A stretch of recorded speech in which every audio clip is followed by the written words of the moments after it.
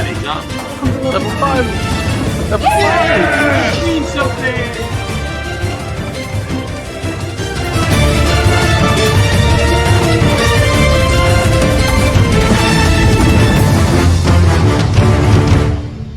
How was the Great Northern Ginger Hey Beer Day? everyone! Welcome to the stream. We are the Raging Rolls, a bunch of nerdy ass Aussies who get together when we can to play some Dungeons and Dragons, generally every Thursday. Try to put on some stupid funny voices and have a little bit of chaotic fun along the way. We stream on Twitch on Thursday nights, with the VOD available immediately after the broadcast. A shorter form, 30 minutes, blocks, of our shows are available on YouTube the following week. If you enjoy what we do, hit that follow button or even subscribe and show your support for the stream and share your feedback in the comments. We love it. Now, tonight is a special night. Dan, why is tonight a special night? Because tonight is the final charity stream, raising money for Starlight Children's Foundation. And I am once again asking you for your donations. We are now $124 off our $500 goal. Everyone's been so amazing so far. Your donations can go to help the players or to hinder them by giving the extra damage rolls to the DM. Don't do that. That's actually illegal. But for every... It's true. A little bit about Starlight Children's Foundation. Essentially, their mission statement is, when a once bright life becomes dulled by needles, hospital, and painful treatments, Starlight helps sick kids forget their illness and rediscover the joy of childhood. Now, your donations don't just go to help or hinder us as players. You can also go in the draw for every $10 donated. You can go draw to win a Starlight Aftershock PC. I don't think that is not a playable character. That's an actual computer. You can go or a Secret Lab Titan Evo chair, a Secret Lab Lumbar Pillow Pro, or a Nintendo Switch Lite. So, and not to mention that donations are tax deductible. So if you want to get like a little bit of extra money, that'd be pretty skibbity. As the kids say, I believe. I don't know. Anyway, back to Jess. Hey. Ironically, just while you were busy having that fantastic work for what we're doing and Starlight and Game Changers, another donation just came through. Fantastic. Pushing us up now to a total of $420. No. Wow. 420. You got that means things. Dan, on the cool kids thing from some kids who, I don't know if they're cool, but they're kids. So they hit it. Only the, what did you say? Only the weird kids are the ones that say skibbity. Yeah, apparently. like the uncool, like, yeah, kids who get in trouble a lot at school. No. Yeah, well, I'm 32, so shut up. He's still a weird kid. He's just not at school anymore. Exactly. I'm allowed to be weird because I'm not an adult now. It checks. Carry on. All right. As you were. Just want to get these sounds. It sounds a bit loud for me right now. If it's too loud for you, feel free to turn it down. Recapping just the last little bit before we left off last session, you found your way onto the pirate ship. I'm not sure if we told you what it was called or not. Maybe not. I'm not recall. You discovered a chest in the captain's quarters. Discovered the captain was called Captain Blue Moon. In an attempt to try and unlock said chest, you discovered it was frozen. Although a key had been recovered. Investigating further the lower decks or hold of the ship, you took on and destroyed an ice troll with a lot of flying ducks and some severing of legs. Encountered a couple of a couple of kobolds hiding in the back hold area, and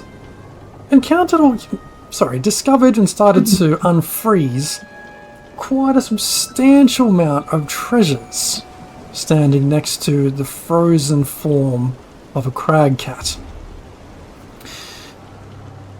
But that's not all you discovered. And over the howling wind, you hear the flapping of titanic wings, followed by the crackling of ice under the weight of something absolutely immense. A loud snort accompanies the sound of claws scraping against the ice-glazed timbers above. The voice of what could only be a truly immense dragon fills the bowels of the ship. I smell warm flesh and hear the panic of beating hearts. Ready your spells, Maltheron. We have uninvited guests. What the shit do you do? DM, can I ask a quick question? Last session I went into the sort of 4 rooms where there were some cabins. Was there any like ways out through the like any of those rooms? Let's see. That I noticed or might have seen or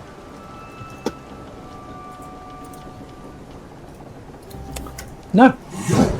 In your fantastic observations, you saw nothing surrounding those rooms but just wooden walls. oh, we're dead. Cool. Can I quickly or quietly poke my head out just slightly to have a look at what may be there? Yes? Okay, so peeking your head out, give me a perception check, please. Perception. Oh, that was a good roll, but I didn't connect my beyond 20 yet. Hang on a second. That was a good roll too. Okay, here we go. Here it comes. Here it comes. Roll good. Oh, 11. Well, it's not a hard DC because it's not a small creature you pop out and see. And looking up the stairs, you just sort of catch glimpses of this. Well then. What's that? Another donation came through at that moment. Is there something on top of that dragon? There is something on top of that dragon. Is that, as everyone starts. that one-for-one correspondence? Like, is that what we're actually seeing in our environment? Sorry? Yes, this is what you see. It's I thought it was a spoken. dragon. I see a really, really tiny person apart, not so big, a dragon. Like it's more like an ant riding an inchworm. Yeah. What everyone hears as Sly touches the rock that allows them to speak telepathically to people is... Can I look at my spells? Okay, there's a big dragon, number 1. Number 2, could this be anyone's mother? What and what and why? I mean, depends on how much it ate. Planning on Really. screwing someone's... you don't dinner. try to do the way out. I'm pretty sure that wasn't... but I think that we have 2 choices here. Run or persuade. Or persuade or evade. I don't think we can fight. This thing is... Or the Jews. You then hear this. Something smells familiar, Maltheron. Do you sense it? Maltheron. Write that down. I did. Thank you. Do you want to try and talk to it? Most of you guys will run away? Well, if you want to be a destruction. Yeah, no, so that's my Freudian slip. I do have a scroll of revivify. It's not true resurrection, but if there's bits of your corpse left over, we might be able to put something back together. I mean, I don't feel like being pieces of myself. I like to be my whole self. I mean, have you seen me? Okay, why don't we try to stealthily exit? Did we get all the treasure? No, we did not. What might be good is... I don't know what senses dragons have. Can I do some kind of check, DM, to see if I know anything about dragons, and if I cast a spell near it, if they'll be like, oh yeah, that person's casting a spell attack! Can I assist with that check, having recalling a story that was told to me about my father and one time when he faced a dragon and destroyed it by hiding inside some treasure. When he worked for a detective agency for Candlekeep. You can provide assistance, yes. There we As you go. both And rack your so- brains. Give us a history check. +5. All right, with I'll advantage. also give you a quick guidance as well. A bite of guidance, sure. A bite of guidance. We're all like, I'm terrified. I'm shaking. Is that... Whee! That's a glorious 20, my friend. Okay, so you're trying to sense that if you were to cast a spell, would this dragon pick up on it before it was cast? Yeah. If it's being distracted by Sly's really great charisma. Sorry, Dan, there's probably like a... Question first. Yeah, go for it. Yeah, alright, continue. 1 second, 1 second, 1 second.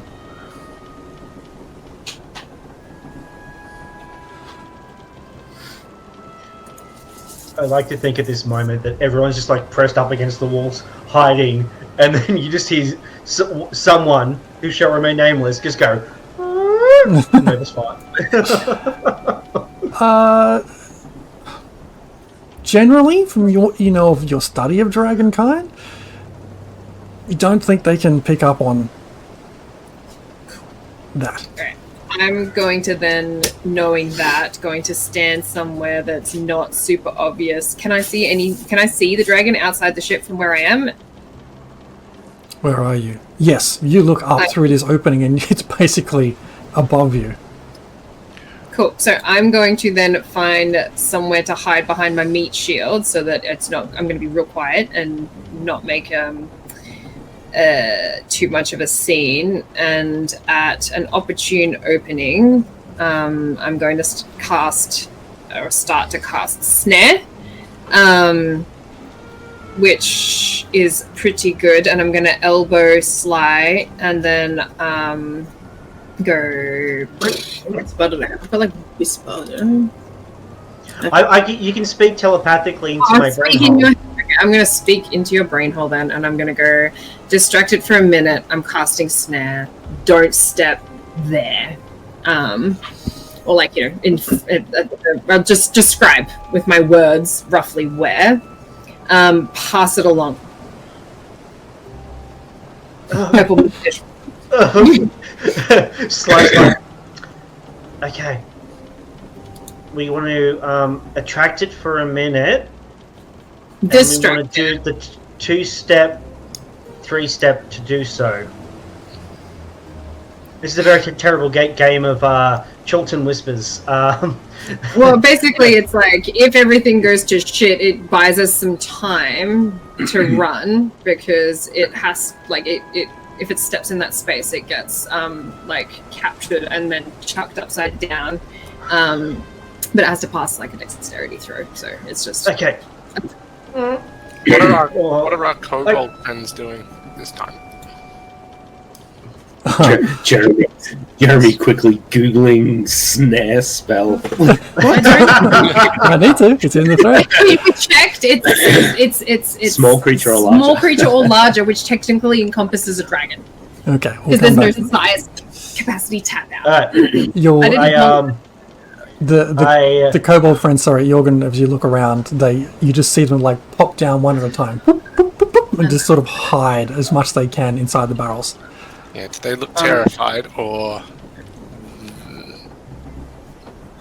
I'm trying to work out, was there a prior relationship? There was. Yes, you found out last time that they knew this dragon was visiting this place. Okay. Trying to think of a distraction. I will say in my head to the party, I'm going to try to talk to it. And as I'm going to move towards the thing that I've been told not to go towards, not to step in, and try to circle around it. To lure it that way. Okay, are you going up the stairs or still staying on the lower decks? I will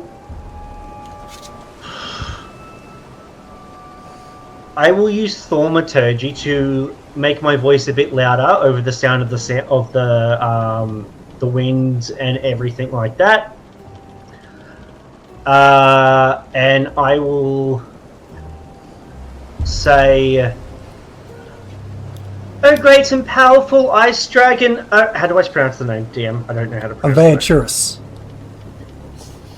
Adventurous! I am but a humble adventurer, and to be graced by your presence is truly an honor. Discovered an ice troll sent by Oral the Frostmaiden to steal your treasure. But do not fret. It has been vanquished as I come up onto the deck. I have done this in your honor, in your name.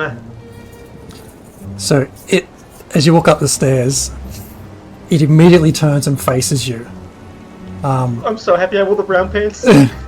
You see this gargantuan-sized white dragon, hulking wings, massive forelegs. And then you see just glimpses of this humanoid sitting in like a saddle on its shoulders. Noted. That's weird. Wrong show, mate.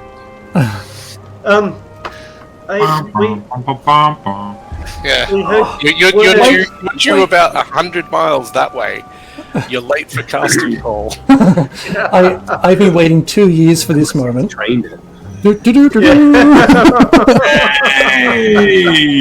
Hello there! You look much bigger on screen, Jez. That's quite small. It's not big enough. It's not big enough? I mean, it's not about the size, right? It's That's how you use it. Creature. Perfectly legitimate sized dragon. I'm sure Hey it's guys, that size of a dragon. don't make the DM feel inadequate right now. Someone else donated whilst you were chatting before. I think it was to the DM. It was another $20. Stop chatting. Oh, I don't want to die. I like my character and the loot that I stole from this dragon that I don't regret it. Speaking of, we are at 440. As I'm speaking to it, I'm going to continue speaking and moving myself around to get on like the outer side of where the snare trap is. It was like, I tried to reach out to you, but I knew not where to contact you. Oh, great and powerful dragon god.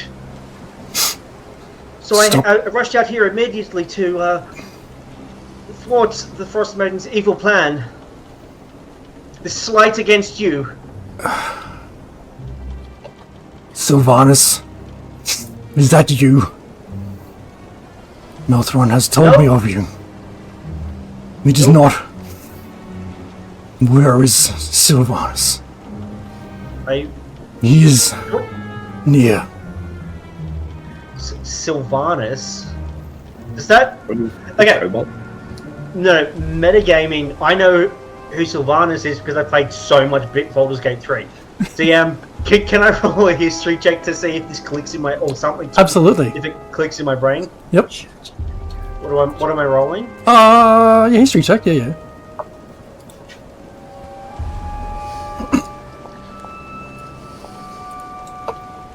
Hey, that's not too bad. 16. Doesn't ring a bell. I don't know any Sylvanus. My name is Sly. I am your most humble of servants. And I say, and I'm like avoiding the direct gaze of the eyes, like showing deference and stuff like that.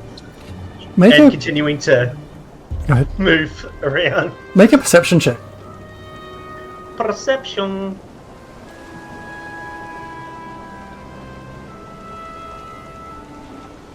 Oh! 22. As this dragon's head kind of sweeps just past you, you catch that its eyes are like milky white. Oh. And it's like sniffing more than it should be. It's got really bad conjunctivitis. Yeah, absolutely. Yeah. Just like there's yellow pus just oozing from them. You know how we have a druid, right? Who has druid craft. And who might also have pass without a trace. I also have pass without a trace. I'm currently talking to the dragon, but yes. Yeah. It's like... overcome its olfactory bulb. Can I, DM, just check for any holes when this ship is founded and like crashed here? If there's any kind of holes in the hull that I might be able to get to the outside. You have a look around, no such hole can be found. Just like it's almost as though it got as far as it could, and then the ice closed in around it. Like the ice was hungry for it to be held tight in this space. Don't hide from me, Sylvanas. Show yourself. You can leave, Bob. Just... Is Sly Sylvanas? Is this Nick's character? Yeah, I was going to say, is any character of ours looking dodgy or... Have a look around. Make perception checks if you're all looking at each other. We're all doing the Spider-Man.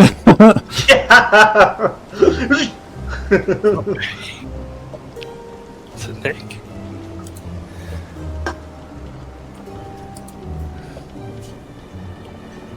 Womp womp. Uh-oh. It's close to Nobody knows nothing. Also horrible. Is this perception? Perception.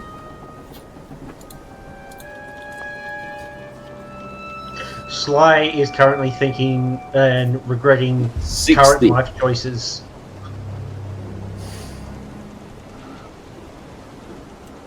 Did we ever find out the captain's name? Yep. It was was the captain's- Captain Rudolph Bluemoon. He discovered it in his journal. Was he? Was there any mention of a Sylvanas in his journal? We kind of sat down with the journal for a little bit. No. No mention of it.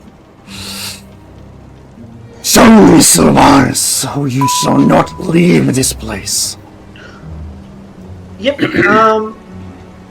If you would just like to point your head that way, he's about 100 meters over there, and I'm going to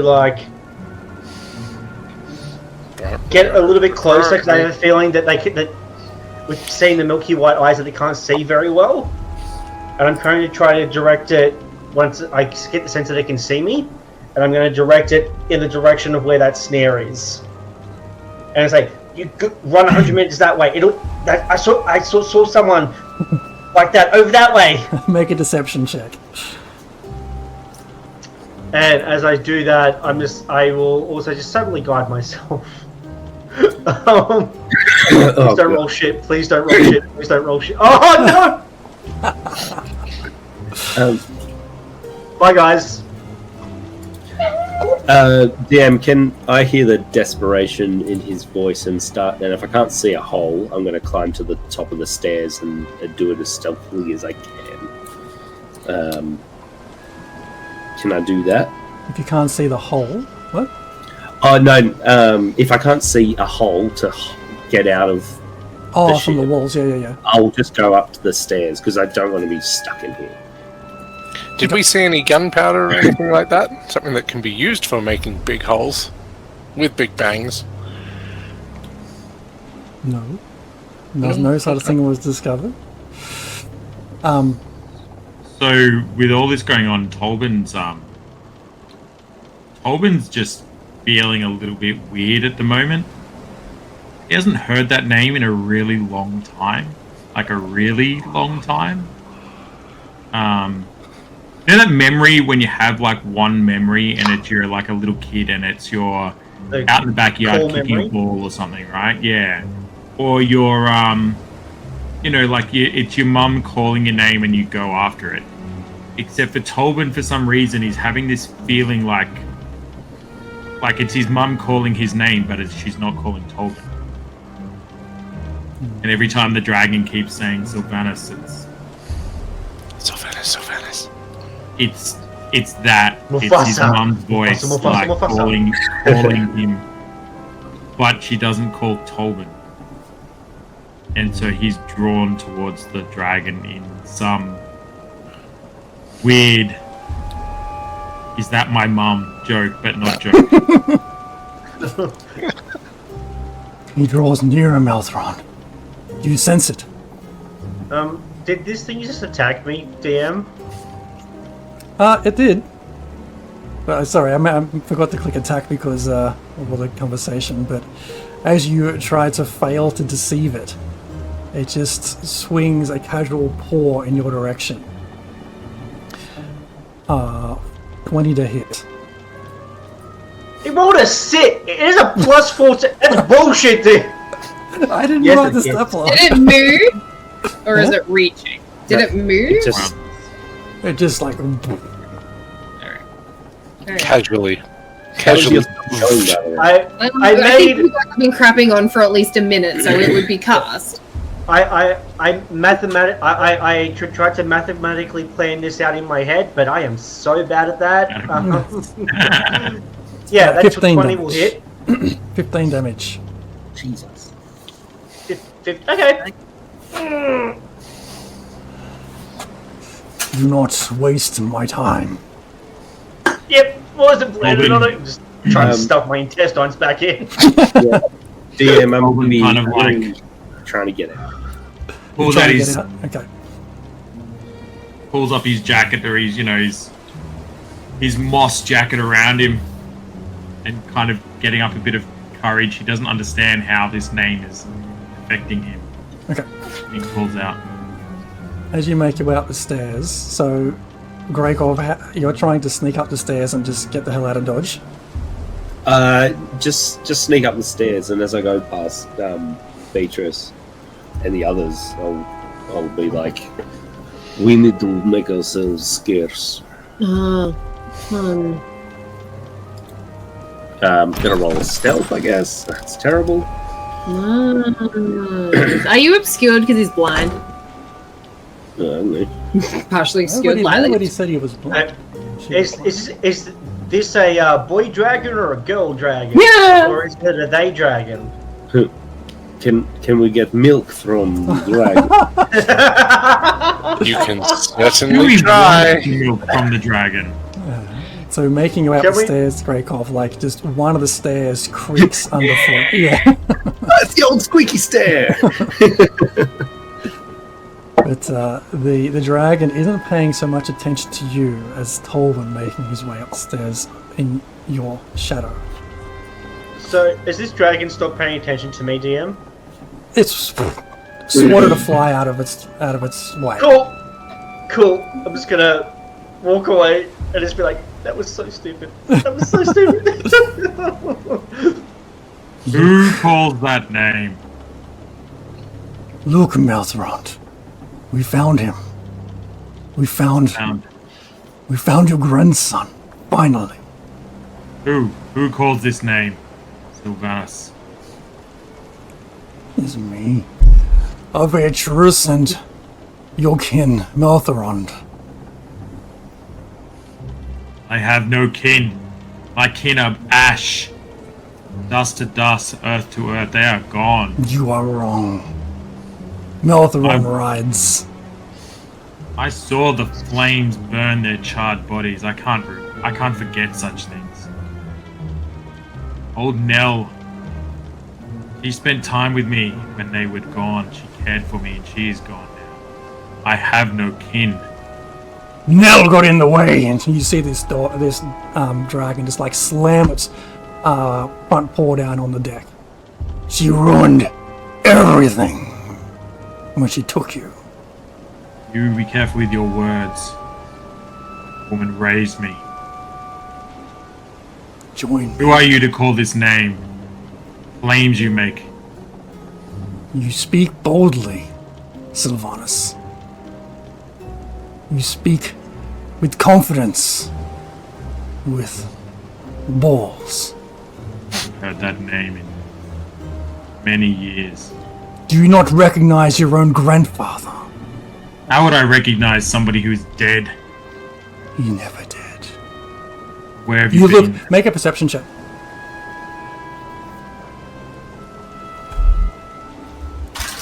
Oh, that's not bad. That's not bad. That's a nat 16 for a 23 perception. 23. You glance up at this thing on this dragon's back, and it is a sallowed, frozen corpse of a human that seems to be frozen into this saddle. Long, grey, old hair, kind of, some of it blowing around, some of it is still kind of frozen in place. It's covered in rime and frost. But whatever death and time is taken from this, there's still elements of this person which is familiar to you. The shape of their face, the shape of their brow, the kind of clothing you can see under the layers of rime.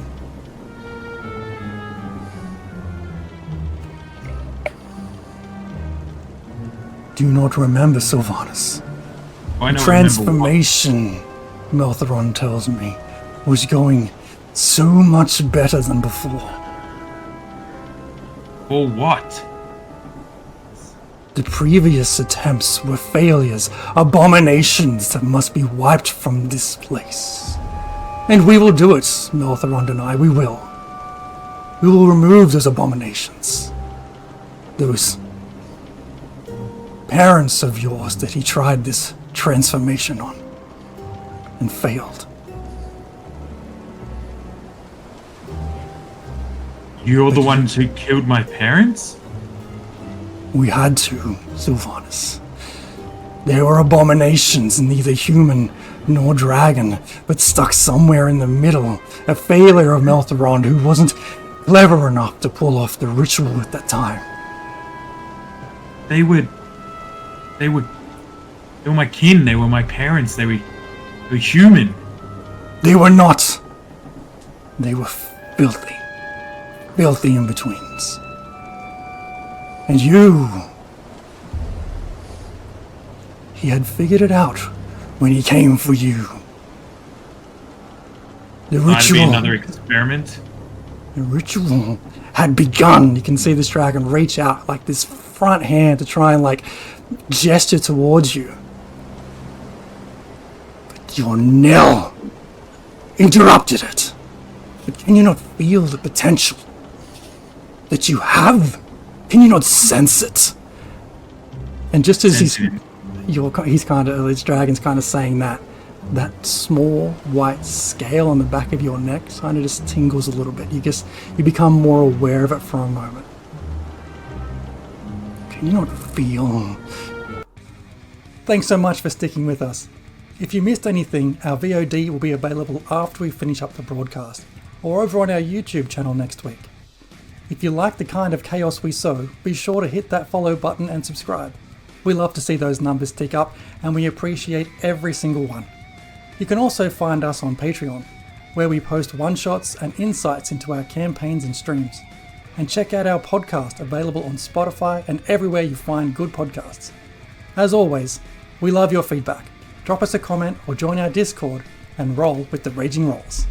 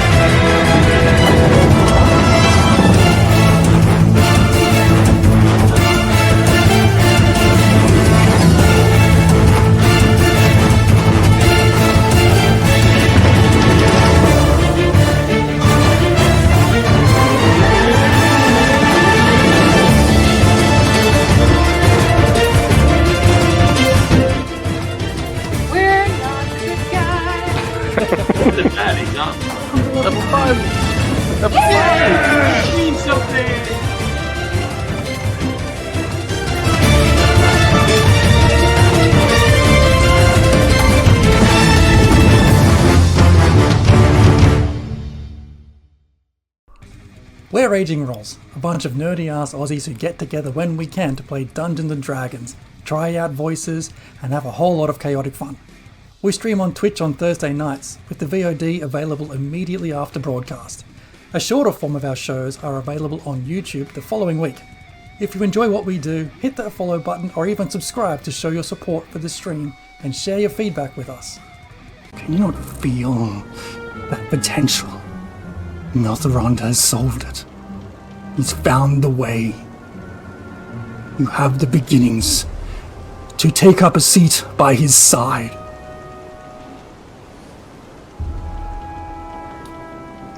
Come I feel with me. nature in everything I do. I feel the leaves rustle, I feel the ants crawl, I feel the snakes slither. I feel the snow fall. I don't feel it in my fingertips, I feel it in my soul. You say, do I not feel it? I feel everything all at once. It is more overwhelming than you could ever imagine. And yet here you say, do I not feel it? That scale has been vain, mystery. And yet as you reach for me, I feel it. But it makes no sense. I'm no dragon. I'm one with the earth. I'm one with the trees. One with the animals. I've been a wolf 1,000 times. Dragon never.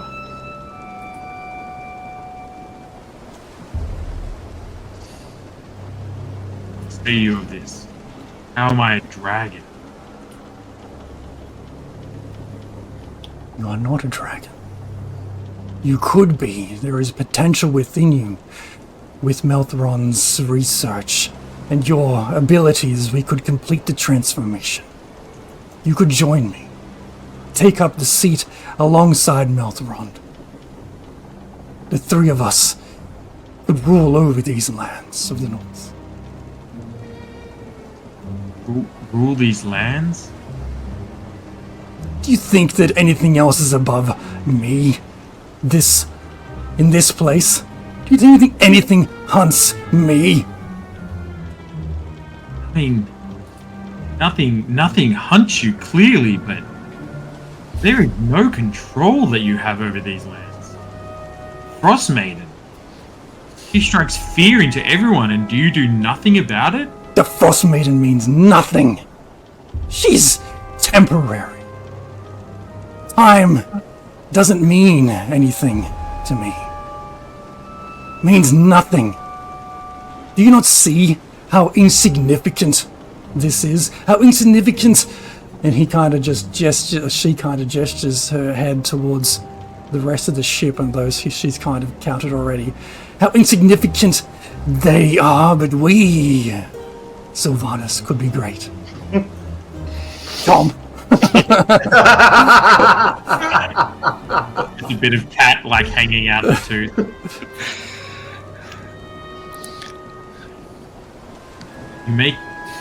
You make these grand statements, and 4 seconds ago you were prepared to eat my friends, and I will. But you have a chance to come with me. We can complete Meltheron's work, and you will be by my side. And who is Meltheron? Keep saying this name. Meltheron is your grandfather, Sylvanas. The one who rides me now. Do you not remember anything? Has time erased your memory? I remember those who were there for me. I remember these friends that you see around me. I remember Buzz Ramus. Right? Buzz was good people. That's what I remember. I've done nothing but try to survive and support those around me. You're talking about ruling with fear? It is the only way.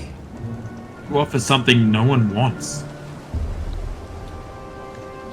You understand that if you refuse my offer, you refuse and turn your back on your potential, you are nothing more but another one of these abominations that must be cleansed. How can I make your choice, Sylvanas? How can I accept this offer? The terms. Take the deal. DM, can I size this thing up? Kind of just do an appraisal of its where I reckon it would be weak. Can I tell that it's blind? Can I tell? Yeah. Make a perception check, or Yeah, perception check. Or survival, your call. Can I reflect on how dope Bosphoramus's mustache was? It was glorious. Thank you. Make it, no, I was going to say. Make a mustache check. Make a history check, because he's confined to the annals of history. Breakov nailing it with a 26. Jesus Christ. You Breakov. You scan this dragon left to right, top to bottom. It is just death with wings. Its scales appear to be rock hard. There is, sure, some scrapes and scars along it, but in terms of weak points, probably the only thing you can suss out will be right in its underbelly, where it can't easily reach. That's probably about it. I can't tell it's blind. You said it's blind. Well, yeah, while it's swinging its head around and talking to everyone, you can see that its eyes are milky white as well with that survival check. But you can't tell whether it's can't that see. Means it's blind or not. Yeah. Okay. Is it not unfocused, but like, you know, when a blind person isn't quite talking to you. Like their sense of direction is slightly off enough. You have to give me a perception check for that one if you're trying to suss that out. But does it come under his 26? Survival? Yeah. Probably not, because he was specifically looking for weak points. I think yeah. So I think I'm going to assuming it can see me, because I haven't really learned any of that. I'm just gonna, because it's obviously reasoning and stuff. I'm just gonna keep walking and kind of walk up onto the deck. So I'll grab a token and move that up the stairs. I don't know if I can do that. I'm stuck behind Sly now. But anyway, I'll go up onto the deck and then kind of just walk really slowly as this conversation's going on, just taking in the surroundings, but kind of looking for where best to leg it to, and where we'd best be able to get shelter and hide. But there's probably nothing out there. Okay, I'm just going to put you up to the top deck as well. Oh, sorry, who went up to the top? Oh, that's alright. Never mind. I'm off the ship. I think Tolman's up the top, and so's Greykov. You're off the ship? I was out talking with the dragon, trying to lure it over to the thing. And then if there is time whilst it's distracted, if I could cast Bite Without a Trace on myself and stealth onto the dragon up towards this corpse on its back. Yeah, absolutely. You can do that. This will be fun. Did you say stealth onto the dragon? Yep. It's almost like his dad with the fin ring. Her dad, but yes. And you're trying to weekend that Bernie's the corpse at the top. Well, it seems very interested in this corpse. Okay. So give us a stealth check then. There you are. So that was a 16, but with the plus 10, that could become the 26. Mm-hmm. Oh. Okay, cool. It doesn't notice you step back onto the ship and make your way around the back of it, as it's still quite fixated on Tolman. Now, yeah, with that 26, you do manage to give me an athletics check to try and find enough foothold and strength to climb up this thing. Athletics, you say? And let me just double check something. Is that constant? Oh, okay. Do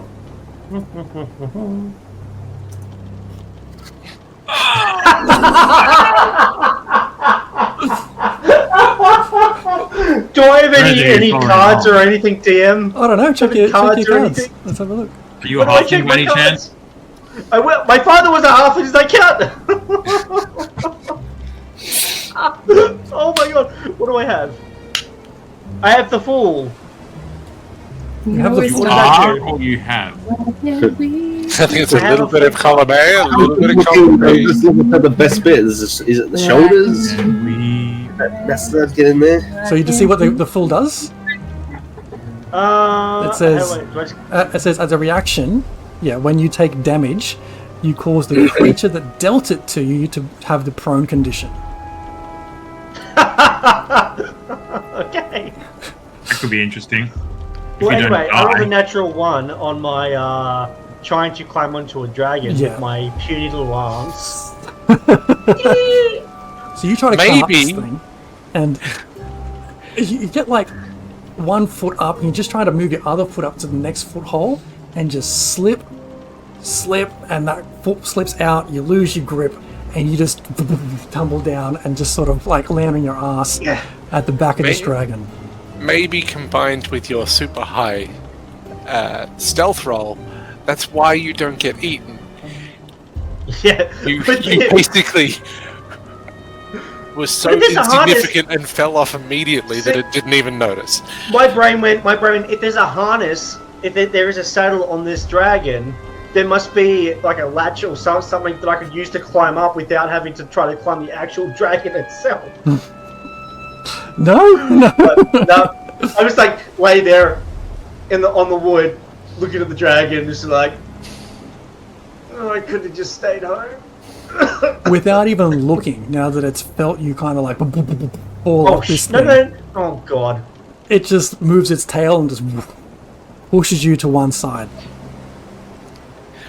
Does it know where I am though? So does it roll disadvantage? Yep, makes sense. I will pay that one. 20 to hit. You're gonna Yep. you're gonna be death by indifference at this point.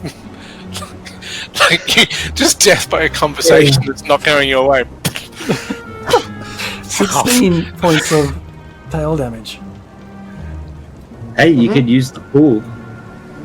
It like this dragon looks back to what just happened, faces back to you, Tolman, and Knock it says- prone. You keep talking about my grandfather, but why isn't he talking? He resembles a corpse upon your back. "What? Melteron is with us still. He's not. What? He's not a corpse. He's with us still. Has he spoken to you recently? Can you I see him? hear him. You hear him?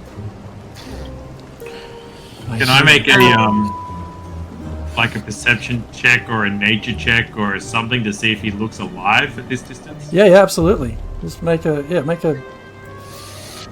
I think perception is fine. So while this is all going on, Maddie's going. Beatrice is going to cast Misty Step on a portion of ship that like on herself, and she's going to Misty Step to outside the ship onto the ice through some cracks or crevices or portholes or whatever that she can see in the side of the ship. There's no holes. There's no holes. No. Not at all. No. Can someone make a hole?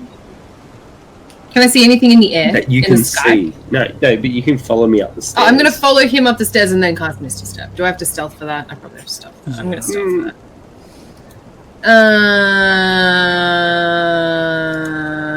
Come on, Bessie. How long does... Oh, guidance is like one roll thing. Oh, it was almost a 6, and I was like, oh, fuck. That's a 17. Nice. Yeah, 7. you managed That's to- better than 1. Yeah, a little bit. Do You I get managed that? to You managed to get up the stairs without too much trouble, while this dragon is still fixated on getting an answer from Torben. Meltrond will live with us. Carry on, Beatrice. Misty Step. You see As you're soon as I beefing, As you're soon as I beefing out off the ship, right? Oh, yeah. Yeah. Okay. Go on, Bev. Make your choice, Sylvanus. Keep calling me that name, but You're asking me to do something that doesn't make sense. You call my parents abominations. You tell me you killed them. And you tell me that what appears to be a corpse, my grandfather, on your back has solved the problem. I can't hear him. I can't smell him. He makes no call to me. If I'm his kin, why doesn't he call to me?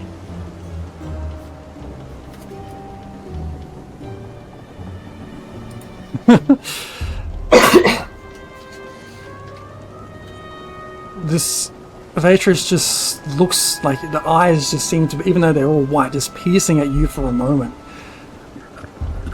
Hang on. And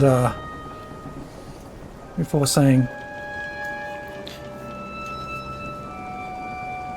it doesn't matter that you cannot hear him. His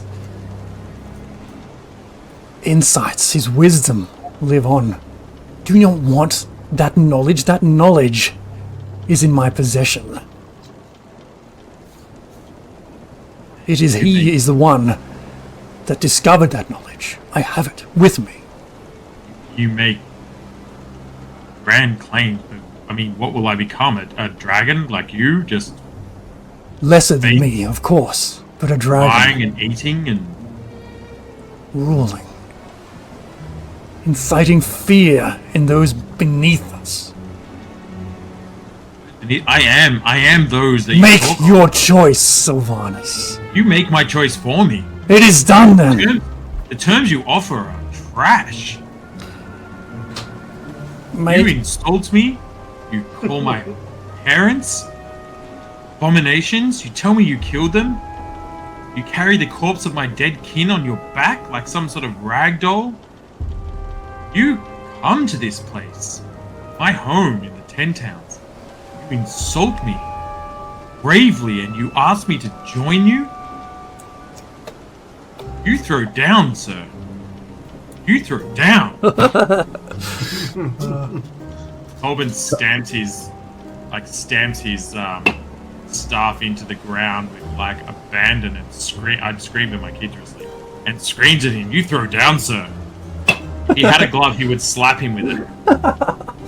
This dragon, you see it kind of like a cat would get all arced up. It just makes its size just almost twice as big. Can I get everyone who's still standing and on the ship to give me a wisdom save, please? And Sly can give me a death save. And private death save. What's that? Wisdom save. Wisdom save. As you're saying, like throw down, you hear the tension on a bow behind you, and you feel the Dracov's just right behind you. That's a 3 on a wisdom check. Oh, you need a Beatrice. You need a... I don't need to. Oh, no, I'm not you're standing on the ship. I'm bailed. I'm sensible. I got a natural 20. I'm part of that wisdom save, sorry, Jess. Yeah, man, absolutely. I'll give you advantage on it, since you're like... Thanks so much for sticking with us. If you missed anything, our VOD will be available after we finish up the broadcast, or over on our YouTube channel next week. If you like the kind of chaos we sow, be sure to hit that follow button and subscribe. We love to see those numbers tick up, and we appreciate every single one. You can also find us on Patreon, where we post one-shots and insights into our campaigns and streams. And check out our podcast, available on Spotify and everywhere you find good podcasts. As always, we love your feedback. Drop us a comment or join our Discord and roll with the Raging Rolls. We're Raging Rolls, a bunch of nerdy-ass Aussies who get together when we can to play Dungeons & Dragons, try out voices, and have a whole lot of chaotic fun. We stream on Twitch on Thursday nights, with the VOD available immediately after broadcast. A shorter form of our shows are available on YouTube the following week. If you enjoy what we do, hit that follow button or even subscribe to show your support for the stream and share your feedback with us.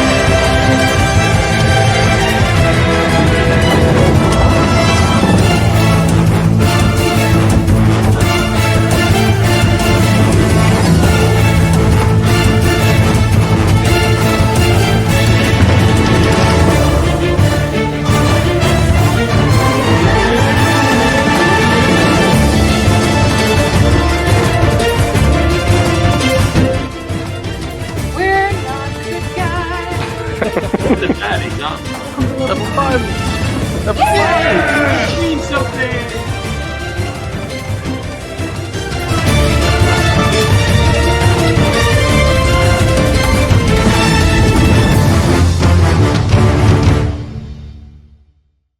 Since you're like puffing your chest out as well. I'm glad I got advantage because one of them was 2. I rolled a 24 total. Okay, so Nice. Jorgen, the big pussycat, is now completely frightened of this thing. Cannot come near it, and it's just as this thing Big kind of bushy tail. stands up, stands Frightened huge, before, sir. and just roars in frustration. It launches up, and just as it kicks off with its back legs, this tail comes like and just clips your Tolbin. Can I nope out? Because I'm so scared, can I nope out over the side rail?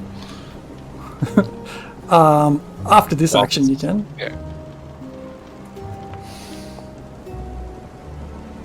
For 25 to hit. Holy. So you rolled an 11 and you have plus 14 to hit. Yeah, no, that hits. My AC is a little bit lower. Yeah. Literally, if you roll nat 1, I will pass. Oh. Ouch. For 22 points of tail whipping damage. Right. Whip it. Right. Whip it real good.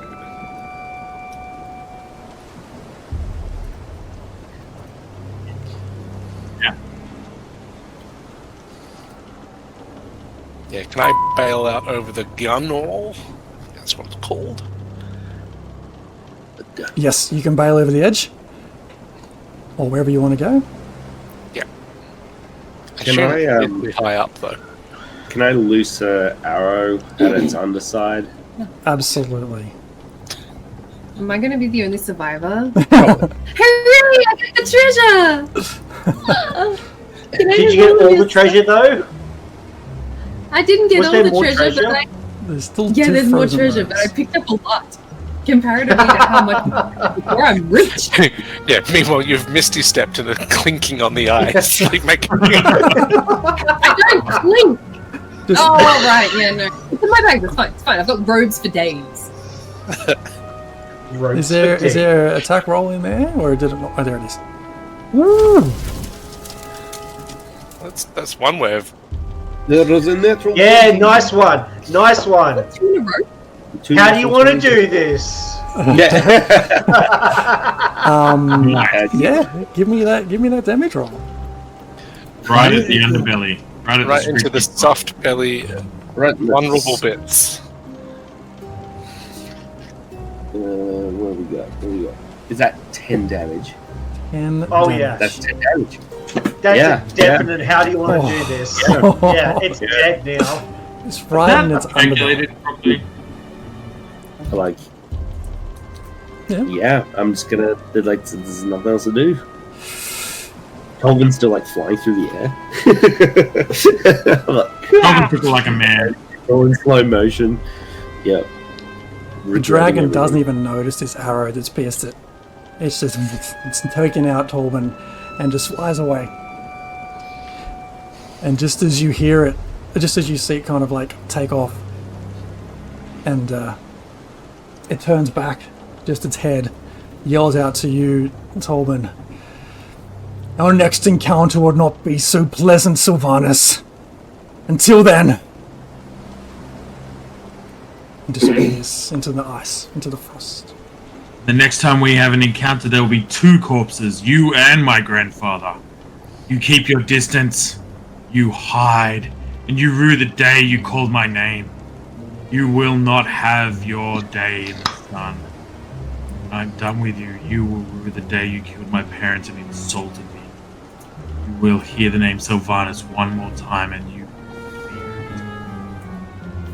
Oh! I don't know who you are. I don't know what you want. White dragon turns around and goes like, "Oh, I should probably take that threat seriously and just squish him now." Hey, Sly, here's a death save. Greycroft's like, yeah, you better run. Oh. Have we seen Sly get absolutely fucked up? Oh yeah. Whoever was on deck at the time, so Tolbin, you would have seen him just get whomped by this tail. Grekov... Were you on top deck? Yes. Because you snuck up, so you would have seen him get completely whomped. I'm too frightened to care. You're too frightened to see it. Yeah, I realise I've then lost line of sight and the ability to help. Not that I want to help. I'm not sure. I think I've been treating this as if it's been in like initiative order, which it really hasn't. But yeah, kind of like once the last bit of urine trickles down my leg and I kind of like realise that the danger's over, I'll do a bit of a head count and be like, they've gone that way. The last time I saw Sly, she was being toppled off its back. So I'm going to go look in that direction. Okay. Is Sly just like embedded, like in the snow? Is a No, but give me an investigation check, please, Grekov. With advantage, because you would have seen something happen. Sly's been yeeted off the side and is now impaled on an ice spike. I think that's an 11.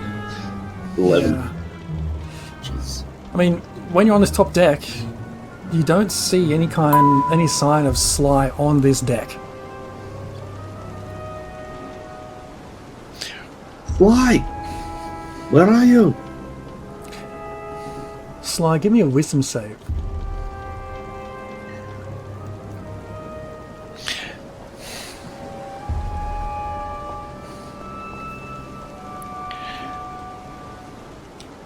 Okay. 18. All good. All good. Anybody else looking around for anything? Well, I'm gonna check around the ice, and I'm obviously gonna see the giant fucked off dragon leave. Is there anything else going on in the environment? Yeah, give us an investigation check or perception. Your call. DM, Yeah. can I make you make a roll? Because that Yes. was sort of theatre of the minding the jumping off the edge of the ship. That really gives me two options, being a lefty or a righty. Uh-huh. Which side did I jump off of? Roll me a D100. There is a chance I jumped off the side that Sly was on, and therefore would see a 22. You jumped off the starboard side? So right. Port side? The left.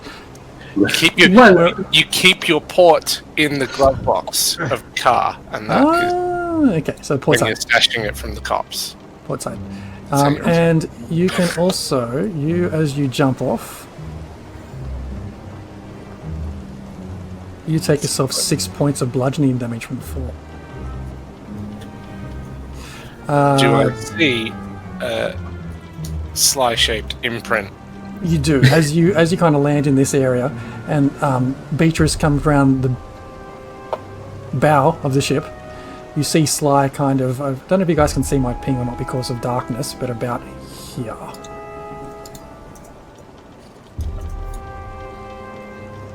I can put you guys in the scene if you like.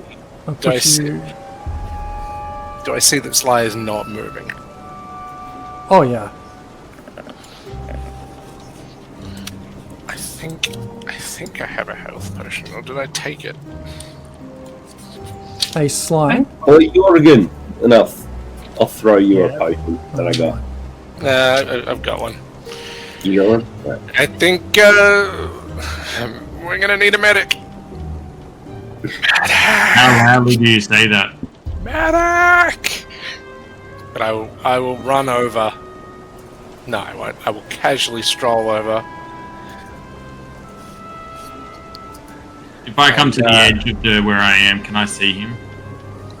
If wrong side. making a noise, Wrong side. Jürgen's yelling. You can see him for sure. It's only like I'll cast a 60-foot healing word. He's only he's nearby, right? yes. She is nearby. She It. gets a fat 5 points of healing. I'll scratch off a healing potion. Oh. Alright. I can do the same thing without you using the healing potion, Jürgen. I suppose. Yeah. I was about to uncork it, and then Sly. Shoot! Did we win? Ow. Hey, You guys. were an instrument. We didn't lose, but no one. I don't know. I don't know, Sly. I don't know if we won that. Tolbin challenged the dragon to a death match. Yeah, I mean, have you seen Tolkien? He can turn into like a wolf and a spider and shit. I wouldn't fuck with that.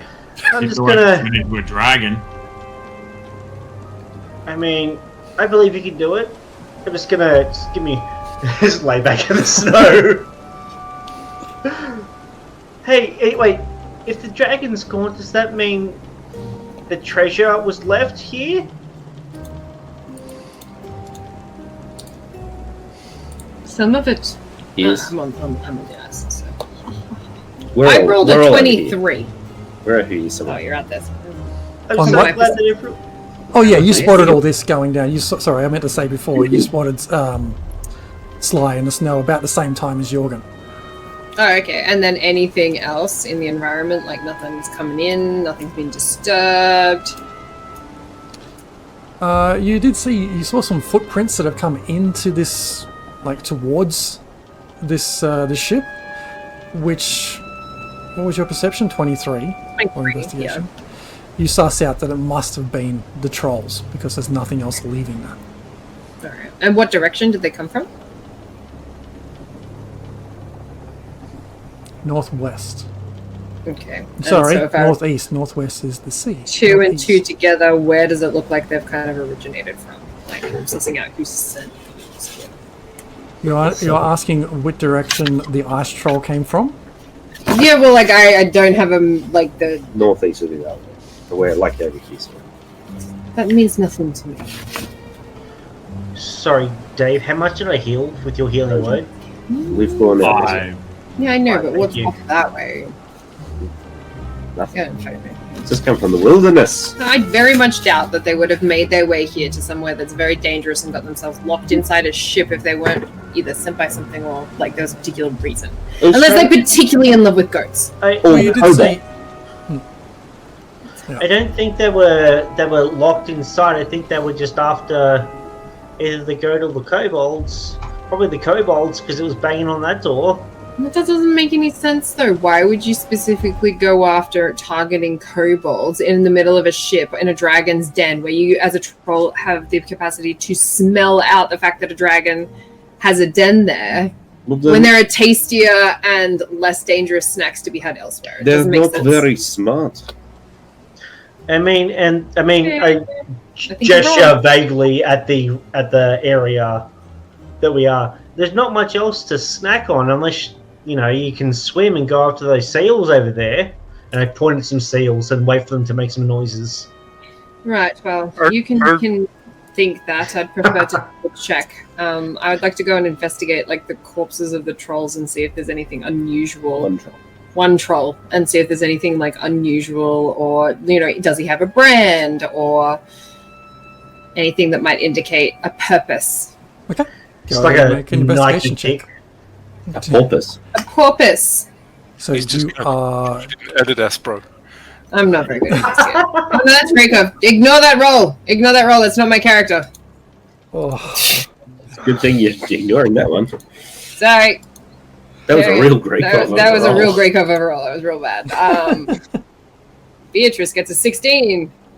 you find the corpse of this ice troll. Its legs kind of in a couple of different piles. Nice. I'm going to inspect all of them and in the crevices and everywhere, just to do a thorough. Okay, so you lift up its arms, check its armpits, check its chest, check under its hair and under its brow, like hairline and everything, behind its ears, behind its knees, in darker places. And most definitely. No branding stands out. It looks like this thing has just been untouched by any kind of... It's unguided.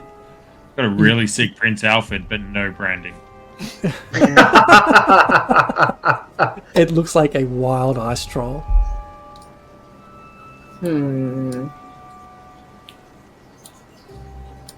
Okay. I'm going to keep looking around the place. Do we make a play for extra treasure? Or is that a case of fuck around and find out? No, I think I almost died. I would like some more treasure to make it worth it. I mean, there's got to be more. It can't just be that little amount that we got from the first investigation. There's got to be more here. I mean, it's pissed off at Tolbin. We could always blame it on him more. Yeah, but it flew away. FYI, I'm already in there investigating for more stuff. Right. So while you guys are outside chit-chatting about and reviving. Well, no, I would have been coming inside. I'm happy to assist you, Beatrice. Okay. I'm happy that nobody died. I would like... Almost. How close was it? I was one failure off death.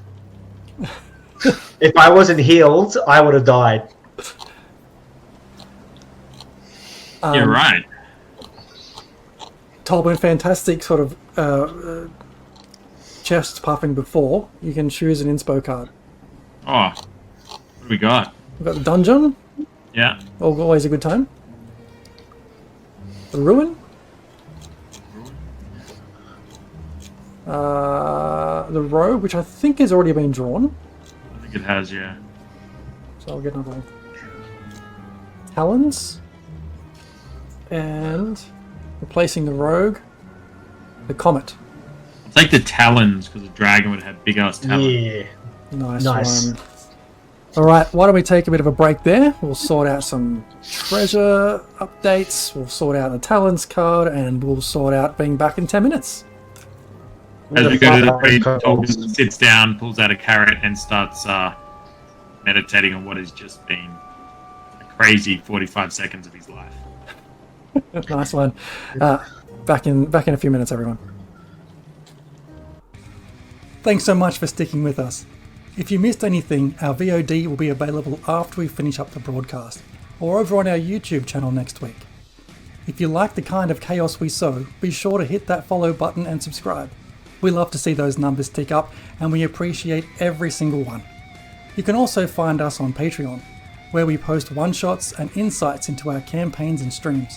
And check out our podcast, available on Spotify and everywhere you find good podcasts. As always, we love your feedback.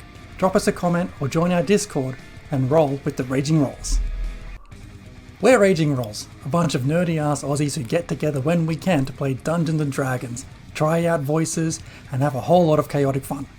We stream on Twitch on Thursday nights, with the VOD available immediately after broadcast. A shorter form of our shows are available on YouTube the following week. If you enjoy what we do, hit that follow button or even subscribe to show your support for the stream and share your feedback with us.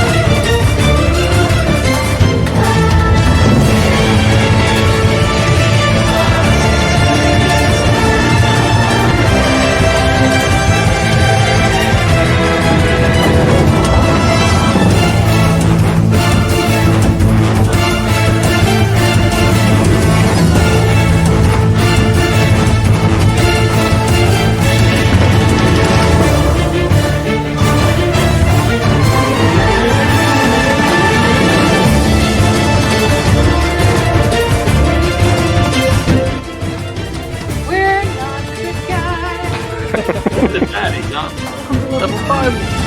A pun! Mean something.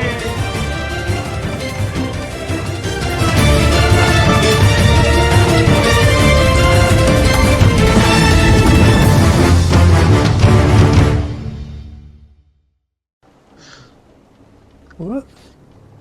Oh, we're back. Oh dear. Okay.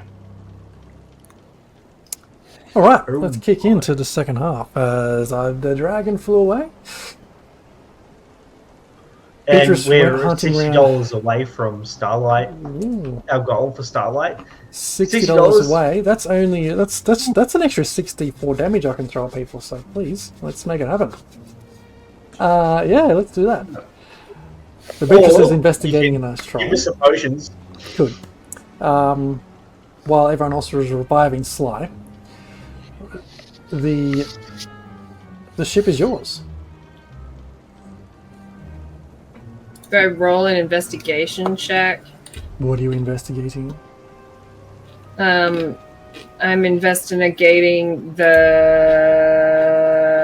fat loot hoard that my compadres would like more of. Please investigate. Hooray! Are you being No, you helped? don't need to investigate. At the moment, I went there a little bit earlier, so I'm going to start melting of the juju. Yeah, you don't need to. And You don't that's need the to hoard? investigate. If you're just going to start melting it, you can start melting it. I'm just going to start melting the juju. melting. DM, is the horde fat with a F or with a PH? Because those are two different levels of. Definitely a pH. Is it a thick with 3 C's? Oh. Skibbity. Okay. All right. Oh god. I need my book. I need my book. Book. Okay. Melting away the third layer of ice. No, don't talk yet. I don't have a pen. Help! Here's a pen! Oh wait, no, Maddie! Here's a pen, Maddie! Here's a pen! Okay, you're one. Okay. It's my axe pen. Sold. All right. You can talk now. Melting away the third layer of ice, you uncover 221 gold pieces. A 1 foot tall marble statuette of a griffin with gold inlay, worth approximately 250 gold pieces. How much is that weigh? Making bank. Yeah, it's pretty heavy. A single black pearl. Nice.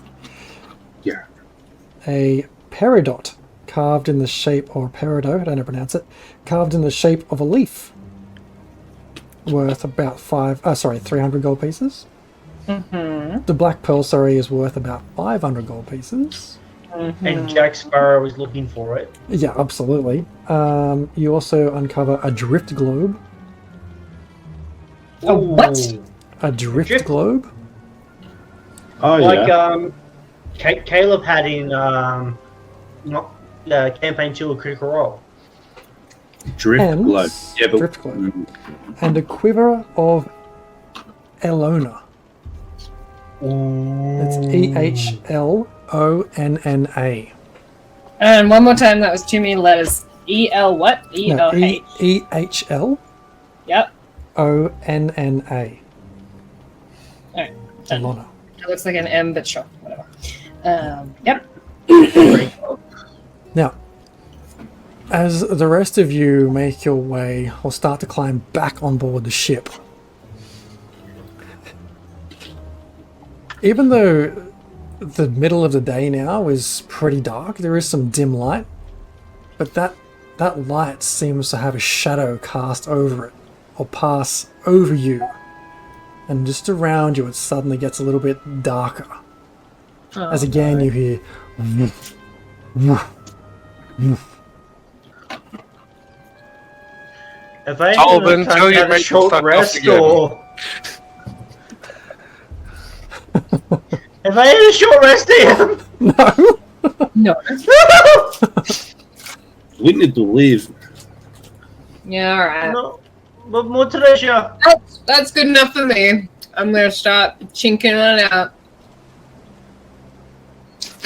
It gets you see this shape just start to circle around in the sky. Alright, we're leaving! Does it look like the shape of the giant white dragon who's very annoying? It looks very much like a giant, white, annoying dragon. All right, I'm leaving. We run. Beatrice. Does it look like there's more treasure? It does. If like you're not there, but Beatrice can see there's still another layer of frozen treasure. Inside this layer, there are some large shiny things in there. No, I'm good. Let's go. As we go, Beatrice, do you think you could cast fire something off in another direction? If this thing can't really see all that well, like, give it something to distract it. I see. I mean, if we run, is this thing going to keep chasing after us? We've stolen from its hoard now. Or you could send an exploding duck to meet it. Oh yeah. No, I'm not going to cast that. Oh god. Yeah. I told it what to do and it took off, but like it hates my mum or something, and I don't know that we should taunt it too much. Yeah, no, I'm not going to do that. We should probably make haste. All right, that's it. Bird strike. Is this a bad time, as I might start following everyone out, to say I have had a beeping thing in my brain for like the last couple of days. Should we head towards that? What? It's just like ping. I don't know what to equivocate it to. That's so but, nice. I don't know what that is, but this thing. Is it a good ping or a bad ping? It's just a ping. It's just like in a direction. Is it like ping? Why aren't you running? You're all not running. Why aren't you running? Is it ping and like a happy like notification sound, or is it like burn? I have nothing to equivocate it to. I mean, It's a radar happy hasn't ping. been invented yet, so. It's a happy ping, but it's like one of those messages that says your IT Again. is resetting your machine instantly, and you can't say No! It's like why happy, aren't you but running? it's I bad. can't see your arms pumping. You gotta pump your arms when you run. So you guys all just like bolting away from the ship right now, are you? We've been trying to contact you about your Tobin. warranty. Yep. Goblin would take one of his that wide fucking scale. lizard folk. Gecko, I think his name is, or Geico. You sprint off just in like the direction you came. I think in the direction you came or in a random direction. Are you, actually, that's a good point. Are you trying to run back in the direction you came, or are you just like get the fuck out of Dodge and run in a random direction? Why we would never do that. We're going to run. We're going to go back to that town that we were going to crash with the meeting of the thing. Bring Shanda. The meeting of the thing. Meeting of the thing was in Vincennes. Was the ping that brings Shanda in that direction, DM? No. You only caught the ping in Tourmaline, but it got a little bit. It has gotten a little bit like louder and more prominent in Lonelywood. Oh, hang on. We could go to Lonelywood or Bremen. They were the closest. No, I mean, maybe it's you gotten should fainter. investigate the ping, just in case. There could be something that. Currently running for our lives. Yeah, not As not you're gonna follow running, a noise in the middle You're of the running. wilderness. you're running away from this ship. You're kind of like trying to figure out where you're going as you're bolting. You're running southeast back along what you think is the path you came from. Is the ping louder? Hey, look, there's that random cave. So Let's leave subtly. Let's Give leave me. that alone.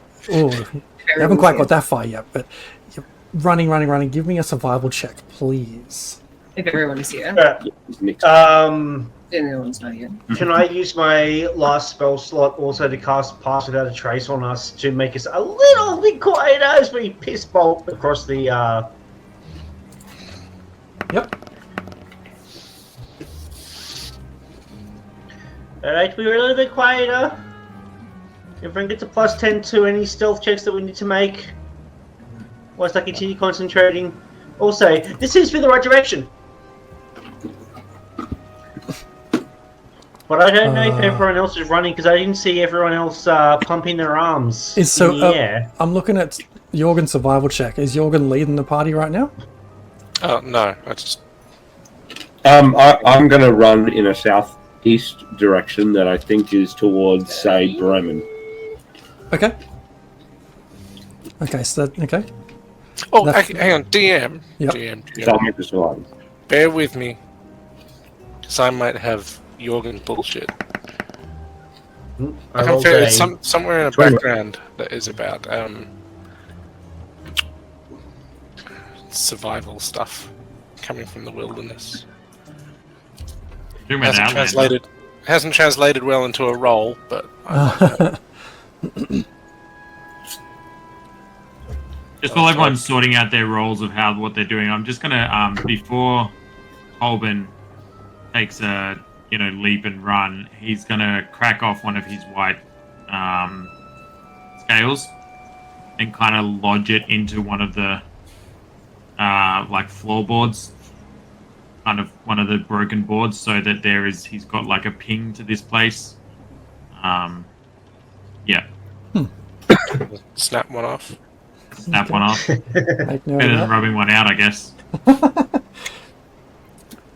Okay, so if you're all following Grakov down in a southeast direction... Is that the direction of the ping, DM? It's getting, like, each step you take, it is just a fraction more prominent in that direction. Mr. DM, I have the Wanderer feature. Excellent memory for maps and geography. Can always recall the general layout of terrain, settlements, and other features around you. So, survival with advantage if trying to make our way back to. Yeah, I'll pay it. I don't know if you would have been through this area before, but we can say that you can figure it out as a wanderer. I just misclicked and closed D&D. Doesn't matter. Look, it's played out enough because Grakov has hit a 21, Slice hit a 22. You're good. You're heading, as much as you can tell, in the right direction down towards what you think was where Bremen is, trying to get to that south point of the Mare Dweldin. A blizzard starts to just pick up in front of you, almost like it's blowing directly at you as you're trying to run from this ship. And after running for about half an hour, the wind picks up, the snow picks up, the sleet picks up, and vision becomes almost completely obscured. As we see the storm, damage from this. As the storm starts to pick up and stuff, can I pull out my rope? Yep. From my pack, just to tie it to each other so we don't separate during the storm. Absolutely. Okay, you all tether yourselves to this rope. Beatrice, just in your head right now, you just hear this bee. Wee. Tolben, in your head. Like, are we talking about like tinnitus? Is that like? No. Okay? Bee is calling out big. Well, my character could have mistaken that for tinnitus, so that's fine. It was the sound of bee, not a bee, but bee, followed by a very light giggle.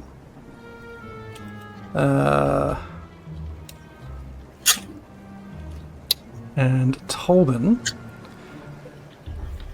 you hear in your head as over the howling wind that you other two, just that's all you hear.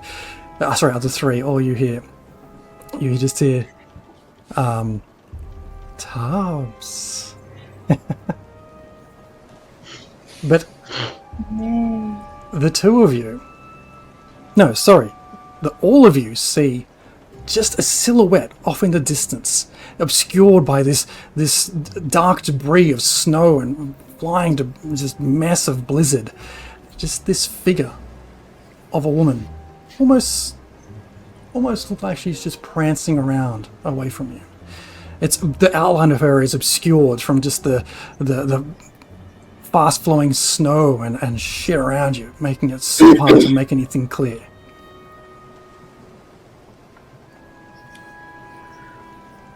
I don't You say. Sorry, go, Gregor.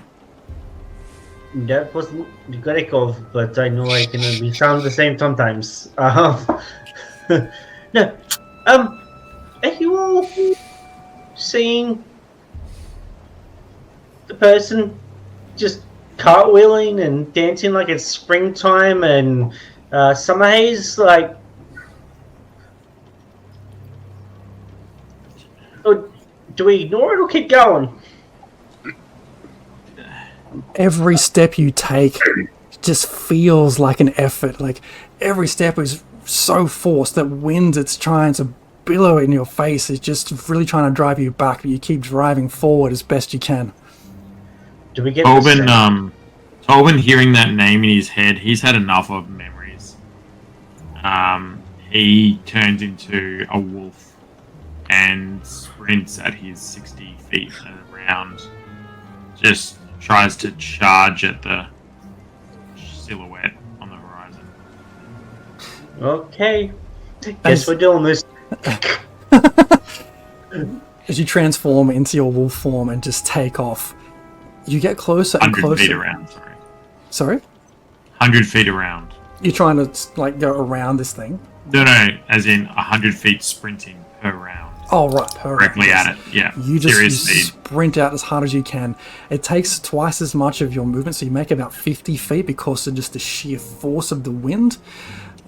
But as soon as you kind of approach it, it's still like just this faceless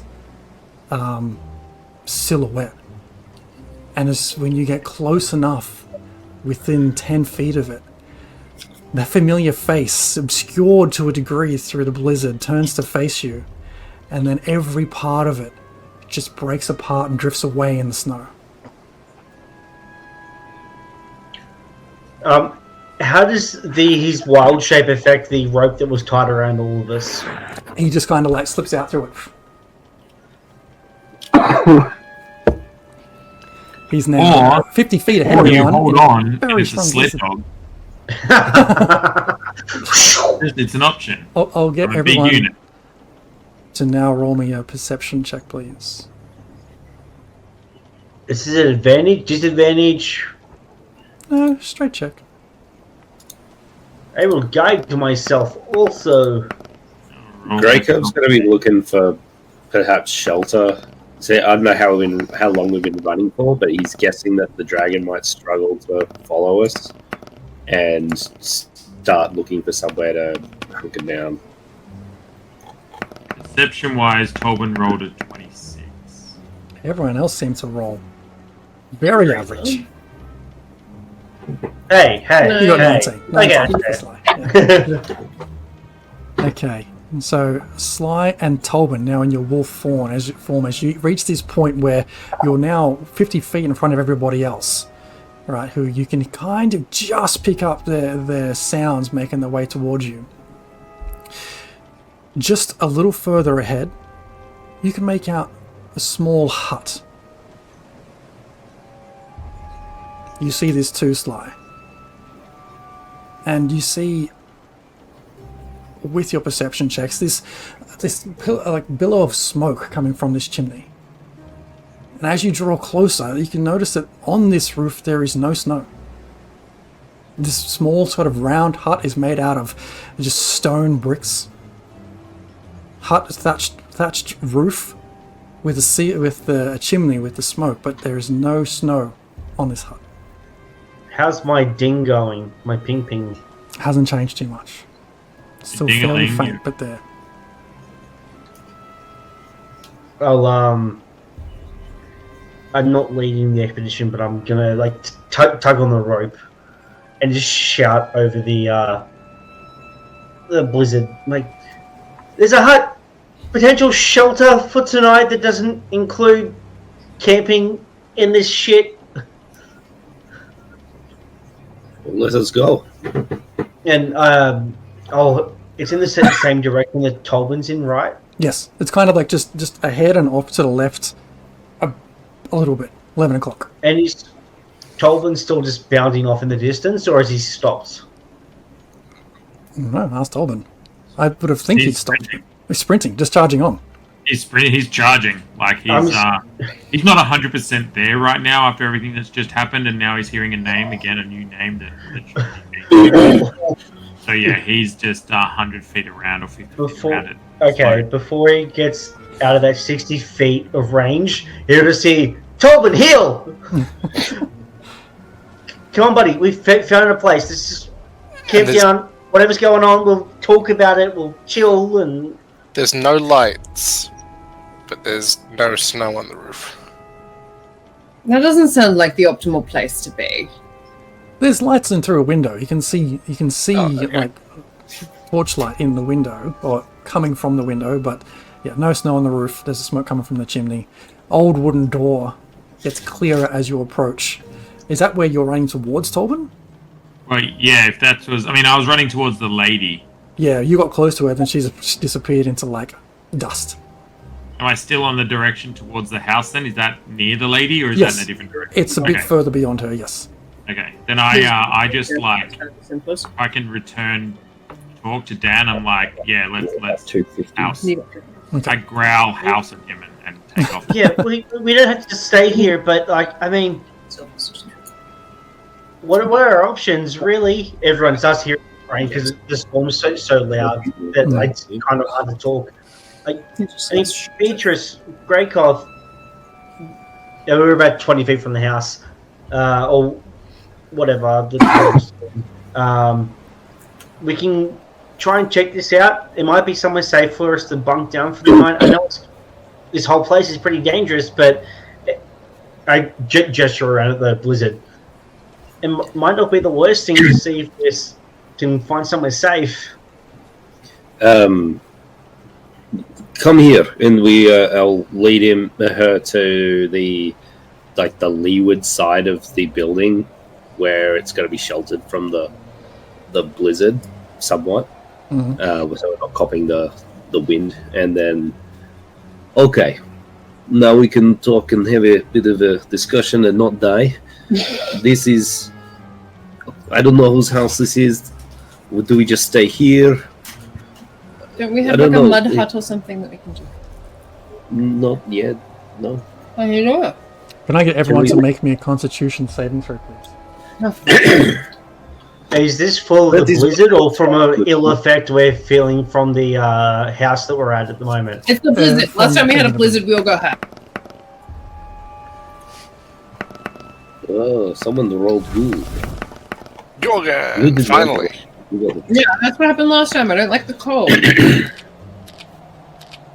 got the 12. Okay.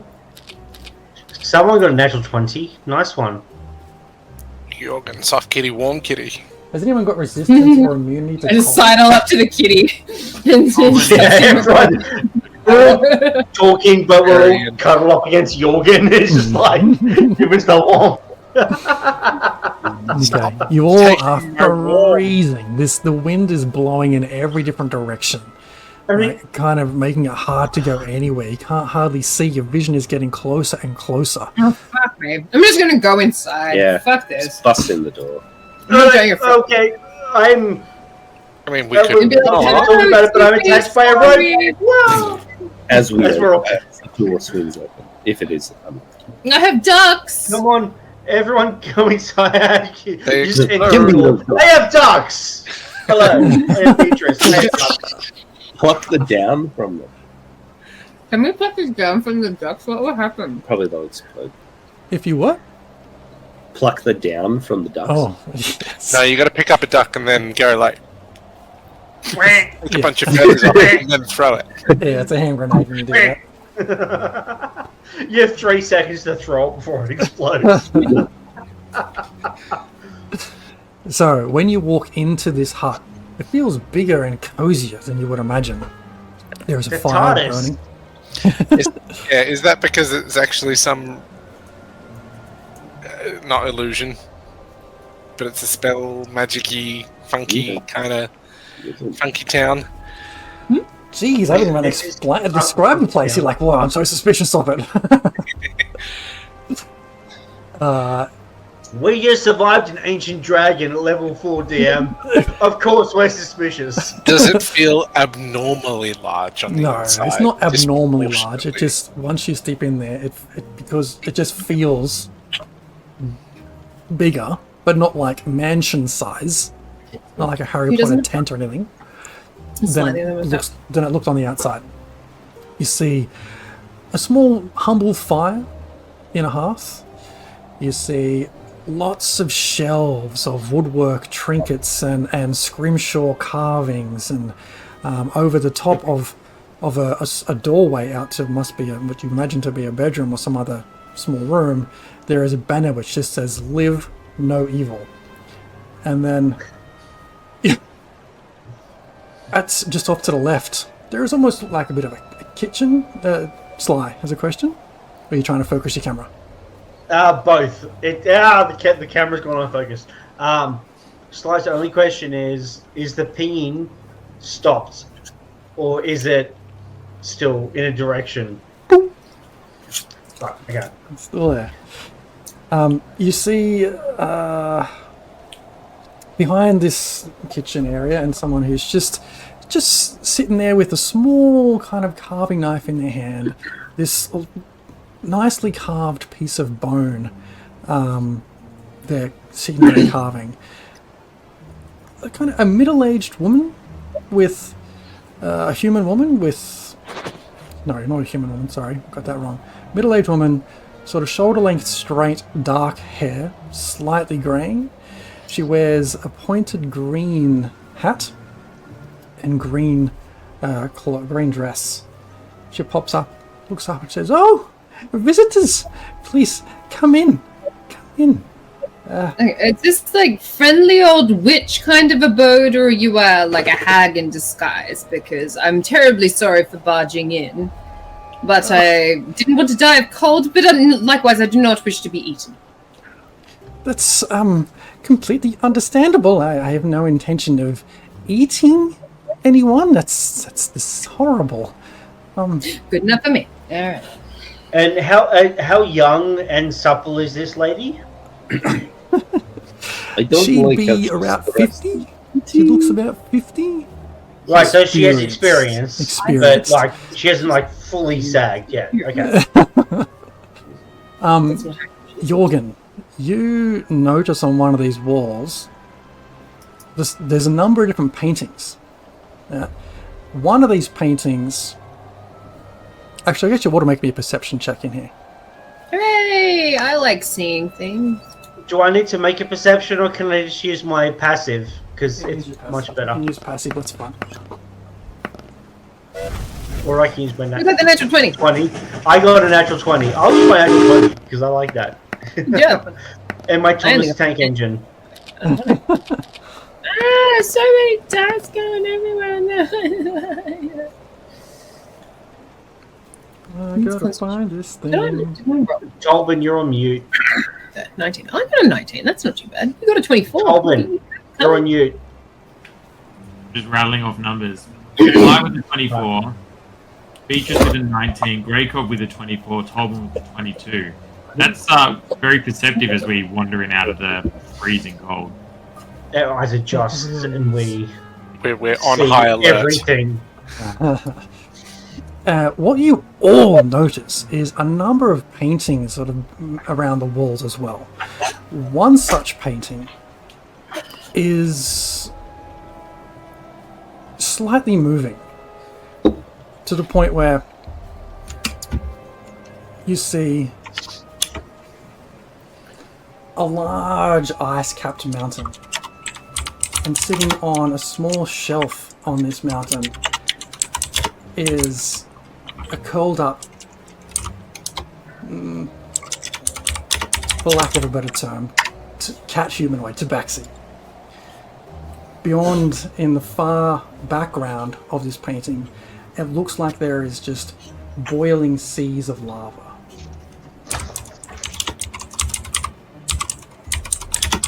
Recap that. Snow-capped mountains. Snow-capped mountain on the foreground. Small kitty cat on an edge, sitting down, facing away from the viewer. Boiling lava and brimstone in the background.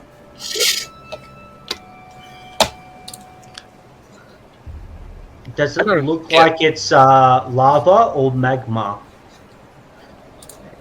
So is the mountain underground? Molten magma. Is the mountain underground, or is it like? Can you see the clear water? not clear enough to tell in that painting. It's just dark. Like the sky looks dark. Small kitty looked to be actually lying on the ground, did you say? Kind of just sitting or... Sitting, okay. Yeah. Not captive, just Recline. sitting pensively. Imagine a small child sitting cross-legged. Okay, What? Not in distress. Just wondering if this is pinging off the vision back in wherever that was. The night of bad dreams. It's certainly drawing a connection for you. Well, yeah. What color are the markings? What color is the kitty? Too hard to tell with this. It's like an oil painting, right? Nothing is super crisp. It's all just kind of a little bit fuzzy and hard to tell, especially the fact that some of this stuff is moving. Are all the paintings moving, or is it just this one? Just this one. Yeah, but it would still, like, we would be able to discern colors of the kitty. It wouldn't just be blended into the background, especially if it's the focal point on which all the other things are painted on this tapestry. It's a much smaller figure in this painting, right? It's there, but if the painting's like yay, the kitty cat's about yay. You can probably make out it's light coloured. Yeah? Light off-white colour. I'm going to use my perception to just kind of take in the surroundings and kind of get a bead on the nature of this woman, and, you know, if she's like dodgy or if she's kind of like the place is nice and like, you know, Better Homes and Garden catalogue, or if it's like... As you're all kind of like just looking at these paintings, she actually comes around to you all and just says, I'll come to that in a second. While you're looking around with your perception check, it almost looks like a pawn shop, right? There's all these different knickknacks. Wrong shop. There's dildos and there's adult videos and there's lots of little statuettes. We call this one the ice. We call this one the Ice Queen. This is the solid, like, ice dildo. Man, please put my thermos back. There's like small, like I said, small statues, small carvings, small wooden games and toys. You'll see different kind of bits of jewellery around as well. A couple of almost mechanical looking devices, which can't really tell what they do. Busted old, nope. Busted old something which you saw at Tilly's, looked like a ability to give a tattoo, and just other random shit scattered around the place. And she comes up next to you, Greykov, as you're kind of like scanning around the whole place. And she says, "Do you see something you like? Thanks so much for sticking with us. If you missed anything, our VOD will be available after we finish up the broadcast, or over on our YouTube channel next week. If you like the kind of chaos we sow, be sure to hit that follow button and subscribe. We love to see those numbers tick up, and we appreciate every single one. You can also find us on Patreon, where we post one-shots and insights into our campaigns and streams. And check out our podcast, available on Spotify and everywhere you find good podcasts. As always, we love your feedback. Drop us a comment or join our Discord and roll with the Raging Rolls. We're Raging Rolls, a bunch of nerdy-ass Aussies who get together when we can to play Dungeons & Dragons, try out voices, and have a whole lot of chaotic fun. We stream on Twitch on Thursday nights, with the VOD available immediately after broadcast. A shorter form of our shows are available on YouTube the following week. If you enjoy what we do, hit that follow button or even subscribe to show your support for the stream and share your feedback with us.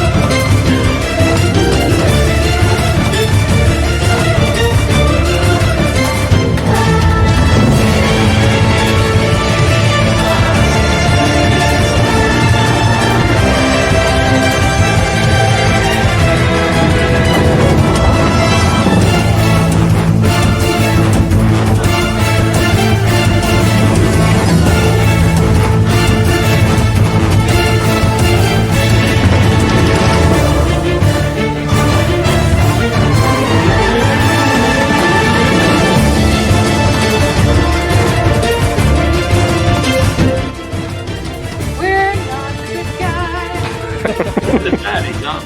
Level 5! Level 5! Means something.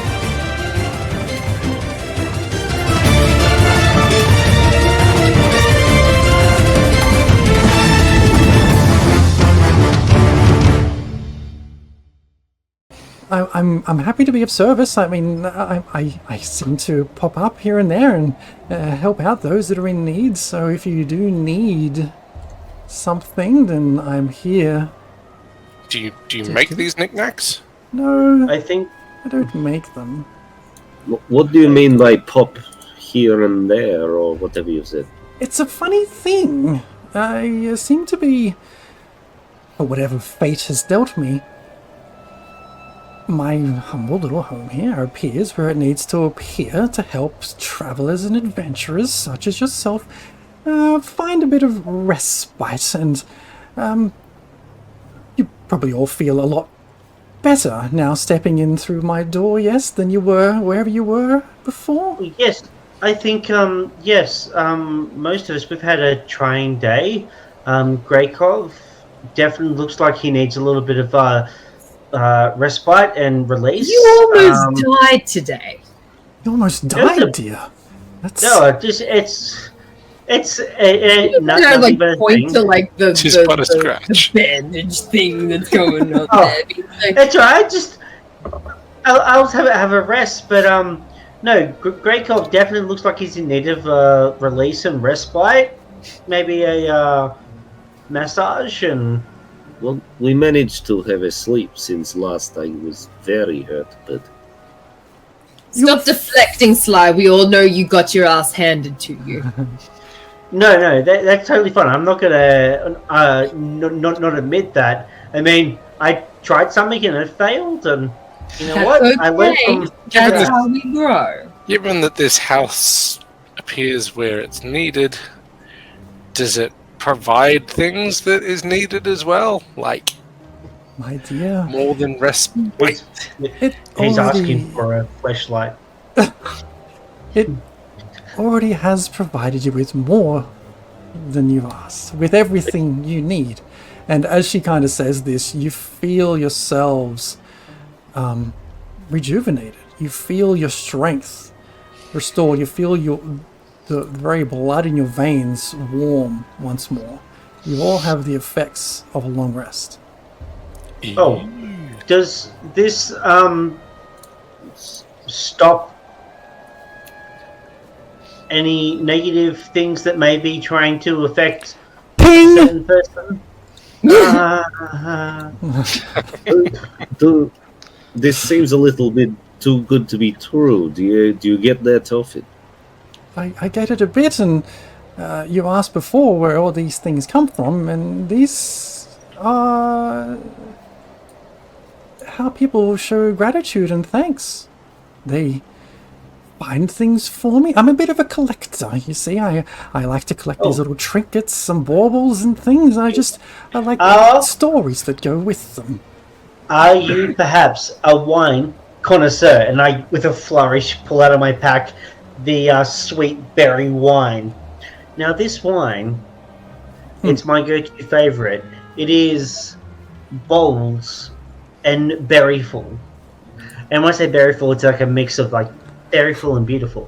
But when you pour it into a glass, it sits there, and it has like it almost looks almost menacing with the color of the wine itself. But don't let that deceive you. It is beautiful on the palate. Do you sell this wine? Do you make this wine? I found it in my adventures, and I'm not much of a wine drinker myself. I try to. Truth be told, nor am I.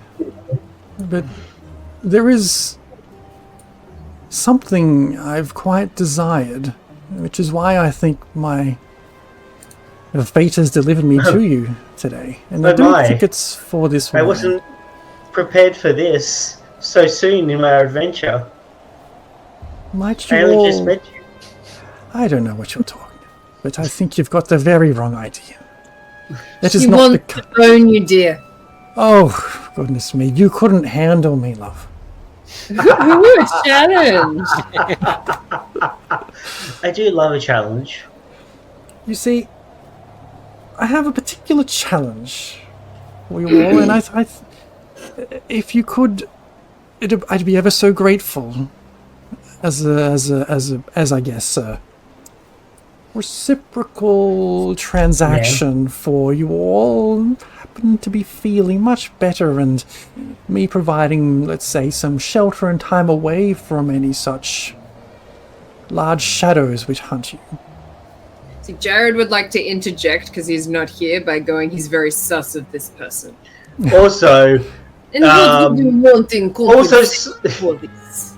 Yeah, also Sly's like, we didn't ask for you to give us the long rest. You just gave it to us. You needed it. You needed safety. And what do you need? You see, it was some years ago now that my son ventured up here to this frozen north, and news has reached my ears that he's died. I don't know whether by ill fate or by natural causes or by sheer exposure to these foul conditions. But he had with him at all times something he quite treasured, a small intricate box he would often hold and turn over in his hands. And when I think of him, I think of this item. When I think of this item, I think of him. And I just feel like if I could be reunited with this item, I could find some peace in his passing. Dudes, did we find just the picture of that box, or did we find the box itself? Box. Who has the piece of paper? No, we found a box. No, you didn't. Found the picture. If I may ask, I apologise, we've been terrible with our manners. We are the Fist of Bremen. I am Sly, Grakov, Beatrice, Jorgen, Zane, and Tolben. What was your name, and what was your son's name? I do apologise for missing out that whole introductions piece before. My name is Hulgaz. Helga's? Hulgaz. Like the bread? Hulgaz. Helga's bread? Oh my god. Yep. Hulgaz. Yeah. Helga's bread, yeah. Uh-huh. It's canon. And my son's name, it almost escapes me, but his name was Reese. Reese's bread? Or no, Reese's Pieces? Not even. I hope he's not in pieces. Bless him. If we find Reese's Pieces with its peanutty, chocolatey goodness, would you like that returned to you as well as the box? If you find him, yes. Would you like the pieces of Reese returned in the box? Oh, shit. I don't think I need the pieces of my son, just the memory of that trinket. But would you say your memories are like peanut butter and the pieces are like chocolate? And if you put them together, would that make them whole and better? Who had the piece of paper with the drawing on it that you found at the ship? Who found that? Which one of us? You asking me? I don't know. I'm asking the rest of the team because I know it wasn't. Feel like it was either Jorgen or Zane.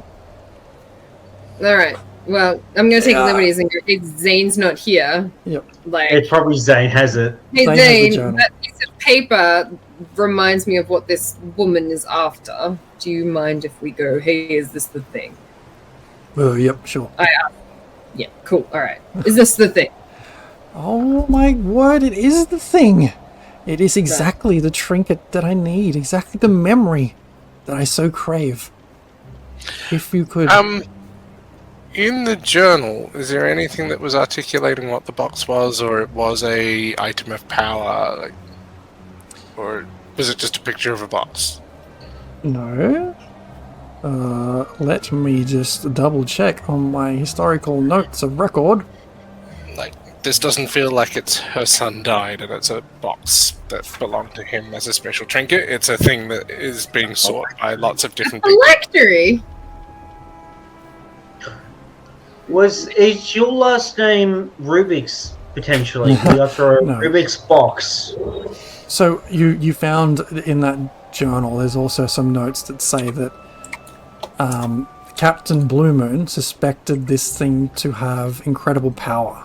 That it had the power to imprison, to possibly grant strength, or who knows what else. So, Maybe we don't he get- suspects all this stuff. Did he... We have no idea if it was in his possession. Does it feel like he has examined it and it's giving off that vibe, or he has heard of it and heard tales about what it's capable of? Make an intelligence check. Oh, that's not my strong suit. Can I guide Jorgen to assist him? Yep. Yes. Well, you wouldn't know I'm doing it. That's the thing. If you I see, can you see see him flicking through the the journal. blood run out of his nose as he's doing it. It's a 6. No, you can't tell whether from flicking through the journal, it all looks like gibberish to you. Trying to scan through and find anything that quickly, you can't tell whether it's something that he's describing that he's had, or something he's describing rumors of. Can I hand the... We've basically whipped out the journal, haven't we? Mhm. So... Pass it to our most intelligent person, who I think is Beatrice. Oh, nice. What would you like me to do? A general intelligence check on this? Did the captain... Does it feel like he has examined this in person and drawn conclusions, or... this is all hearsay about a thing of power? You can make an intelligence check, Beatrice. Okay. Let's do it. Yes, quite. With a glorious not very much, 14, I shall pick very difficultly. Maybe, Dan, you can use that guidance then, because I'm More intelligent. explicitly doing I will- it rather than From the trying- shoulder of Jorgen, I loosey-goosey over, and I onto Get for another one. Yeah. You just managed to pick up that it looks like this is rumor rather than fact. Like, this is something that it looks like Captain Blue Moon was trying to track down, not something which he already had possession of. Which also somewhat confirms, like, it might not be on the ship. I mean, it's... So what say you it is? I say do old Holgaz... to go on a wild duck chase, and it might not actually be possible. And I'm not one for agreeing to something that I know that I might not be able to possibly fulfill. Haven't you tried something more manageable? It's only a little yeah. box, dear. I can even take you to the front door where I suspect it is. I mean, So why can't you get it? Yeah. The fate of my Home. situation, Your humble abode. my humble abode. I can help adventurers which find me, yet I cannot go out and help them. what if we Who cursed you, woman? Oh, it's... I can't even remember. Bullshit. Yes.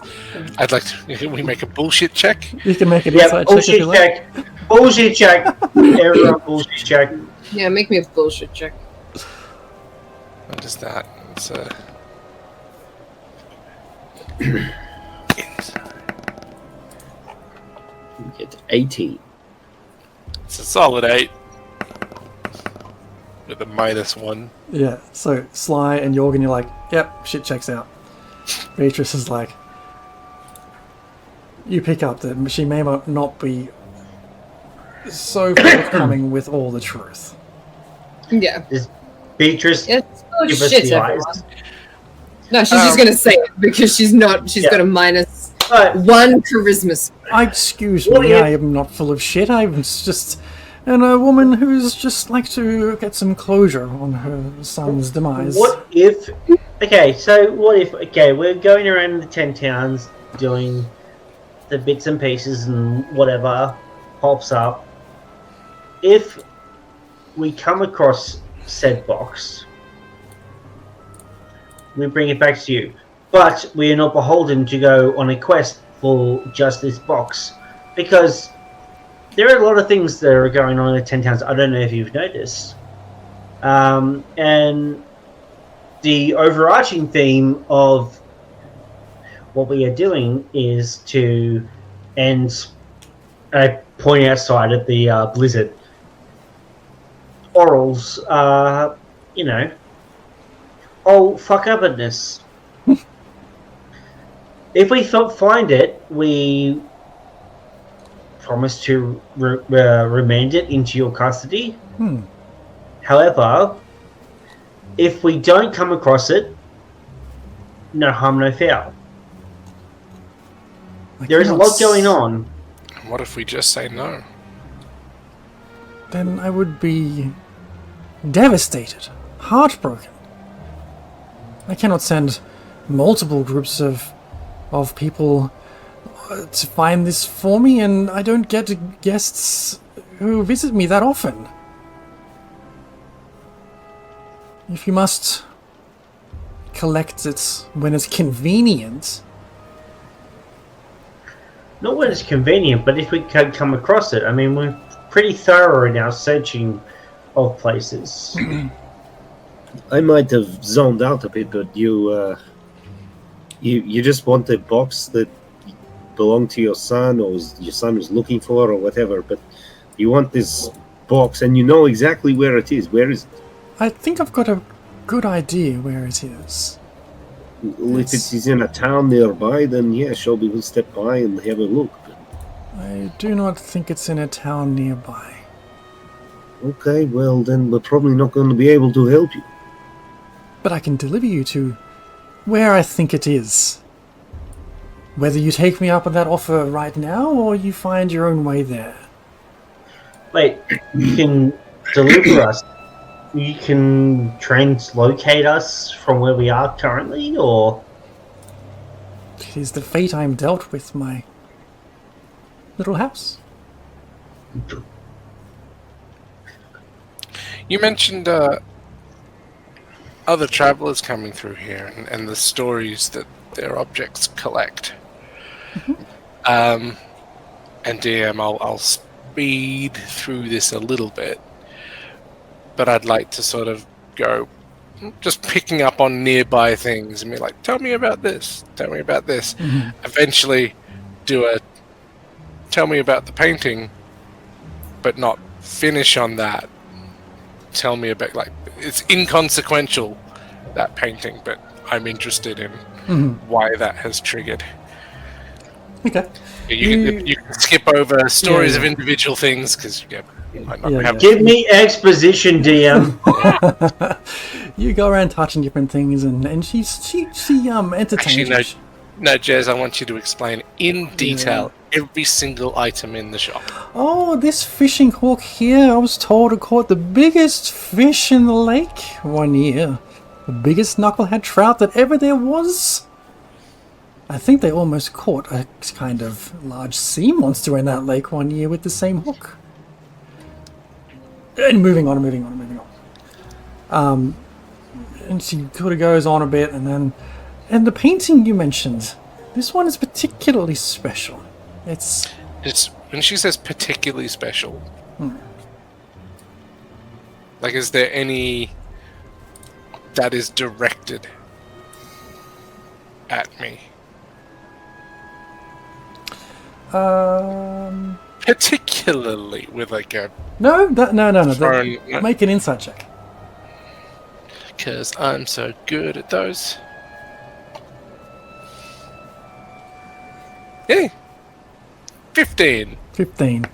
She...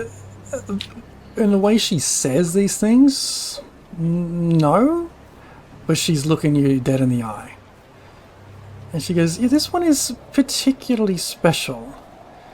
It was delivered to me some years ago now. All I asked for from this young fellow was to paint me a picture of loss. I turned out better than I could have imagined. Yeah. I had another visitor come by and we talked about the painting, and a small enchantment was placed on the painting to give the effect that it's alive.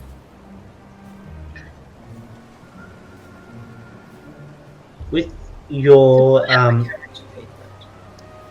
special translocation, is it something that is you can only go near the box, or if there is a certain need from one of us, can we go to that? It goes wherever the fates takes us, my friend. But typically it's my house. It goes where I kind of intend it to go. Okay, can we ask where this house is, or the place where the box is? Is it far away? Is it? I know it's not far away because you'll just be like that, but it's near enough, and in fact, it's just outside this front door. Yes, I get it. That would be. Well,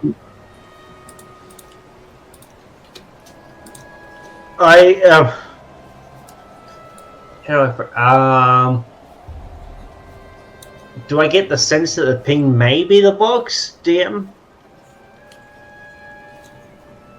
You can't tell. You have no sense of direction in this place. Do you take take American Express? Do you offer like transportation for money? I have no interest in something as frivolous as money. It does not. It doesn't do anything for me. I just trade in these kind of favors. This is what keeps me going. It keeps my brain ticking over and keeps things interesting. All right, quick group huddle. Like interesting things. She's up to interesting things. She deals in. I like rummage in my bag. Non-tangible values.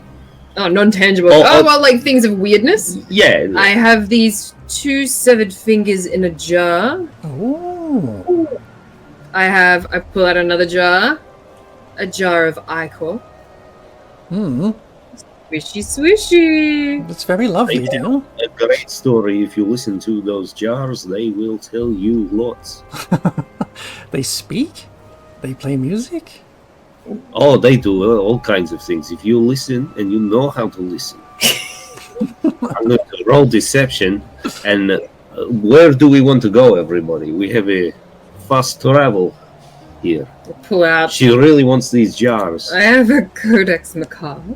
Oh. You shouldn't be carrying that around, I don't think. That book would be dangerous. 17. You hear in your head, I would like to go to the source of this ping, so it stops pinging in my head and distracting me. I have these 2 official documents that I don't believe I've ever opened. Yeah. I like to also. I wouldn't mind helping this person. They don't seem like they mean us harm. Seems like they're after an object of great power. Which is us. Greykov, what are you trying to deceive? I'm just trying to make her think that the jars of fingers and ichor are like particularly valuable. Okay. And like that they have some kind of like eldritch kind of like powers that only if you attune to it. Okay.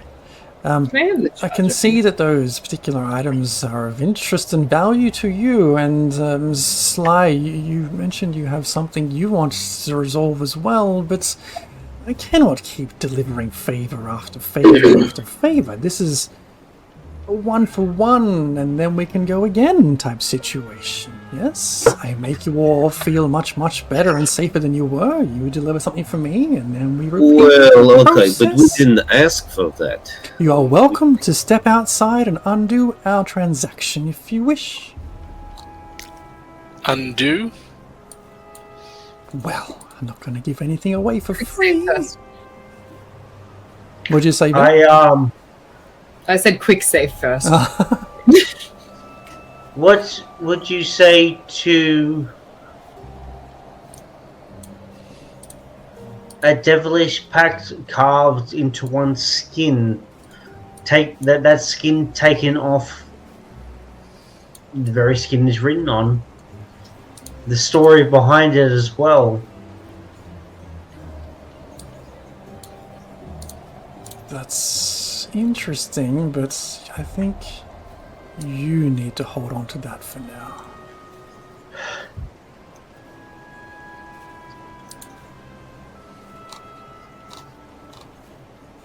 So, my friends, do we have a deal or do we have a cancellation of our transaction? Everyone here, very quickly in the head. This is the deal that I want to make. We step outside, renege on the current deal that we have with the long rest. And then we search for the box in exchange for translocation to where this pinging is coming from that is driving like crazy. Well, when did this ping start happening? Long time ago. At least 3 days. It's still going. It's a long time. Is it? I don't even know if I know anything about the. Well, however long. How long has the ping been going? Since DM? Tourmaline. Since Tourmaline. It's been a while. And what happens if we make this deal but renege on it? Are you asking Probably me? bad stuff. We'll probably just get called again. I'd be very disappointed. I've never had anyone not deliver on a promise. A promise made should be a promise kept, don't you think, Jorgen? Well, no one has promised anything. But if you do make a promise, it should be kept. Sure. No promises yet, though. We work out a deal that she transports us to the location of the ping after not giving us rest, sort of thing. And then if we don't find the thing, it's not the end of the world, sort of thing. It happens. Like, we are adventurers. We go all around the 10 towns. It's obviously somewhere up here, otherwise she wouldn't be here. Are you guys talking out loud or in heads at the moment? Heads. Okay. Out of game, like Greykov probably hasn't heard much about this ping, and he's probably just like, "What the fuck is this ping? If you think this is important, like." Yeah, it's literally Sly's first time bringing it up with everyone because. Yeah, and he's like, he's just, it's come out of left field. He's just like, what? We didn't hear about the ping until we started running and trying to run off in a direction following a ping. We're like, nope. Yeah. He doesn't know if you picked it up in Tourmaline, but if he did, he'd just be like, well, that sounds like your problem. But, No. Sly is currently like sharing, like, it's been since Tourmaline. I've been ignoring it because I wasn't sure what it was, but it hasn't stopped. I think. Oh, welcome, Raiders. Hello, Raiders. Hello. Hey, we're raising money for Starlight Children's Foundation. We are currently $60 off our $500 goal. So if you feel like donating, 100%, click on that link, donate. You can help or hinder the players. This will At carry the over. present, we are currently in negotiations with some kind of horrible hag witch in her house where we're trying to get an Uber to a new location. And she's not super on board, neither are we, and she's getting frustrated and tired with our antics. So you could really mess that up for us. And she clearly wants an item of great power. Kind of like Pandora's box sort of thing, I think. I think we'll be fine. She doesn't want too much. Says the person who nearly just died. I mean, with the ancient white dragon was like, oh, it'll be fine. We'll just talk I'll our be way fine. out. I'll climb it. Yeah. But no. One, donate to Starlight Children's Foundation because it's an awesome cause. Two, what if we make the deal to transport to the ping, and then we keep an eye out for the box. We can make a deal with some sub clauses and things like that. Would have to be you make a written deal by with her Beatrice. about your ping. See, last time something like this occurred, I ended up with a semi-possessive demonic devilish influence on myself. I'm happy to do it, but we would need to write a contract to make sure that we Make a wisdom save. When I hear the word, and when I hear the word contract get mentioned, does she react to that at all? Make a perception check. Or an insight check. Your call. I rolled a wisdom save, but it didn't come through on Foundry. Okay.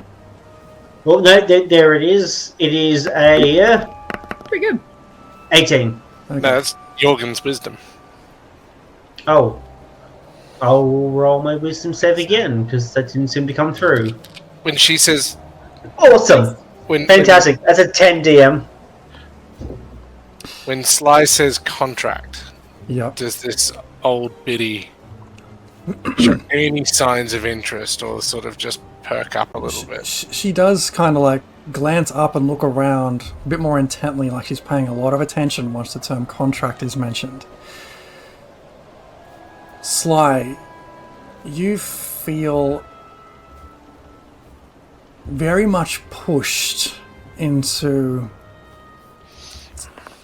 retrieving this box. You feel like that is the right thing to do. That is the only thing to do. That nothing else matters right now. Yeah, no, we need to find this box. We need to help this person. I think that's where we need to... We can put ink on paper if we want to make an agreement of some kind. Yeah, no, I think this is the best. This is the best use of our time currently, considering the fact that we've been floundering around for the last couple of sessions. Well, do my physical features change? Absolutely. I was just looking at the effects. So yes, you see those paying attention, especially Jorgen, with your kind of like insight looking around as well. I'm paying attention to her. Oh, okay. So to the old lady, probably not paying I'm attention. watching to Sly. Yeah, so you Sort of see... like a little bit. Why are you on about this ping? What all this stuff? And suddenly, yeah. Suddenly her fingers get longer and darker tipped and get much more pointier at the ends, almost like they're growing claws out of fingernails. You see her skin get this darker reddish hue, and if you catch a glance of her eyes, they appear completely black. I think it would be in our best interest to take this deal. This box sounds like it could be very useful, especially with the mode of transportation. They can get us around the 10 towns. Well, maybe you should sign that contract you're talking about, and I'm getting a bit hot in here. Do you take do you do tuition at all? If one wanted to learn, well, yes, clearly you're one that has a lot of skills and things. Do you ever take like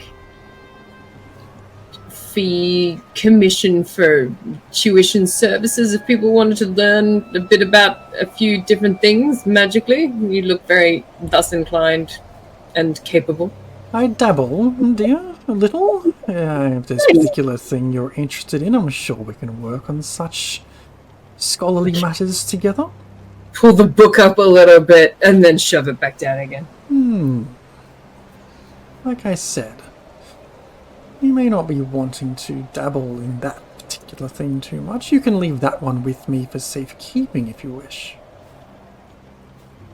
I don't even know what it says yet. Was that the codex? The codex that you...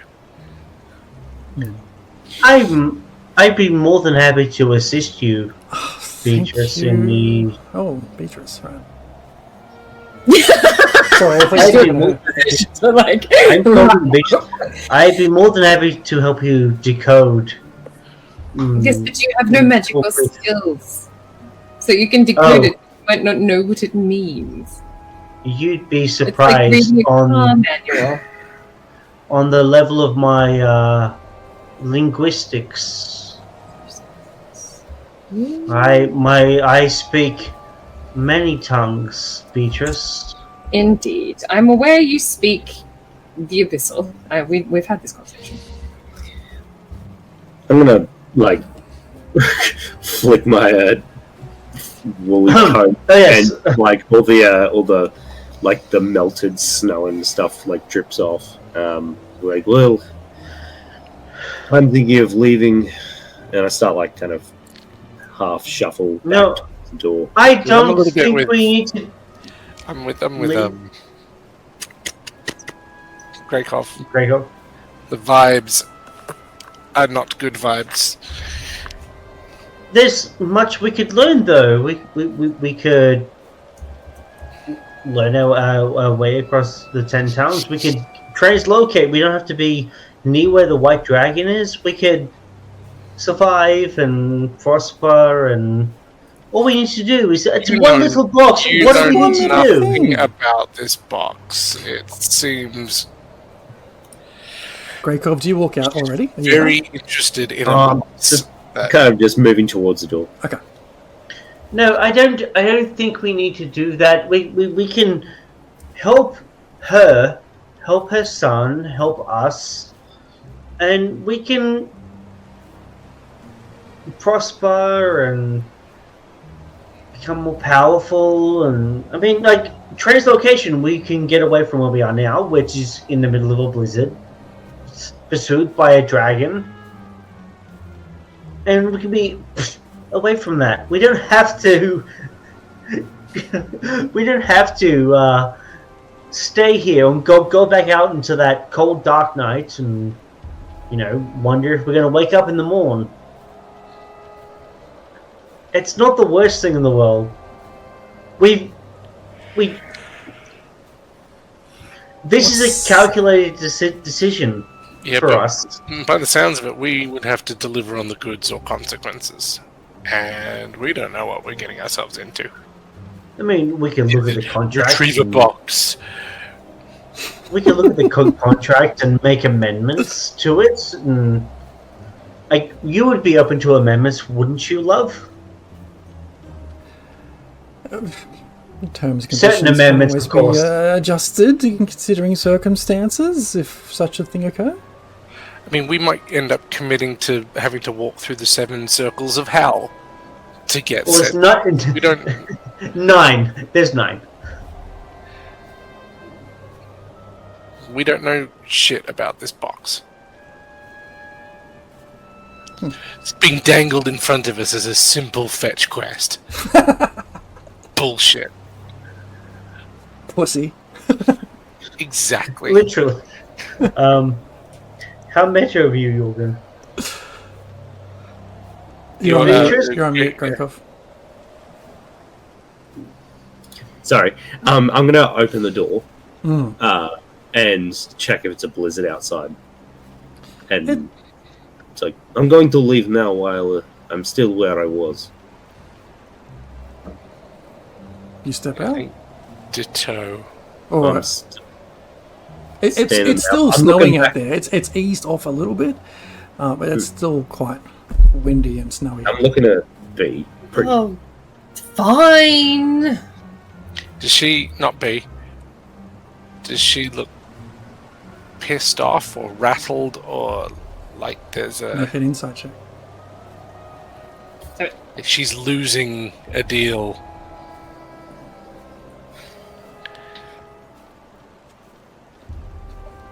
$14?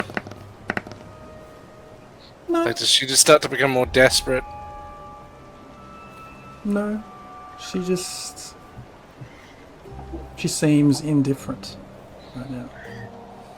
DM, do I feel the yearning to follow the party, or Presently, you feel the yearning to fetch this Burn the box. succubus. But I'll let you make another wisdom save.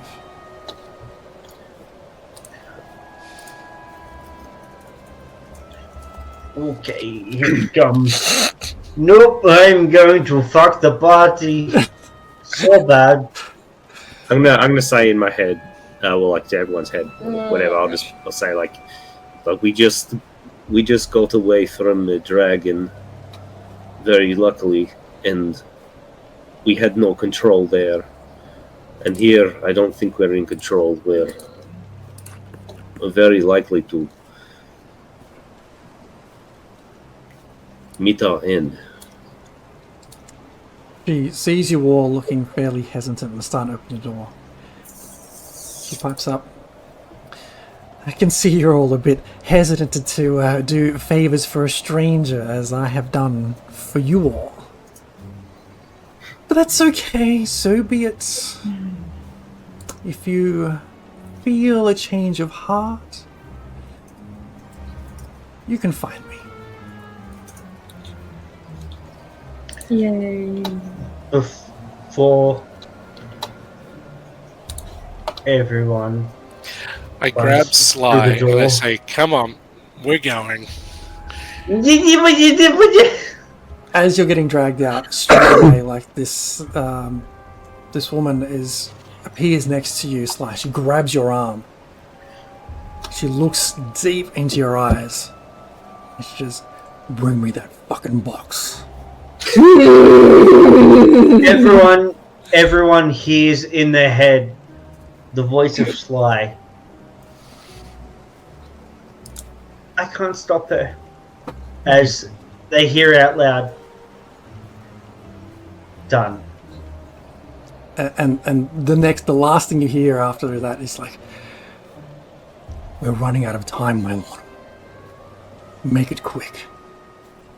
And she pushes you out and shuts the door.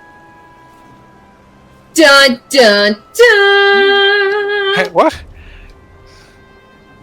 Hey, who got pushed out the door? You all kind of walked out. I Yeah. had in my brain, Sly was the last one out as you were dragging her. And she just pushed her out, shut the door. So you're all out. But a deal is made.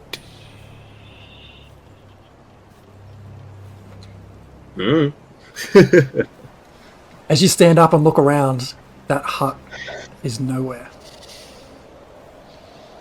Do we feel exhausted Did we again? hear what she said, or was that in her brain hole? That was You in the guys brain. heard in your brain. You guys heard in your brain. I'm sorry, I can't stop her. And then I said Oh my. Done. in the other voice, done. Are you're still jet black eyes, long fingers, or like the appearance is clearly off. Yeah. Yeah. So we're going to go ahead and finish tonight's session right there. Oh god! Tolban, can you make us a hut? Tobin's gone. Are we Tobin's tired gone. again?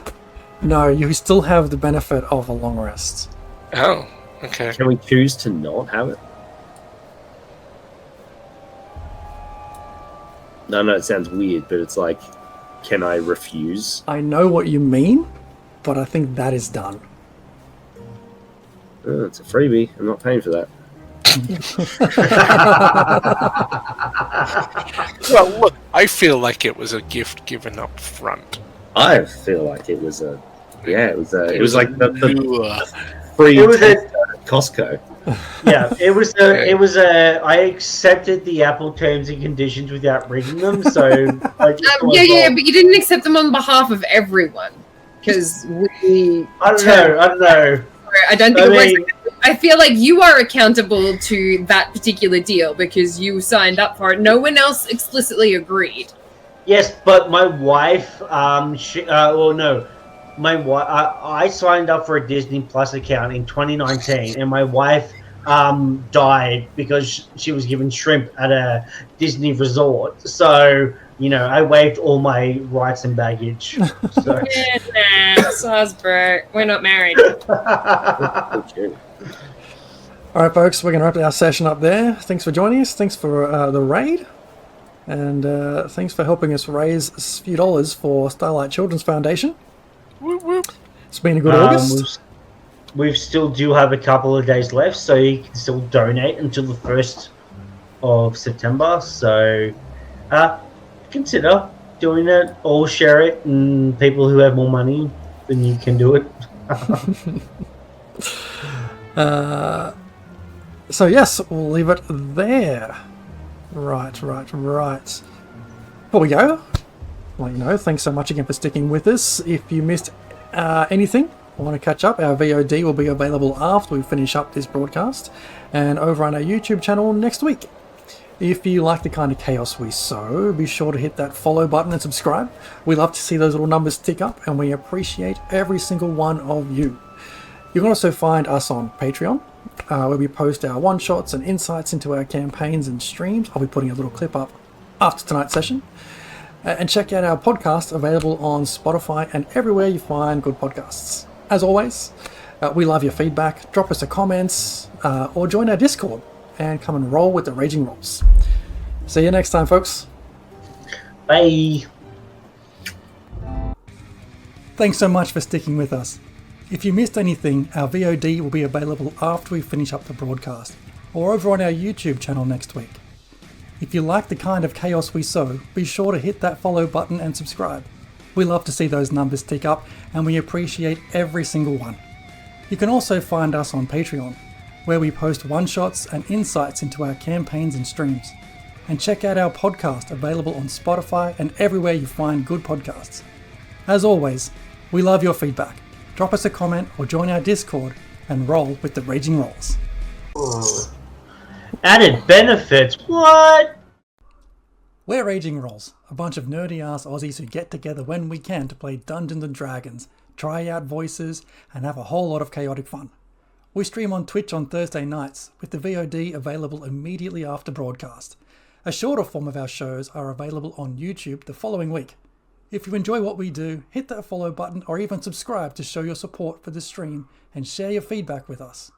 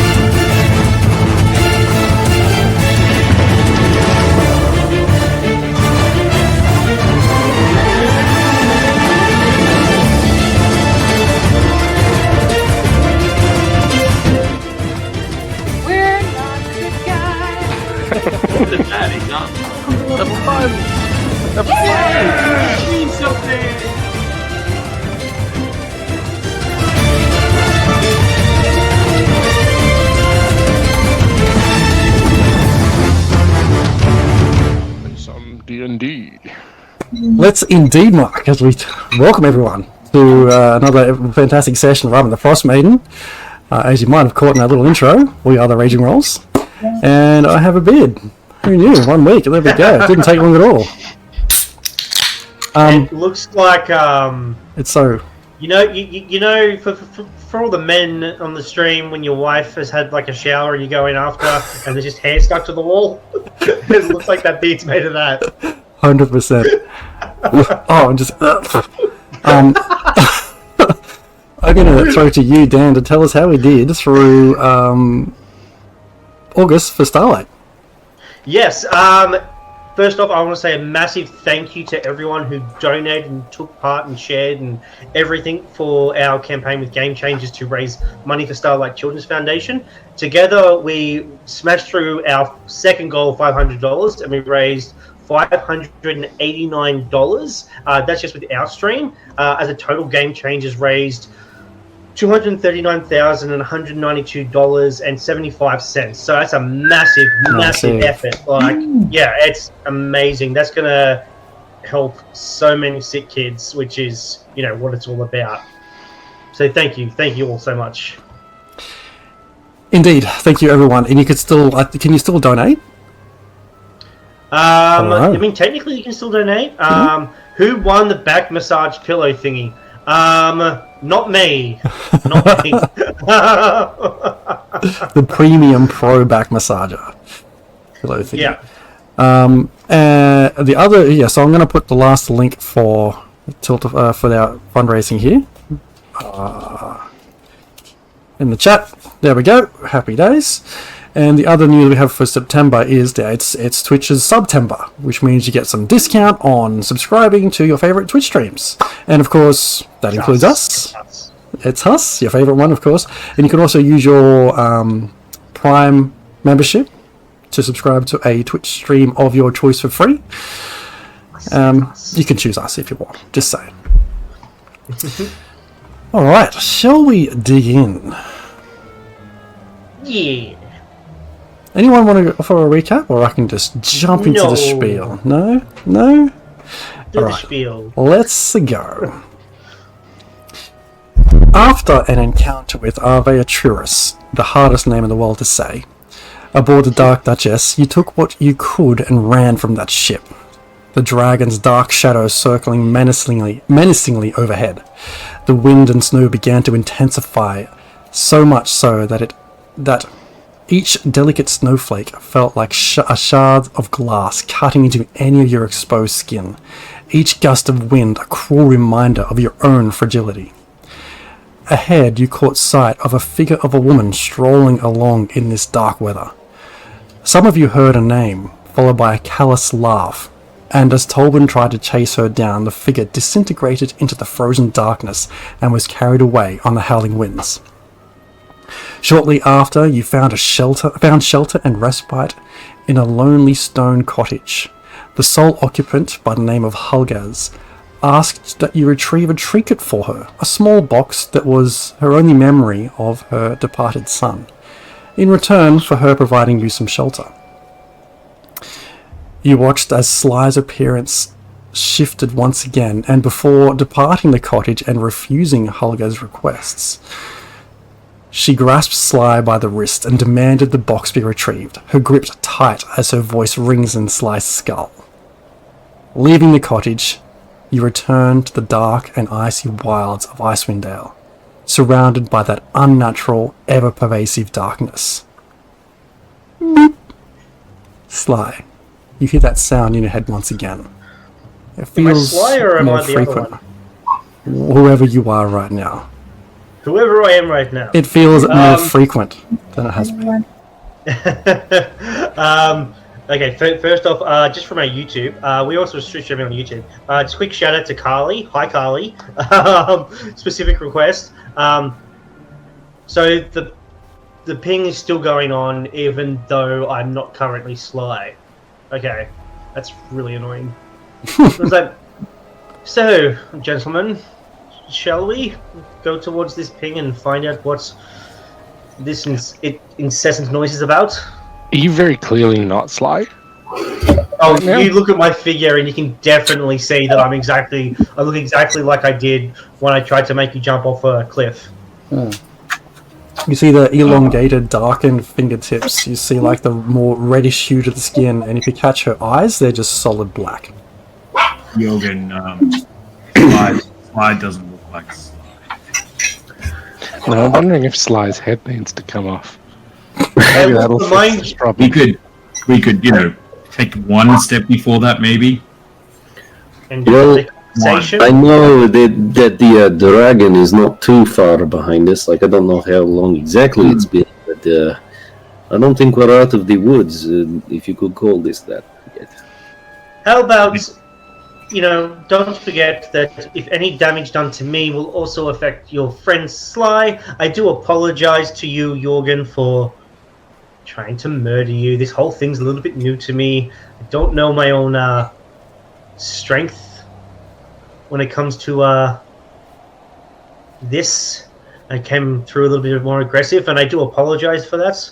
No harm was intended, and you didn't die, so let's say we let there be water under the bridge.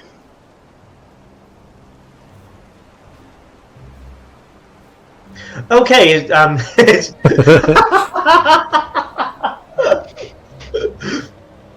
Just to give you all some context now, where you are in this world, given you've just spent quite a bit of time running as fast as possible away from this ship and from the dragon. There we go, we have a map up. Maddie says that one of the ducks begins to peck, or whatever ducks do, at Mylorna's feet and ankles in an aggressive tone. Like a ticking time bomb? I don't know. You probably can't tell. It's probably like hissing, as like an angry duck kind of does. I agree, Duck. Okay, so where you are on this map, you can see towards the left, you've got your small Fists of Bremen logo. I should zoom in on that for a second. So you are there. The map should now be to scale. Distances like... Oh, we're right in the middle of nowhere. You are in the middle of friggin' nowhere. You just departed, as you can see, just north of you, about there, is where that ship was. Or is. How long did it take us to cover that original Bremen to... Well, I suppose we were Lonelywood, weren't we? You went Bremen to Targos to Tourmaline to Lonelywood. Yeah. Each step of that, so Bremen to Targos is about 2 hours. And that is 2 miles. So you're at about a mile per hour. I think. I mean, with the map out, can we get a sense of where the ping would be taking us if we followed it? Mm-hmm. Make a perception check. I mean, it's a map. Yeah, but you have to try and figure out what direction is it. But I'm not actually proficient in... Okay, hang on a second. My character... Everything just started... All my tabs just reloaded for some reason. Give me a second. Hang on. Perception. Here it comes. That one. Normal. Did it roll? There it goes. A big 8? Is that what I'm saying? Big old 10. 10. No, it's a big old 10. You sense it's coming from the south. Could be... it's not directly south, but... probably somewhere... in the southeast direction. Okay. So, not anywhere near the 10 towns. Well, with all the 10 towns to the west, no. Sorry, east.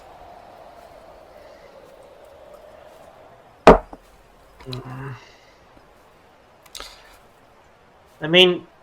Oh wait, no, sorry, I didn't realise the compass was the wrong way around. Is it? I don't know. I'm not a... No, the compass is right. So you get it to be... You pick it up to be coming from a southeasterly direction.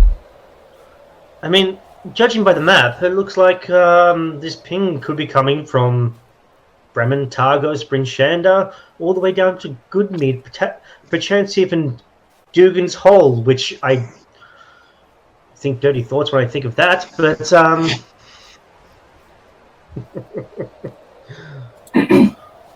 what say you, gentlemen? I don't know what you think, my Lorna, but you're not in charge here. So, I never said I was. Yeah, well, you don't know. If they're in your voice. Voice from beyond. Beatrice is still there, Maddie's just fucking exhausted. But not taking any of Sly's shit. Not taking any of Sly's shit. I'd say we're talking to maybe Tolbin, who knows the region better, and I'd be following his lead. Bremen is closest. Enjoy your treasure, fuckfaces. Thank you, Beatrice. You're welcome. You got treasure too, you traitorous bitch. It's okay, again, Sly isn't a traitor. It's my Lorna. Two different people that seem to inhabit the same body. Okay. The ducks intensify. The ducks intensify. Angry quack. Okay, so we'd like to do. If Bremen is the nearest settlement. I was going to say, I think first things first, we should probably just get back to the closest town, which perhaps is Bremen, and just warm up, perhaps. Yeah. Look, I think we make a retreat, we get to Bremen, we warm up, we get what we need, and maybe work out a plan of what to do with this one. Hopefully lose a dragon along the way. Okay. I know my way pretty well, but Jurgen, you're pretty good and handy with a map too, aren't you? You know, terrain and things. You're a cat, right? I have stuff. It's backgroundy stuff. Excellent memory for maps and geography. I can always recall the general layout of terrain, settlements, and other features around you. So, Bremen is that way. Love it. Okay. You all stand. As you all start to head off. My Lorna in front. Okay. So and if you so much as twitch in a funny way, sort of got a hand axe just out and ready. Make a wisdom save, please, Sly. Flash my Lorna. Here it comes. Big old wisdom. Dirty 20. Beatrice says that the signal is crackers for the duck. Love it. Okay. Heading off, you push Sly out in front of you, and it takes about 10-15 steps. If you're following right behind Yorgi, you notice that the fingers start to change back to normal. Just the colour on whatever parts of skin you can see on Sly, just go back to something more familiar. Sly whips around and is like, did it happen again? Did I hurt anyone? Keep walking. I'll Moving take that onward. as a maybe. Okay. Sorry, is that crunching coming through? Anyway. It does when you make that noise. Yes. You walk on a few miles. You should all, by the way, have control over this token, so you can all kind of fight over who wants to move it where. That is the wrong way. But we're not going to jump 30 miles in 10 seconds, are we? Otherwise, I will redact my previous statement and change it back so no one has control. Moving onwards for a few hours, you see off in the distance. You hear off in the distance ahead of you the shrill whimper of a creature. It's almost like it's whining in desperation.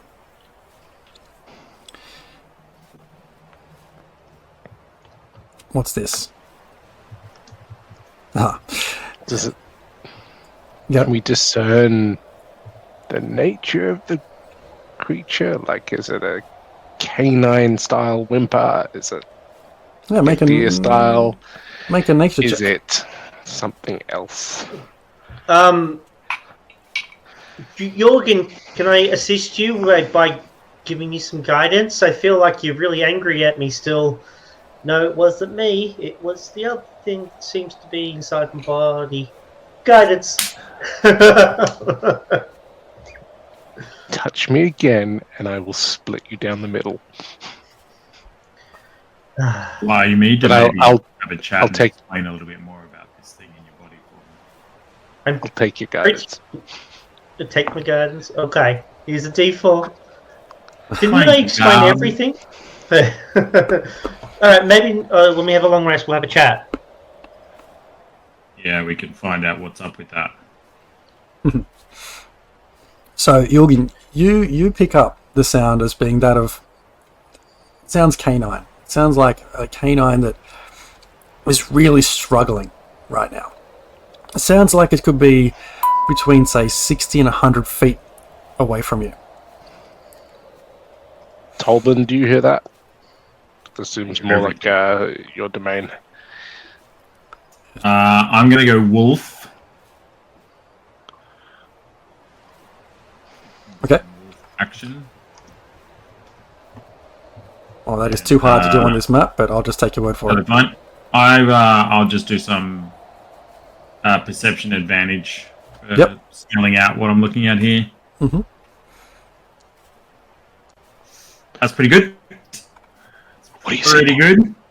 So a 28 on my perception check.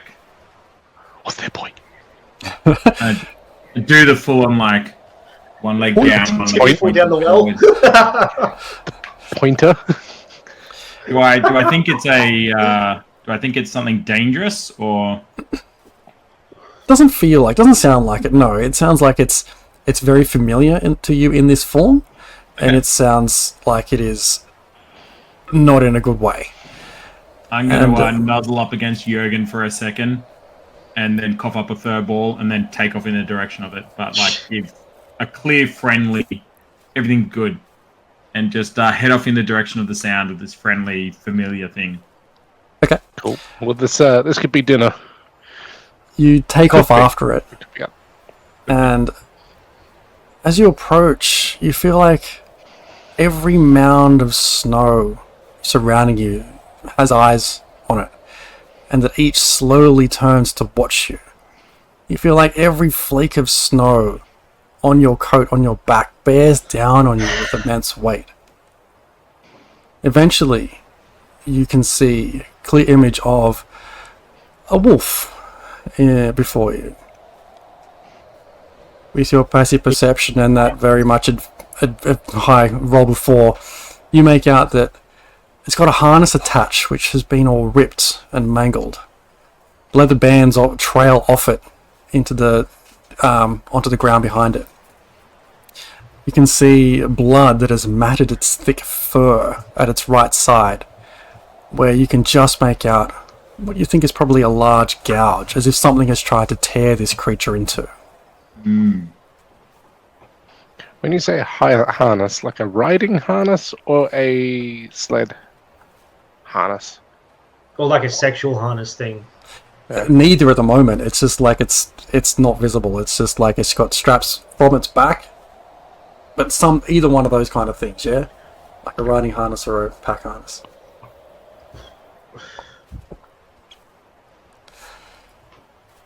What happened here? I'm gonna wolf talk, so they'll hear a bit of like growling and snarling, and I may or may not, smell it's behind. But I'll get close to the wolf and what? Why are you like this? What's happened here? Are you okay? Okay. The creature doesn't do much besides look at you and tilt its head a little bit, but you can see its head is dropped. It is horrendous. It's unable to reply back to you, but... hang on. As you draw ever closer to this other wolf, the wind calms down even further, unexpectedly almost, and the snow blows less, and your vision begins to clear. It's almost as though the very wilds are pulling back the curtains so that it's easier to see, and the wind is holding its breath in anticipation. Was that Dan? There's no token with visibility on this screen. I haven't put you guys on the screen yet. Well, there you go. That There's is why. black on the stream. Hold on.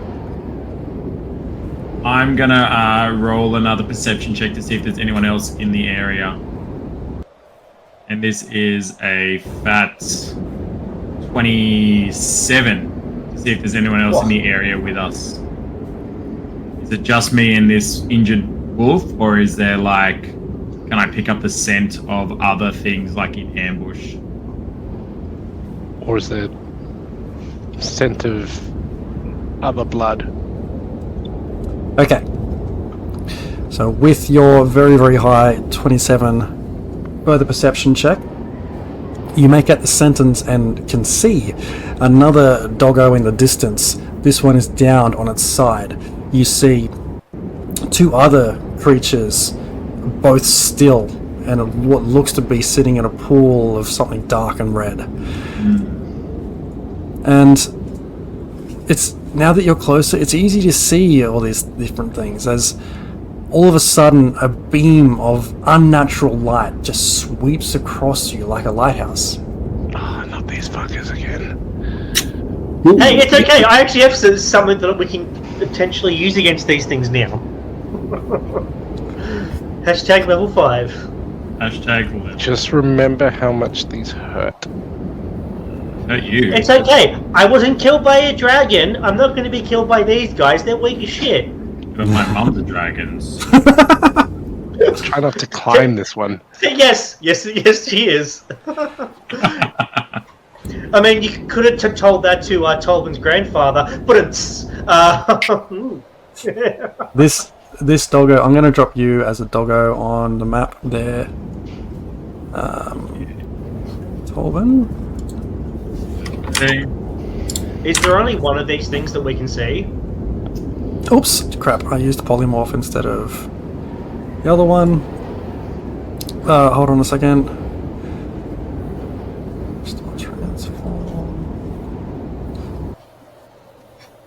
There is only one that is visible to Tolben right now.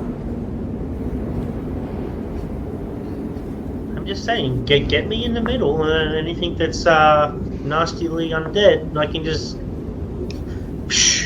if needed. Or we can fight them. Is this like an AoE thing, or is this a single target thing? No, this is like an AoE thing. But I have to. It comes from me. Okay. So why didn't you do this the last time we met them? We're level 5. Because I was level 4 then. Okay. That doesn't make sense. It does if you've read a player's handbook, Jorgen. Here, I passed 2 days ago, you couldn't do this. When we needed I got better. I learned from my experiences, and I trained, and I studied, and I was like, hey, Timora, can I have a little bit of extra something on the side? And she was like, yeah, here you go. And now... As a barbarian, I now learned to count to 2. And attack twice. Dave, Wallchop wasn't working, but I've dropped a wolf on there for you. You should have control of it. Look, guys, attacky. What? I can attack more than once? What? Well, I would have run up to the one that's badly injured, so I reckon I'd be about here on the map. Fair? Sure. Yep, 100%. So yeah, you see two creatures, two other face down in the snow in pools of blood. Two other guys there, as well as another doggo in the background. You can see what looks to be like a sled attached there, and one other one sort of off in the distance. And just behind them, now sweeping back around, you see this humanoid figure with this bright light emitting from its sleeves and its face. Let's roll some initiative. Do we see the light just from how far away we are? If you guys are nice. about there, then I'll yes. howl and do the pointy paw. that you can make sure you see what you're shooting at. Natural 20.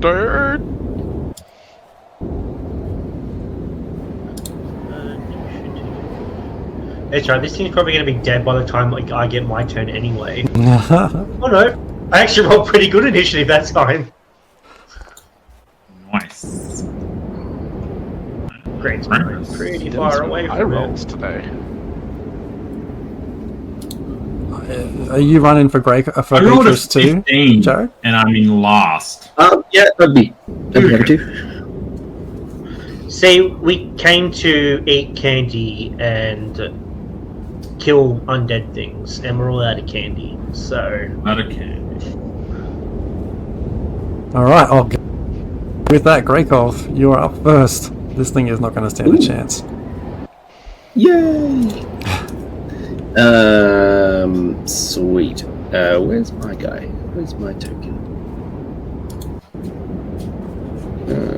I don't have a token. You do not. Why do you not have a token? He was there before. Here he is. Okay. I shall move if this over here, if I can ping over here. Can I ping? Hold down. I think just click and hold. Yep. Yeah, there. I'm going to go over to here. So 5, 10, 20, 25, 30, 35. And if I have line of sight. This area here, if you can see my cursor, and that's going to be difficult terrain. Okay. Alright, I just need to get a little bit closer. Can I go there? So it was 5, 10, 15, 20, 25, if I go around it. I'll just stop there and kind of... I'm imagining I'm behind a bit of a ice mound, giving me a bit of cover. Yes. Yep. And I shall use my longbow, and I shall just quickly check the distance, 50 feet. That is good. This is all I need. And I shall hide first. I shall do a stealth. Or attempt to hide behind this mound. Yes. We get about 29. Absolutely. This thing has no idea that you're even there. Advantage! That is going to be, I think, a 19 to hit. I'm going to say that hits. 19. It's crazy if it doesn't. And then I will... Yeah. Oh, I missed out my sneak attack, which will be 2d6. Roll. Hey, that's alright. So that's 11 plus 11, 22. Wow.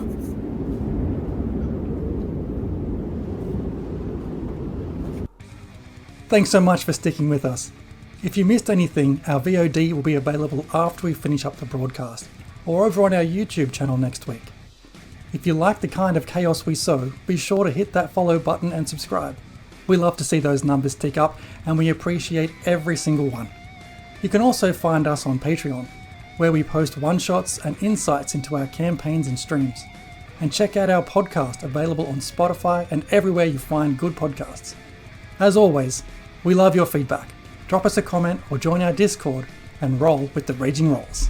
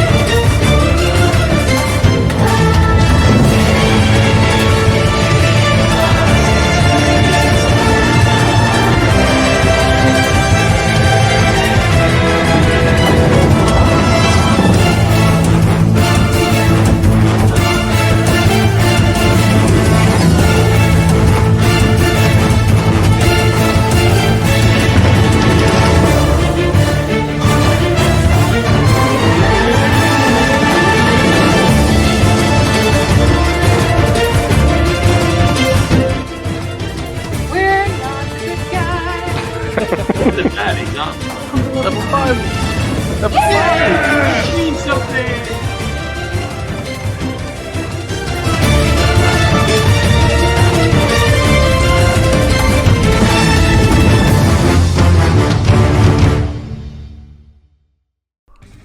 We're Raging Rolls, a bunch of nerdy-ass Aussies who get together when we can to play Dungeons & Dragons, try out voices, and have a whole lot of chaotic fun. We stream on Twitch on Thursday nights, with the VOD available immediately after broadcast. A shorter form of our shows are available on YouTube the following week. If you enjoy what we do, hit that follow button or even subscribe to show your support for the stream and share your feedback with us. Arrow hits this thing and it is not happy with that.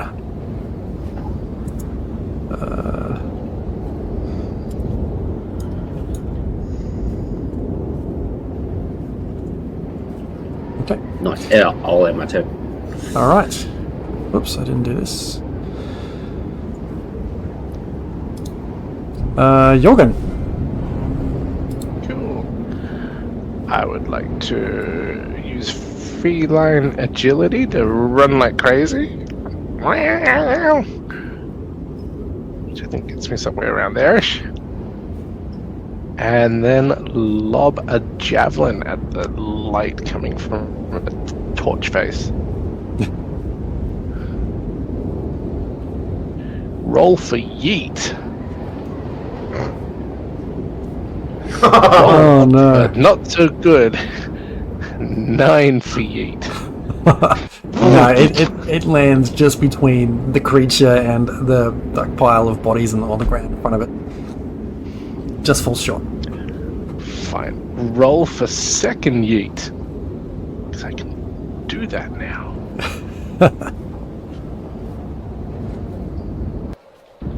Second yeet. Yeah.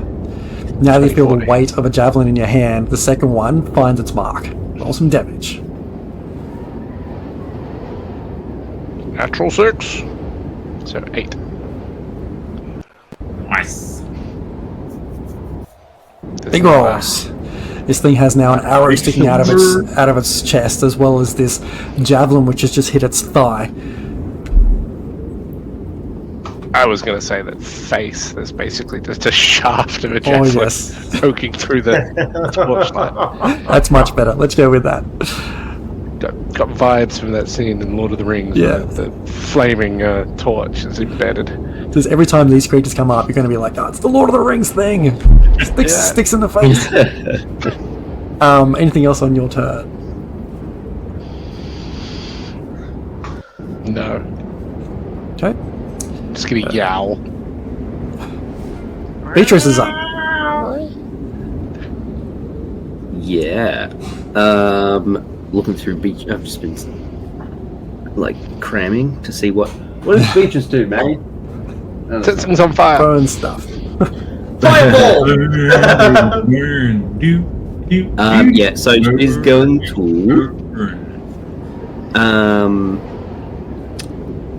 use Scorching Ray. Yes.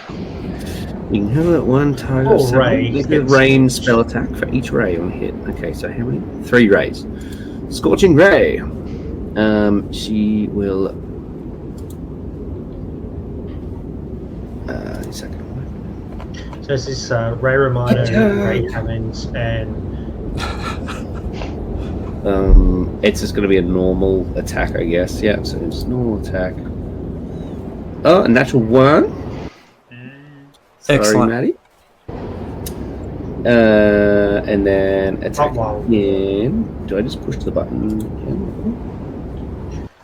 Oh no, that's not how you do it. Just attack again. So because there's 3 of these. Ooh, that's good. Second one hits. 22, and then another one. I'll just do all the attacks first. Yep. And that will be a 18 to hit. 18 hits. Alright, so damage. That will be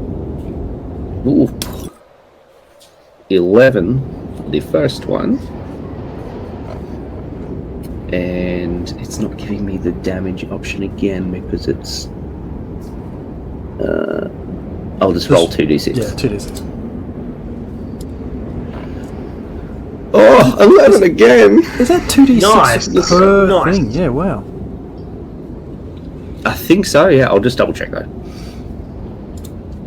Nope. Yeah. For each ray on a hit, target takes 2d6 fire damage. Yeah. This thing is now like got 2 flaming areas on its chest where it's just starting to flames are licking up along its shoulders. It doesn't seem perturbed, like it's not worried about this right now. It's almost as though it can't even feel it. Any movement on Beatrice's action turn?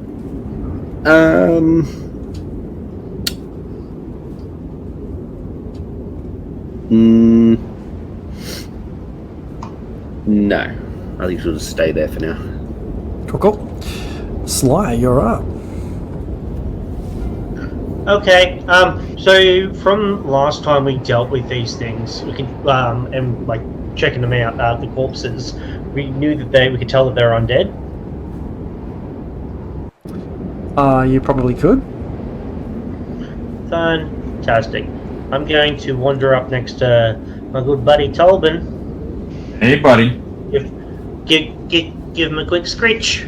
Then remember that he's actually a person transformed, and I'm like, that's weird. And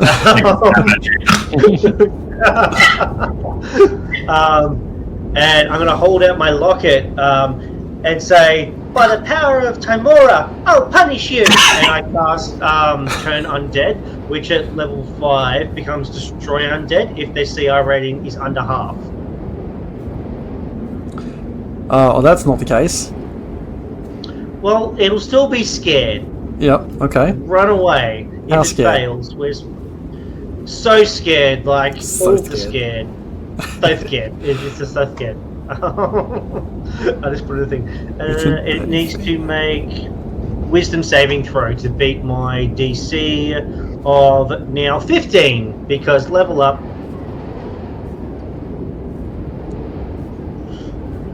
Oh, that does fail. That is a 9. Cool, so now it spends the rest of its turns being scared of me, and it must spend its turn trying to move as far away from me as it can, and it can't willingly move to a space within 30 feet of me. It also can't take reactions. For its action, it can only use the dash action or try to escape from the effect that prevents it from moving. If there's nowhere to move, the creature can use the dodge action. So essentially, I've just scared the unlife out of this thing. And being like, boo! What happens if it gets attacked, though? Does it lose the scaredness? Let me double check on D&D Beyond. Or until it takes any damage. It's turn for 1 minute, or until it takes any damage. Okay. I mean, but it means when it gets to its turn, it can't attack us, so an extra turn of us attacking it instead. DM, I can't see the actual unit in the turn tracker. Did it roll? It's at the end, yeah. It's last. Okay. So that leaves me in a conundrum then, Dan. I shouldn't attack it? Wait, where are you on the turn order? I thought I was last. Now. You're now. You got an 18, I got a 15. Well, I can't see it in the initiative tracker. I'm there. No, I will. No, I can see you, but I can't see it. I thought it was next. No, it's after. I'm surprised you guys can't see it, but it's definitely after the dive. I mean, you can run around on the other side of it and get an attack of opportunity as it runs past you. Then it would take damage and stop running away. Yes, but it would have its turn eaten up by trying to run away.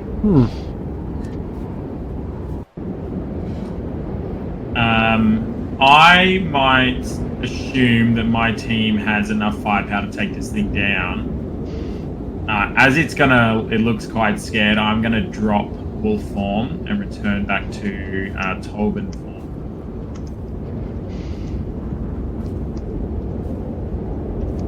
And then in Tobin form, I'm gonna do a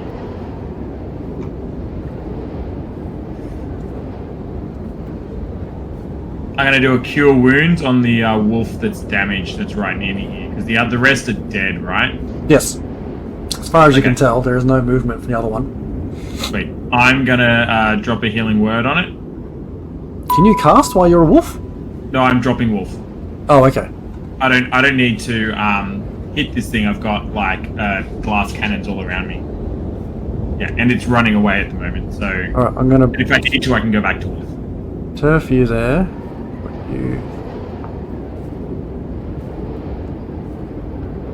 Put you there.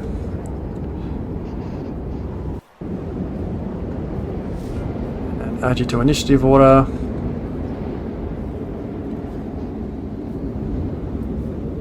Done. So old mate gets himself a sweet 10 points of health. So for a little wolf, that should get him up pretty decent.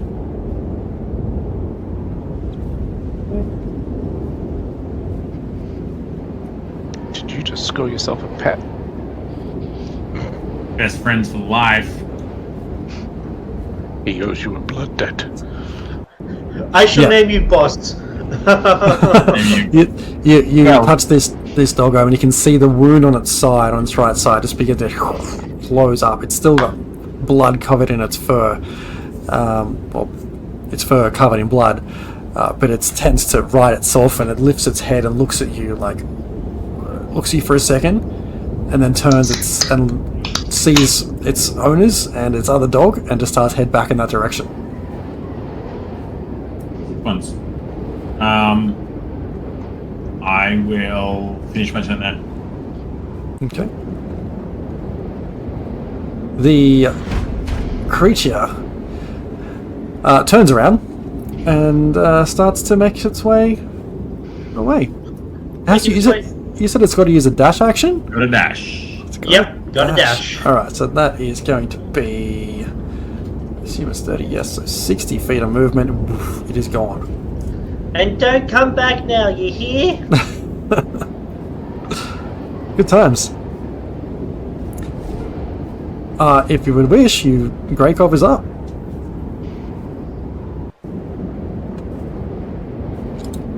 Seeing it run, be a little bit confused given it's the last ones of these we ran into. I think I'm gonna. Can I call? Is this like this spot up here on the rocks? Is that like up higher or yes, a lot higher? Or? Probably another like 5 or 10 feet. Would I be able? Go ahead. Or would I be able to? Or maybe I'll get here. See if I can like walk across this difficult terrain and just move myself. Oh my God. Token controls, please. Yes, please. It keeps wanting to measure. I don't know how to turn off the measuring thing. It's not working. Can you pop me here? And I'll use my action to walk and move up the difficult terrain and perch myself up there. And I will use my bonus action to... Oh, I can use bonus action to do that. It is a long way away from me. No, it's not too far. I'll take a shot at it. Okay. No. Oh, but it's still running away. Yeah, like it's running away because it's... You can attack it now, because then we get another turn. All of us to attack it. Yeah, okay. Great job, I'll give you a gold if you make this shot. It'll be... Unless I can get like 5 feet closer, it'll be at disadvantage. You're going to probably spend the rest of your movement climbing that next ledge. Yep, so I will just take a disadvantage shot at it, because why not? Attack! Good, good. Ooh, 15 hey, or 16. That's one. That hits. Hell yeah. Damn it. And I shall You damage owe Greykov a gold. I owe him a gold. That is 10 damage. Oof. You see this arrow launch out into the darkness almost. You don't even see it, but it just hear this thunk.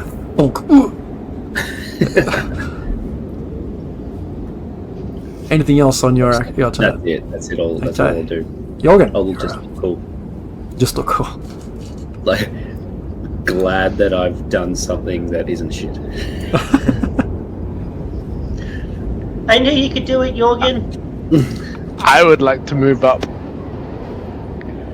and just taking measure on where it's at. Roll for yeet, but I think it's a disadvantage. Where do you throw Javelin can go. Another javelin. How many you got? Over 10. Okay. No, 5. Sorry. Just go previous. It will be a disadvantage at that distance. I think I just lost a javelin. He's been into the darkness. It's gone. It just sails. Damn it.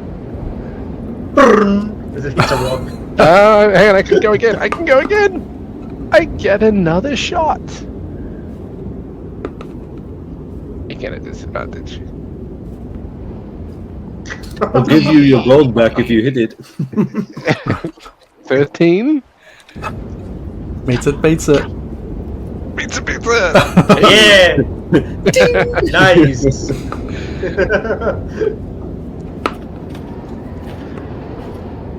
For 5 points.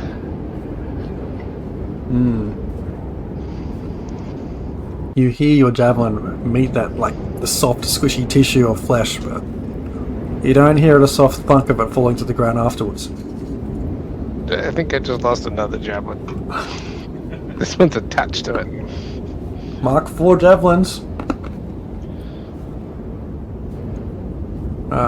Who's next? Beatrice. But I'll go pick up the other 2 later. Yes, Beatrice will.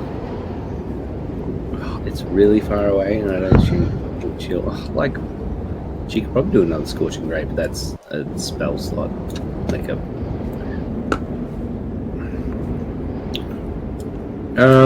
I think she is going to. Fireball. You haven't upgraded yet. Yeah, she hasn't leveled up, so she's still Rookie mistake. Still squishy. If she was already. Oh man, I think she's just gonna hold a Toll of Dead. Move a bit closer and then hold it. So move. If I can move her, I will move her as far as I can. Can you move her to here, please? There. That's 30 feet away, and then she's going to hold a Toll Dead for when it comes within range. Okay. When it comes within range, which is 60 feet.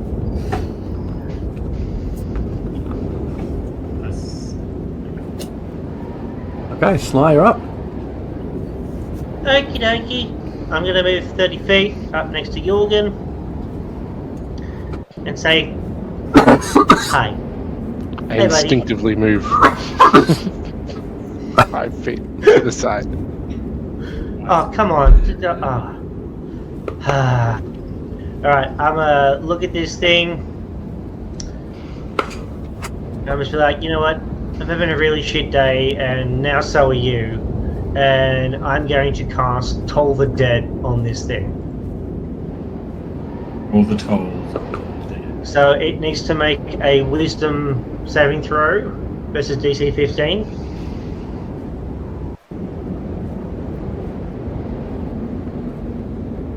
What? Nope. 7. Cool.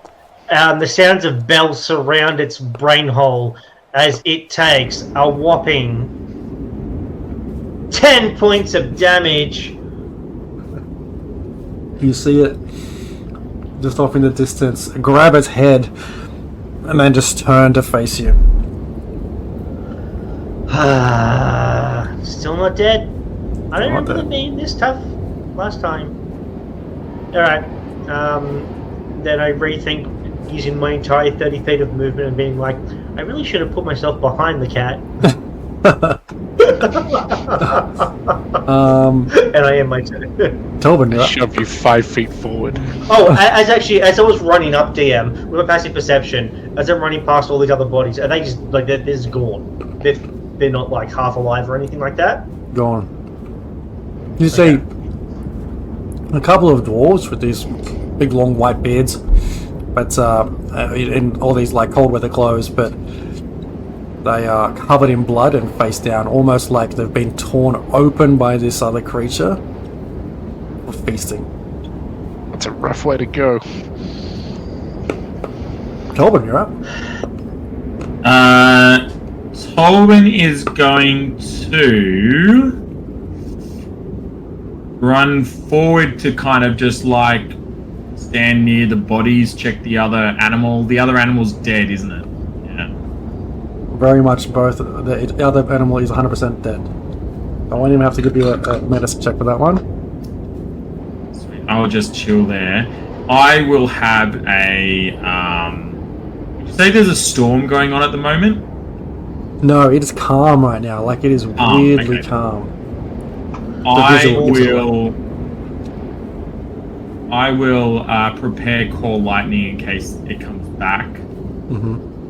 If it gets within vision of us again, in the mix of everyone else dropping their prepared spells, I'll prepare Call Lightning to drop on it as well. So you're saying you're preparing a reaction. So you're holding an action. I'm holding an action of Call Lightning.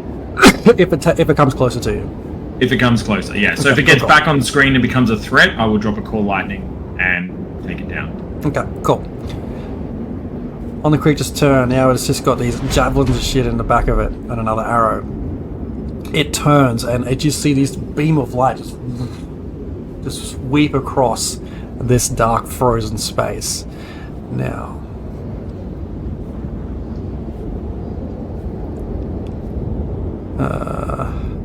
how does this work again? It's been a little while. This light comes sweeping across, and the first thing it's going to touch is you, Sly. No. How big is the range on this thing? That's a 5 to hit.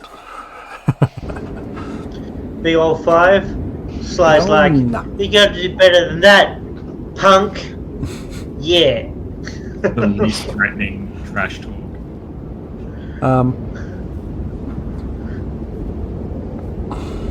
And then just as this light comes past you and then kind of fails, it kind of just focuses for a second. You see it kind of hunch over, and then this like radiates this bright light surrounding it. It's using self-destruct! Run away! And that's there. And then it will start to move back towards you.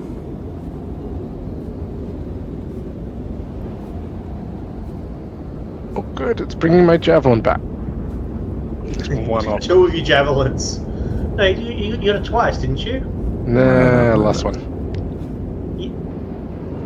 I'll go hunting for it. We spend the next 3 hours looking for the javelins after we kill this thing. Can't throw away javelins in this economy. So you, your reaction kicks in as it starts to make its way closer to you, Tolbin. Excellent.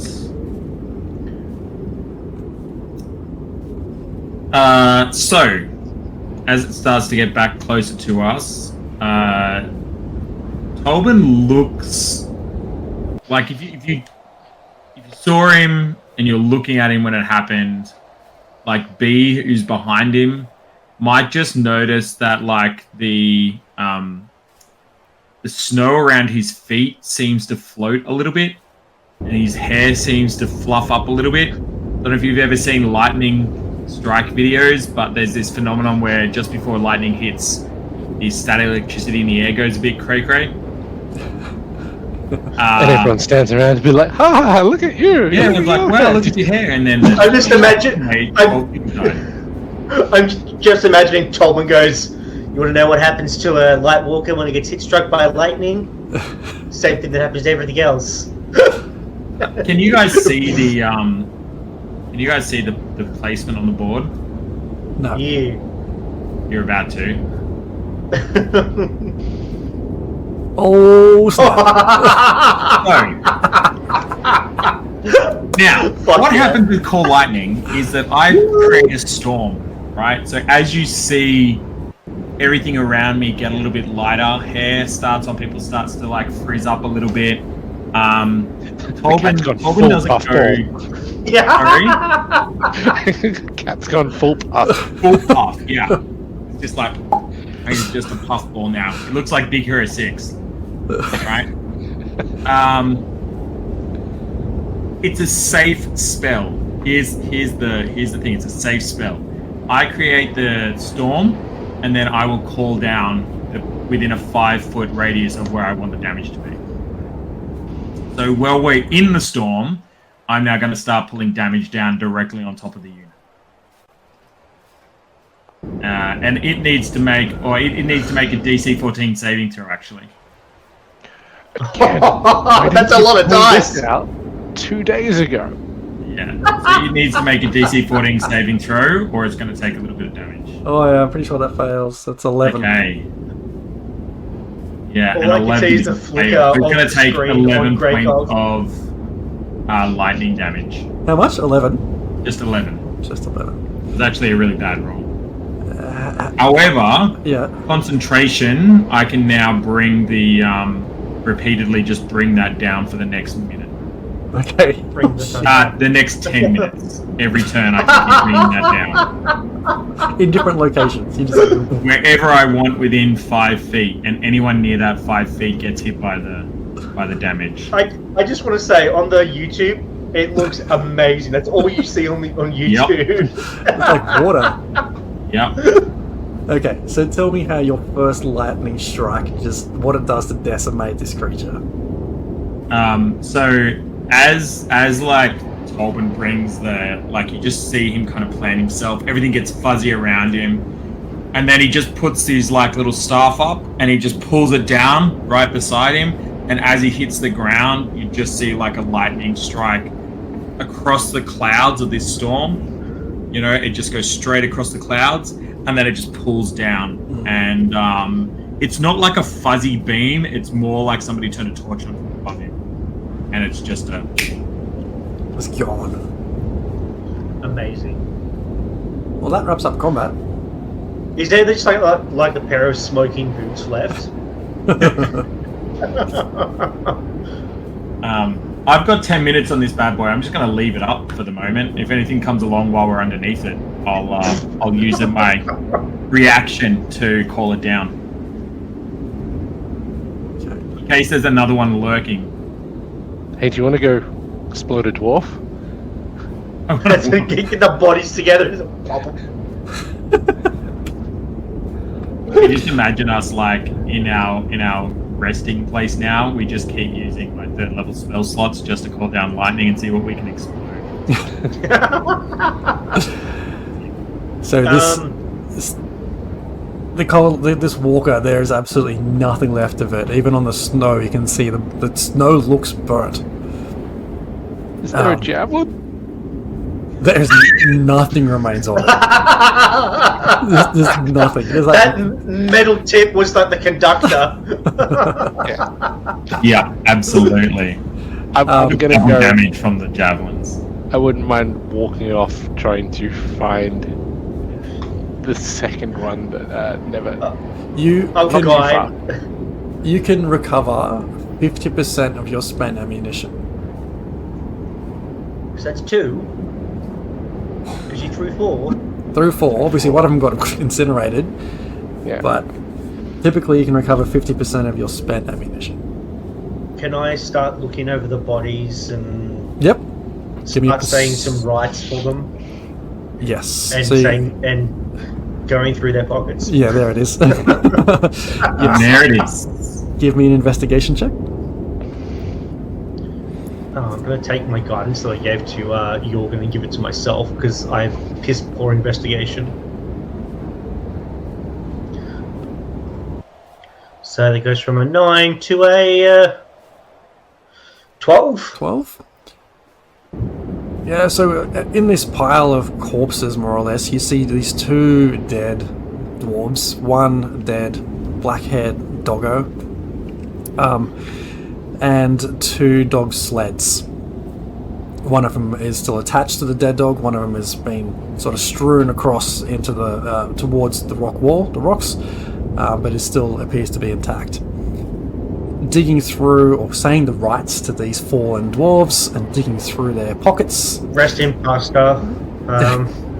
You uncover 22 gold pieces, 31 silver,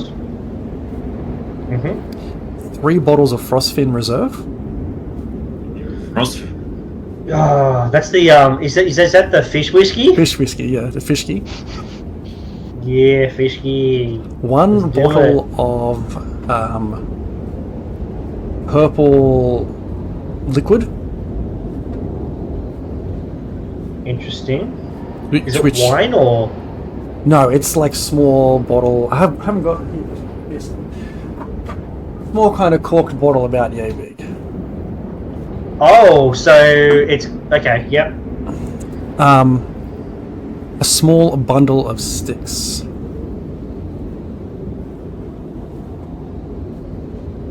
Is it that known by any other name that we can't repeat on stream? No. It's just that Sly doesn't have a clue what it is. Huh. Thanks, Dan. Trying to get us cancelled.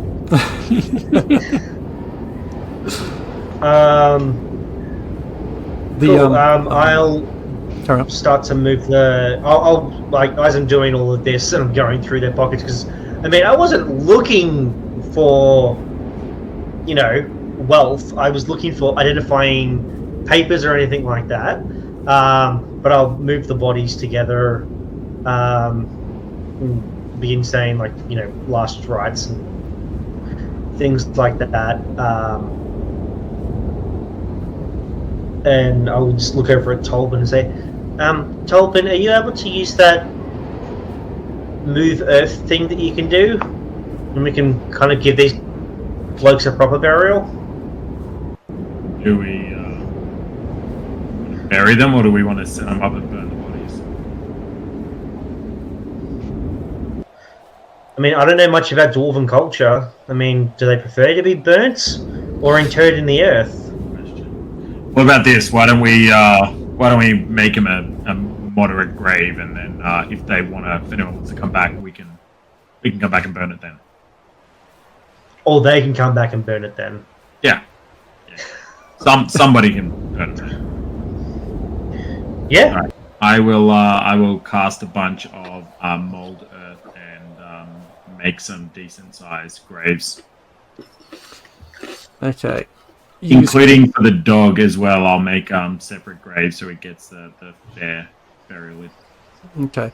You head across to the side of this path that you seem to be on and find a little bit of space where the snow is shallower than elsewhere. Scraping that away, you cast mold earth to create enough space to bury these individuals. Give me a history check, Tolbin. And do.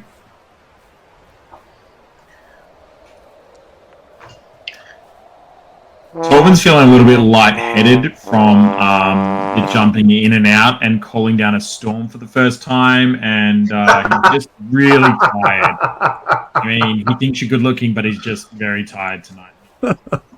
You just say he's that is a fat nat 1 for a total of 2.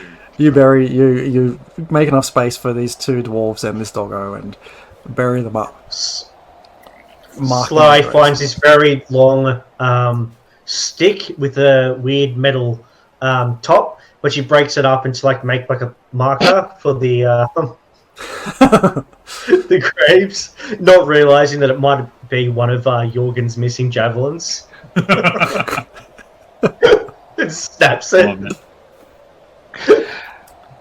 The other doggo follows everything you all do to bury these 2 and the other wolf, and just sniffs around everywhere it can to try and smell, recognizing these people and the other dog, as you're trying to put them into these graves, you can see it trying to nudge each of these people in turn, nudge the other dog.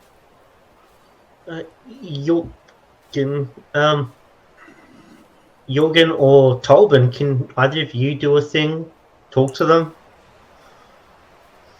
That's a good question. Hey, dog, they're dead. Sorry, buddy. And as the cat, he starts eating the face.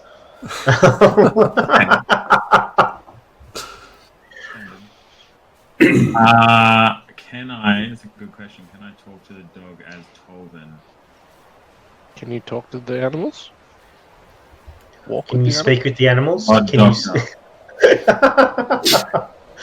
Good one. I don't know that I actually can. So I'm going to spend my other wild shape to duck back into wolf form. Don't need a token, but I'm just going to spend my my thing to duck back into wolf form and have a little chat and just explain in cute dog ways that like it can chill with us for a bit and we'll get it back to town and wind something up for it if it wants. What does Tolben's wolf voice sound like, and is it Scooby Doo? Are you proficient in wolf? I'm proficient in Scooby Doo. It sounds like this.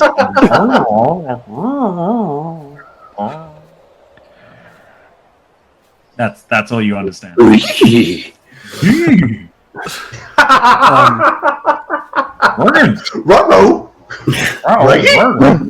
Ready. Yeah. Look, I healed it.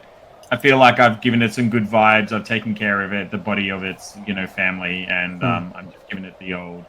You can come with us where the goodies vibe, and yeah. Okay, make an animal handling check. Do I get advantage because I'm doing this as guidance? Yes and yes. Okay, I'll give you guidance and. What's guidance? Give me plus D4. A D4. D4. So it's a 19 It's like plus 3 to 22 for my animal handling. Nice. Now make an insight check for me.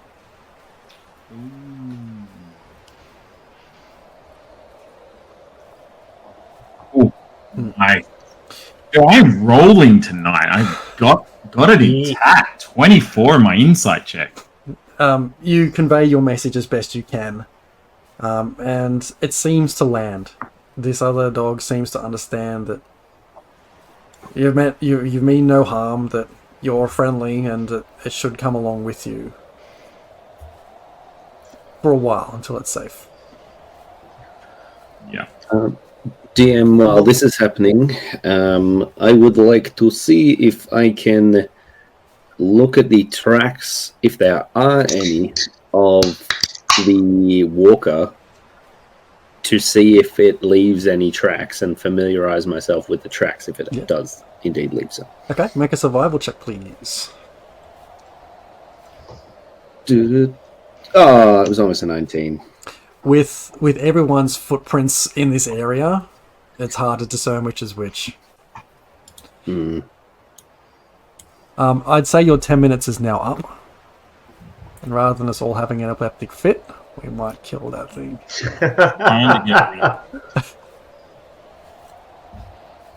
Now there's two of them. Yeah, the DM's got to get rid of them. Alright, why don't we take a 10-minute break there, folks, and come back at the next leg of where you guys go next. Okay. During that, can Beatrice identify the small vial for me? Okay. Yeah. All right. Yeah, sure. Back in 10. Awesome. Bye! Thanks so much for sticking with us. If you missed anything, our VOD will be available after we finish up the broadcast, or over on our YouTube channel next week. If you like the kind of chaos we sow, be sure to hit that follow button and subscribe. We love to see those numbers tick up, and we appreciate every single one. You can also find us on Patreon, where we post one-shots and insights into our campaigns and streams. and check out our podcast available on Spotify and everywhere you find good podcasts. As always, we love your feedback. Drop us a comment or join our Discord and roll with the Raging Rolls.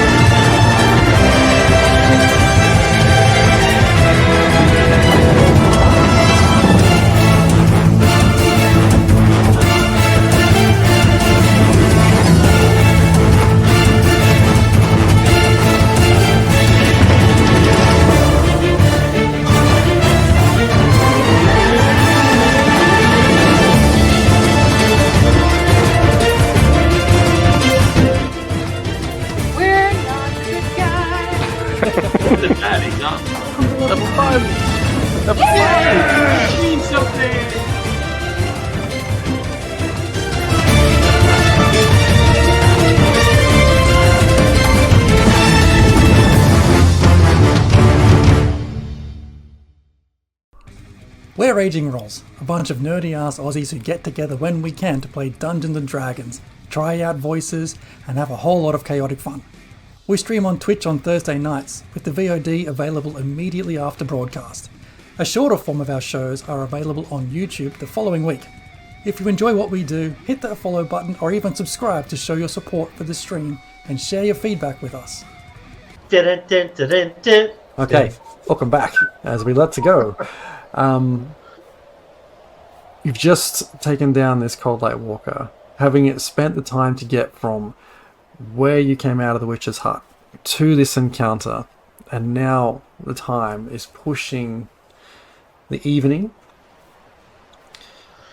Stars are starting to appear overhead. The wind is not as strong as it was earlier in the day, but it's still ever present. It's still there. The snow continues to fall, and that respite you had earlier from when it felt like the wind and everything had just stopped, it's gone.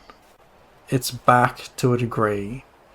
Not as much as it was, like I said, but it's there. The snow and the oppression of the darkness and the cold is just surrounding you. Oh, Jesus Christ. What was the potion that I asked Beatrice to identify? It's called Gleam. It's Glee or Gleam? Glean. Glean. Beatrice said she first encountered this in the fight pit den. Oh, it's drugs. And Identify gives you all the stats for it too, doesn't it? These guys drug runners. Just not that it's cursed. Just not that it's cursed. So no spoilers. No, it's okay. Sly doesn't do drugs. She's a very upstanding citizen. I will find it. She learnt about how bad drugs were for her by there was a van that went around to the local schools, and she was talked to by a giraffe puppet that told her happy and healthy. You pretty very much happy are healthy. on drugs. Sorry, I must apologise. It's not called Glean. Giraffes. It's not called Glean. It's called Gaze. Gaze. And I think Is that like the sticks you were talking about earlier? No, don't worry. So I just We're not dropped getting one. cancelled tonight, Dave. I just dropped one into your inventory, Sly. What do? Ooh. I don't immediately take it. I'll read it. It says, derived from the mochachoca plant, Gaze is a herbal supplement that offers those who partake a broadened view of the world, as well as hyper-focus on the specifics of it. When the tincture is applied to a creature's eyes, they receive +5 to initiative and +5 to any ranged weapon attack rolls for 1 hour. Mm-hmm. Yes, but those after effects. After Gaze wears off, the creature must succeed on a DC 18 con save, On a fail, the creature enters what is known colloquially as a gaze haze, suffering 1 level of exhaustion, which can only be abated by applying more gaze or having their withdrawal cured, as in cure disease. I mean, that description is doing it by itself. I mean, Yeah. it's got gay haze and it's exhausted and the only fix is more gaze. I mean, Sly is a lesbian, so... I'm talking about visualizing. Guys, a G-A-Z-E. Got you. That's what I can see the confusion. Alright. So, do you guys want to keep kicking on? It's about 16 miles to town, or 16, kilometers, because we use proper measurements here in Icewind Dale. We use the god's distance. The god's distance, exactly, Jorgen. Or do we want to bump down here? 16 hours travel? On foot, Only if with you move... your snowshoes, it would be about 32 hours. No, sorry. 20 hours. I mean, we've got a little bit of cover here. There's, the rocks and everything all around us, and it's not the worst place. Plus, we've got some fish gear. I hold up the bottles of fish gear that I found. We could, just chill and have a chat and rest. We don't get the sense that earlier, before we entered that combat, that the hills were watching us. Don't get that creeped out sense anymore. Less so. Make a insight check. Guidance. Insight check on the hills. I Inside can't against nature. roll for me. I'm rolling for the Fists of Bremen. What? Ugh, hold on. I'm just going to roll a d20 and we see what happens. Yeah, cool. 18. Sufficiently high. Incited. Yeah, like everything feels like it's returned to a bit more natural state right now. I should also probably mention, DM, my passive insight is a 17. Not a 19? No, my passive insight is 17. Oh, insight, sorry. Perception. Yeah. Okay, good to know. You also pick up that things have returned to a bit more of a natural state. It'll get us... Do we want to make like a little dugout, or we're just going to go up against a rock, put up a sheet and stuff?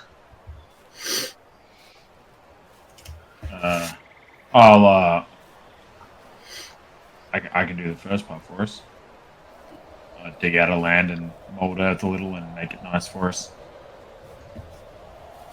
Luxury. Hey, what do you reckon about that, doggo? And look over at the dog. It walks up next to the... like getting out of whatever kind of elements it can and just curls up. I'll use a bit of druidcraft and mage and mold earth to like build us a little bit of shelter from the cold, not too much, and then I'll put a bonfire in so that we've got some warmth. And it's very crude. Okay. Cool. Set up the cooking stuff and try to use some of the beef rations and stuff like that and make like a stew. Soup. It's awful. It's not very, very good, but it's warm. Okay.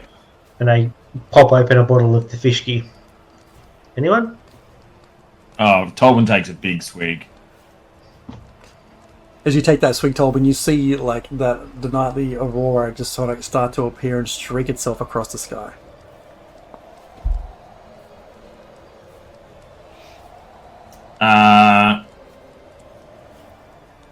I pointed out to everyone else and just shaking my head at it.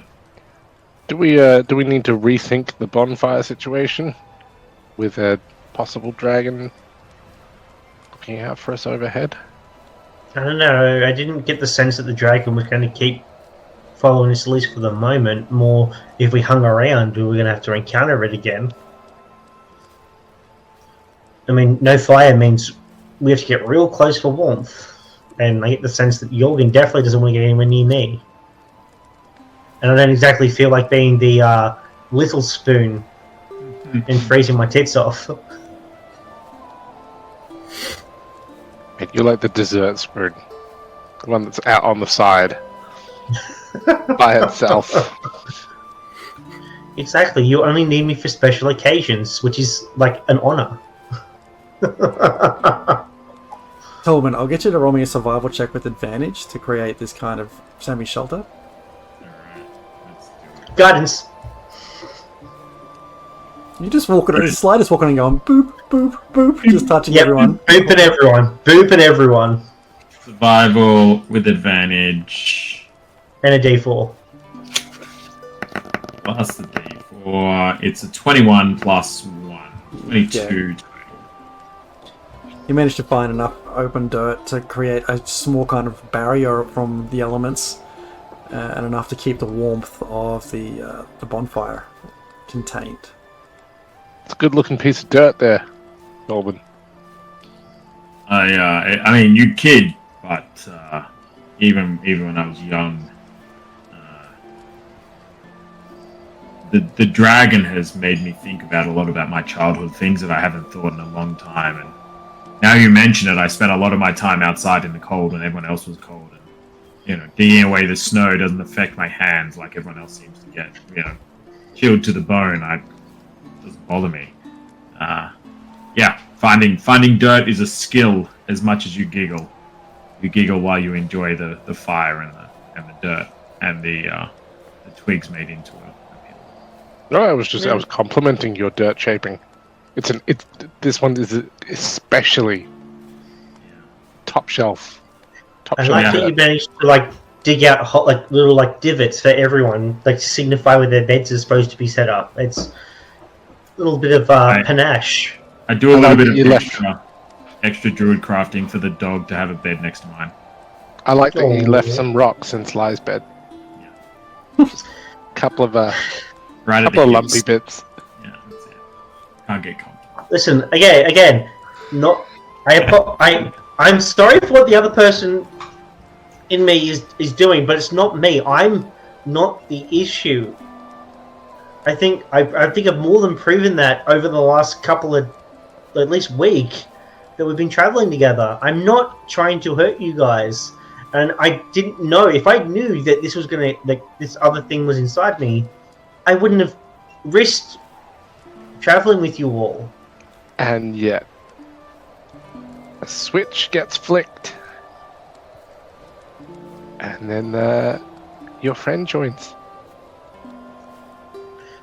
And your friend is unpredictable. And a liability, which makes you a liability. Well, do you want me to go? Is that what you want? We want to be able to trust you, Sly. That's what we want. We want you. We want to be able to trust you. But you have to understand, you have to appreciate that in the blink of an eye, you can try and throw one of us off a cliff. How many nights of sleep and safety are how do we keep ourselves safe when there's a 50-50 chance that you're going to murder us now? What if we talk to her? I mentioned this to Beatrice the other night. If we summon her or bring her forth and talk to her and make a deal to not fucking murder us, and help us, because otherwise I don't know what else. I mean, I'm not an exorcist. I think maybe when B's not, snoring and drooling in her and creating a pile of, I didn't know she was going to have an entire bottle to herself. Well, she passed out in a pile of ducks. All the ducks are wasted. Her bed is just ducked down. Yeah, absolutely. There's a very unhappy duck that's just plucked. And same with Zane. When Zane is when Zane's around, I think that's the best option when he's feeling 100%. Because look at him, he's snoring there as well. Clearly not 100%. Yeah, he's been very quiet all day. I'm pretty sure he just wanted to murder me the entire time. It's the only vibe I got from him. But I'm serious. Like I mean, maybe we should place bets on who murders you first. Let's not do that, because I prefer like nobody murders me first. Deadpool. Trust me, you don't want me to become anything like a Deadpool. Like, my father was like that. He's an incessant, fucking narcissistic talker all the time about himself and his exploits and how funny he was, and I don't want to be that person. I'm my own person who seems to have another person inside of them as well. I mean, feels like you're not your own person yet. But look, you have to, if you can see from our side where you've been a valuable part of the team, Sly, since you've come on board. Right? And it's not about proving yourself, it's about ensuring we don't die. What I wanted into the other day when you weren't yourself, when you were her, like, that was a lot. What's going on there? It's how do we help keep her? I mean, is she in there now? Can she see what you see, hear what you hear? When you switch places, do you know what's going on, or DM? Make an insight. Is he like dead to the world, or is he like riding along shotgun? And who's making the insight check, me or? No, Dan. Slow. You pretty insightful. 12. Oh no, sorry. Plus a lot. You feel that presence there more and more, like it's just sitting in the back of your mind. Like it's not as though it just disappears for a while. I feel the presence there more and more. Like it's just there in the back of my mind. And it's kind of the same. I see some things through, like, it's almost like I go to sleep, but I kind of remember bits and pieces, like having a dream when she takes over. I mean, she came through this time, like, just earlier, but she didn't attack you guys, even though I mean, the thing she was saying to her back when I knew her, it would have been really bad. I mean, is that because she's mellowed, or is that because there's 5 of us, 1 of her? Where? I once saw her take out. Sorry, this fishky. No, I once saw her take out, I mean, almost an entire platoon of Glazobrew demons by herself. She's pretty powerful. I mean, she's the one that did this. It took me 10 years to get out of her grasp, and she's still here.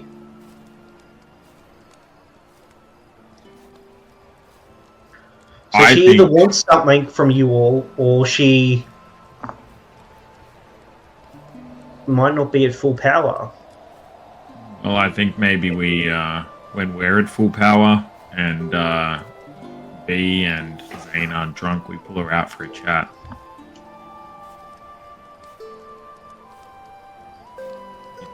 You think that is suitable? We'll just don't hurt her/me, because if she gets hurt, it is me. We won't. Oh, look, we won't throw the first punch. We'll cast the first spell.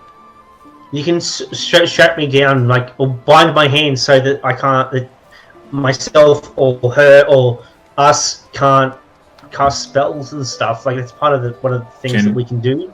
Can any of the team telepathically speak? I can. Great. Or Beatrice can, but Beatrice is currently knocked the fuck out. Well, if Beatrice can have a chat telepathically with her, and we can bind your body and gag your mouth. And when you're bound and gagged, we can gaze into you, penetrating you with our gaze. And yeah. I have an idea. We can also tie you to a stake and set that on fire. Jorgen. And then get you to talk. If you're into that sort of candle stuff, that's up to you, Jorgen. But yeah. Look, I think if we're worried about the power she wields, then let's take away the resources she has access to, and B can go mind to mind with her. B's powerful. We underestimate B. I think maybe that when B's at full power, we bring her back, and you do your best to keep her at bay. We find out what's going on here. You're only just realizing how powerful she is. I mean, I've seen this since day one. I'm saying this, and she's not even here. Anyway, also, just so you know, there's a very high probability that I look down into the bottle. She definitely is listening to what we're saying right now. Yeah, that's fine. I mean, we're not surprising her. It's not a trick. We want to chat with her, and we want to do it in a way that's safe for us. If she's as powerful as you say, then this is the minimum that we should be doing. If you're in there, my Lorna, the moment you pull dicey stuff, you lose your vassal, your host. Sly, make a wisdom save with disadvantage. Oh, disadvantage! You've had a whole body of history. As soon as it was addressed, I was like, oh no, what's the DM gonna make me do now?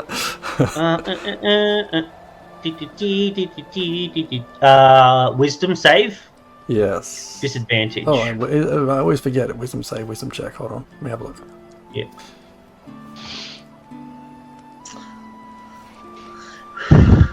It was a wisdom saving throw. The check? Yeah, wisdom check.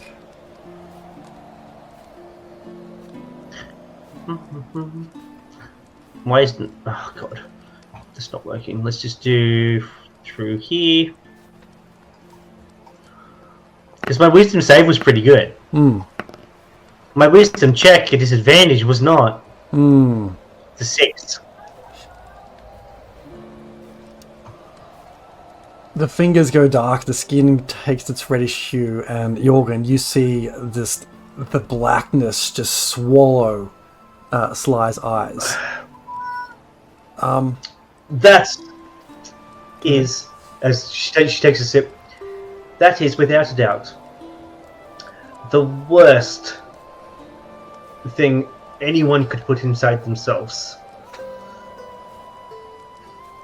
You were saying, Jorgen? Hello there.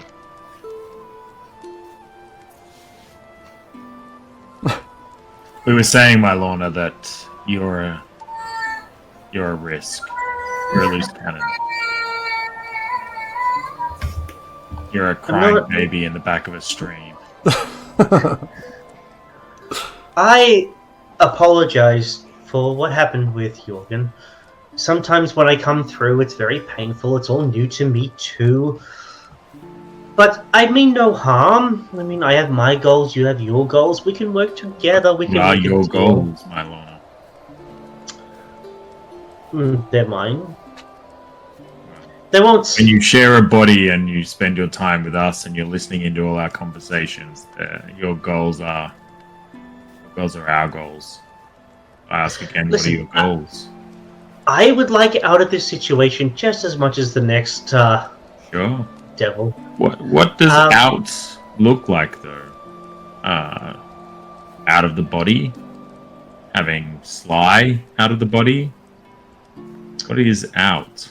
I mean, whatever works best for me. I mean, where I'm from, it's hot all the time. Everything smells. I mean, have you ever spent an eternity in a realm plagued by war and it always smells like farts. It's not a pleasant experience. And, you know, maybe I, at one time, was banished from the realm and I wasn't able to recorporealize here without assistance, hence this fabulous body. But, you know, there are ways around that, and you know, I just want to be free to do what I want to do, just like everyone else. Thank you. Just drawing. Is it? Sorry, Jorgen, you're breaking up there. You a bit intimidated. I promise you, I'm not going to hurt you again. No, I just think it was pathetic how easy we prodded and bamf, you're here. Well, I prefer to do things on my own terms and not on others. I mean, you never heard of The Art of the Deal? It was a very successful book written by Drump, I think his name was. He's a pit devil. My Lorna, if you've taken your skills and training and learning from The Art of the Deal, then you're a fool. And we need not worry about it. Oh no! I just took the bits that I liked and make sense.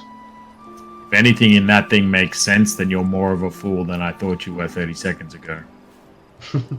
My Lorna, you live in a world, an eternity where everything smells like farts. And I pick up like the bud of a flower that we found under the snow when I was making the beds. And I use Druidcraft to make it bloom in my hand. My Lorna, we live in a world where nature is here, life is here.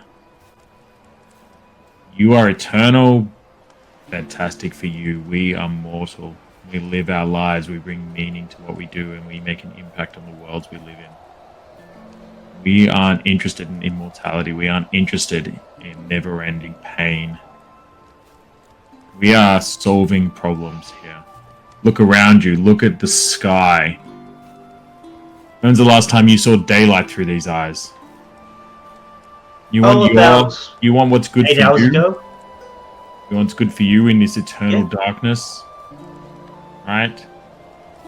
I want the ability to choose my own path and make my deals and do what I want to do, gain power, whatever you mortals enjoy doing so much. Absolutely, but for the moment, you're basically a bag on the back of a pack mule. Right. Yeah, my Lorna, I don't think we're interested in what you want at all. Goodbye. I'd like to talk to Sly now. DM, I'm wondering if what the impact of dismissing her might be. Sly, given how easily we were able to sort of prod and draw her out, I'm wondering how easily they're also dismissing her. And Sly is but a means to an end, Jorgen, and she has no real say. After she came into my service, she became mine. Well, that sounds like slavery. You can go now.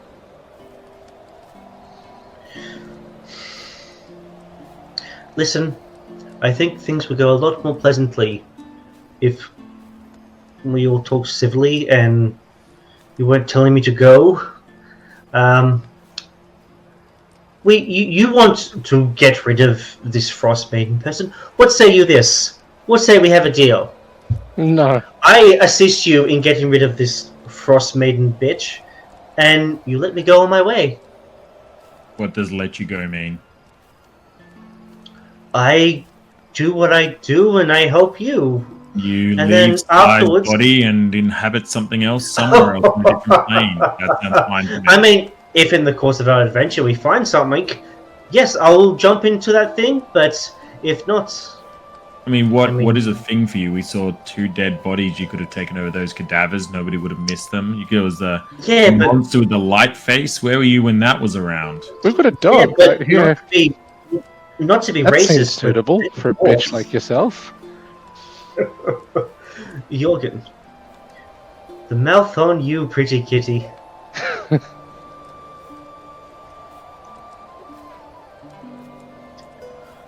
My Lorna, this is slow steps forward. What the immediate problem we have is that we want to sleep. We need rest. This cold is getting colder. From what I can tell, the color of the auroras are getting darker, and I think the Icewind is taking a greater hold. We're not doing enough quickly, and her power seems to be growing. We need to rest. We need to rest knowing that you're not going to slit anyone's throat in our sleep. I promise on the archdevil Asmodeus himself, you have my word. I will shake your hand and make a deal. I will not cause nor allow harm to come to any of your pretty little heads. Whilst you sleep, I'm more than happy to stay up and take the first watch. But this is a devil's bargain. I am like I flick my hand and a little contract folds out that shows that like exactly what I had said. I create bonfire at the bottom of the bit of paper. Yeah, but Beatrice is going to be like, oh, Beatrice is like, I would sleep. But hearing this, you know, I awaken and I have some qualms, to put it mildly, about how you, dual personage, have come into our midst and you have said, "Oh, trust me, I'm on your side." And there is this backstabbing treachery. It matters not to me whether, you know, there's this Mylorna or there is this Sly. The fact of the matter is that you, as your entity, have requested that we trust you, and you have betrayed us. So no, Beatrice is not going to accept, I'm talking about myself in the third person now, is not going to accept any contract on your behalf, and I think that would be quite a deal breaker for me continuing on this journey, because I make no deal with no devil. I invite no further treachery, and I would beseech my party to consider the same. Thanks so much for sticking with us. If you missed anything, our VOD will be available after we finish up the broadcast, or over on our YouTube channel next week. If you like the kind of chaos we sow, be sure to hit that follow button and subscribe. We love to see those numbers tick up, and we appreciate every single one. You can also find us on Patreon, where we post one-shots and insights into our campaigns and streams. And check out our podcast, available on Spotify and everywhere you find good podcasts. As always, we love your feedback. Drop us a comment or join our Discord and roll with the Raging Rolls.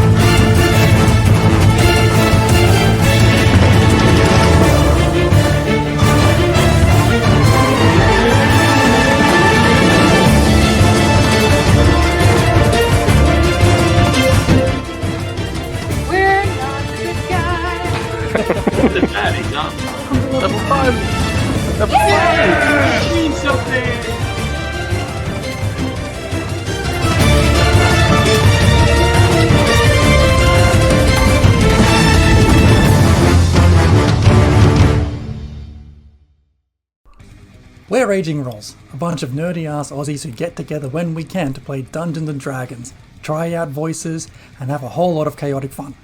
We stream on Twitch on Thursday nights, with the VOD available immediately after broadcast. A shorter form of our shows are available on YouTube the following week. If you enjoy what we do, hit that follow button or even subscribe to show your support for the stream and share your feedback with us. What's going to be the next thing? Who's going to be the next one who's shoved off a cliff? Are you going to put your lives at risk? Where do the lies end? How can you be sure you will be safe? Look at the rest of the party. I explained something. You know what I am. It's only new. This coming to this realm. Sometimes there are some teething pains, but I seem to have the handle of it down now. You did I it offered 2 a days deal. ago. No, I would rather not. Now I do. Well, Sorry. You go back to sleep. Walk away. she goes back to sleep. The Well, moment of I mean- drunken lucidness disappears as she falls back over into her drill pile. I mean, it need not be with the entire party, only but one of you. We do I not promise- make deals. Not Not of I'm your like,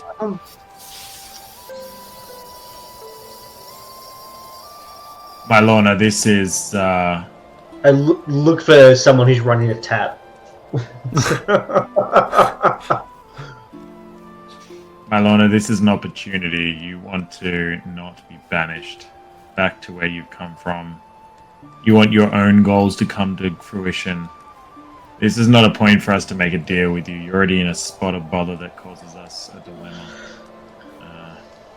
We like Sly, but I won't risk the lives of the rest of the party for Sly. Nor would I risk anyone individually for the lives of the entire party. You want to keep your... Here's the deal, my Lorna. You want to keep yourself in this realm. You want to not be stuck back at the place that smells like farts. You're going to have to keep yourselves in check. You want to You keep your head? yourself Sly. You'll only keep your head with your levelness. Jorgen is begging for a chance to take it off in your sleep. You know what? I like this deal. And to tell you what, I'll throw in a freebie. This evening, I won't make you sign a deal or anything like that. I will keep watch over you as you rest your heads. And check. Fuck no.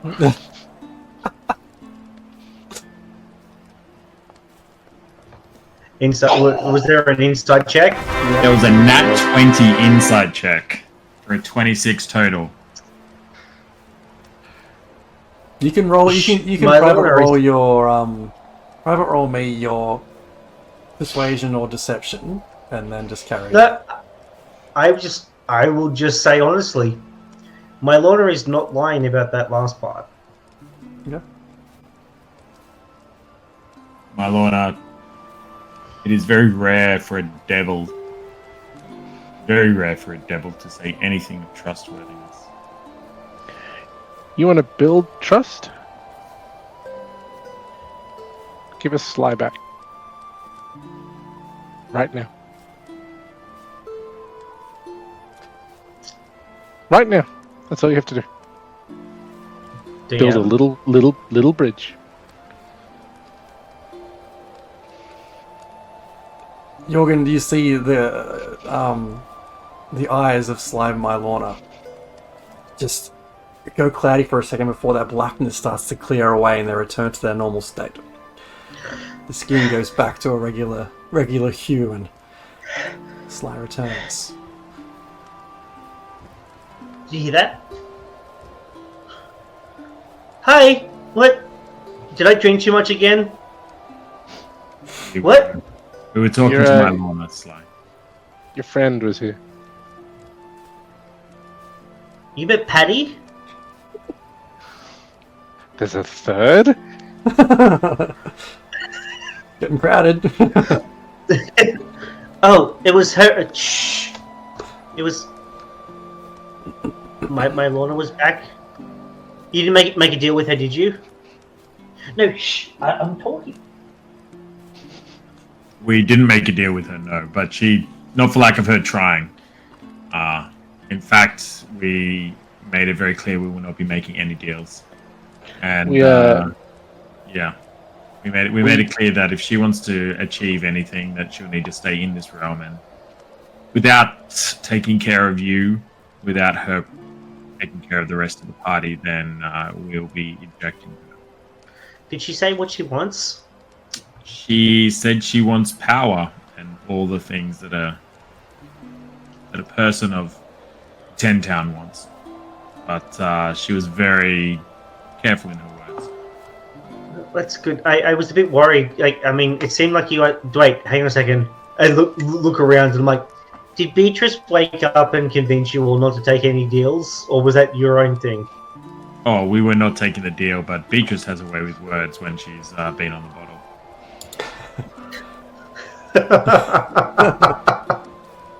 Yes, she does. It was surprisingly easy to call her forth. It's less easy to send her back.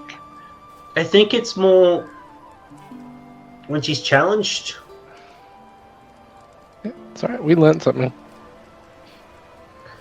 But you guys aren't gonna let her. Just wait. You guys aren't gonna let her take me, right? No, it sounds like she's gonna come along for the ride for a little bit. Yeah. But and I think she realizes she needs to be a bit of a passenger. Yeah. If she wants to keep her head. Your head. My head. Yeah. She needs you alive, and that means staying in her box. We can get. No, I'm talking to them. Just give me a second. I can use that some leverage. Find out what she's after. Because one thing I do know is that she's got the same ping in her head as I do. Ping. Yeah, that is not comforting for me to find out that she also suffers that. Look, let her know that we are not going to do anything rash for the moment, but it's 5 versus 1, and as powerful as you might say she is, that she's not quick enough to take us all down. Well, no, she only gets 6 seconds for her turn in combat, so... Absolutely. Look, and that doesn't account for a surprise round when she's asleep. It's a two-way trust game here, Sly. My Lorna doesn't want to end up dead. She wants to do her thing. They want to do their thing. We want to make sure that you're part of us going forward and we can trust you, but it's going to mean that for the moment, until we come up with something better, it's going to have to operate between the two of you. And it's a crap sandwich, right? But we're going to eat it and move forward for the moment. Should we make it? No. Should we make it? I think what we should do is the next time we're in a town, we go and visit a cleric and have a chat to them about how we can bind. I'm a fucking cleric, but also yes, I agree. Sly, we need a good cleric, one who's not demon possessed. No offense, but there's very few things that would identify someone as a bad cleric. And one of them would be letting themselves be possessed by a demon. I didn't let her be I didn't let myself be possessed. I was a fucking child in the hells. I once saw this picture book where if you turn the pages really, really quickly, it's like watching a film. Where they put the split personalities into a fake hotel room of the mind and have them all kill each other to bring out the final real personality. Maybe we could try that. What often Sly and my Lorna to duke it out in the brain box. Probably find out that there's Asmodan or Asmodeus or someone else in there as well. Anyway, so no, as far as I'm aware, stop. In this case, there was 7 of them in the room. I'm pretty sure it's just me and her sharing this thing. You guys also do notice that Sly's skin has begun to look a lot more red.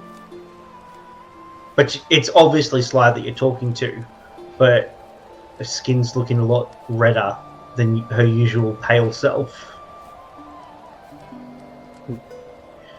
But it's definitely me.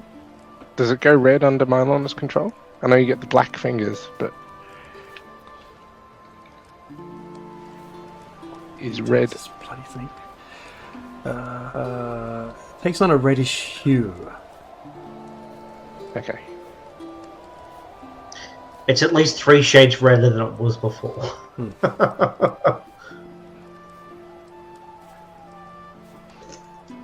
Listen, I think if she gets antagonized, she comes forward. I mean, that could be useful in a fight. I don't know, but she's probably going to be more aggressive and less focused on helping. We learnt that tonight, that if we call her on her bullshit, she seemed more than ready to come to the forefront, and was not as easily dismissed. We can't just order her back in her box. Maybe when we get to Bremen, we look for a cleric in town. Oh shit. Daniel just realising that I think the only other cleric in the town of Bremen was Impa.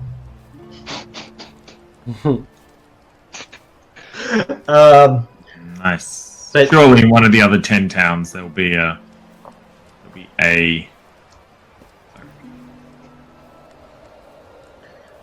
But I think if we ignore what she wants us to do for too long, it could become an issue. And then there's going to be less of me and more of her, and I prefer more of me and less of her. Yeah. If it becomes that big of an issue, there will be less of you. Probably about yay big. Please, Jorgen. Okay, this is just for me, between us as friends. Can we make a deal that you don't kill my Lorna? You mean because you'd be killing me.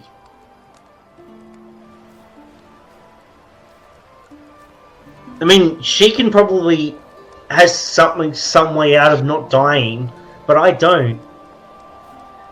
My way out of not dying is you guys, like with the dragon. Well, she just needs to not pull bullshit. She needs to not execute bullshit. I think that's just devils. It's a problem if they're going to be unpredictable and only work with us through deals. That's how devils work.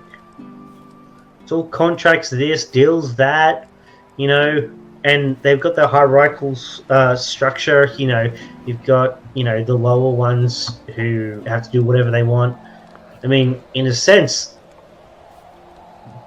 they're all kind of yearning to be free of their way their society is formed, because they have no real choice unless they can get to the next level.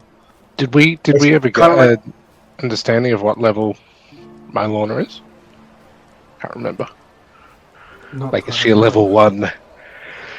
No, you got no idea who she is or what she is. Does Sly have an issue? Have an idea that where my Lorna sits in the ranking? I'm pretty sure I wrote you that in the thing, DM. Yeah. Potentially. I'd say she's like, she's more like a mid to high management.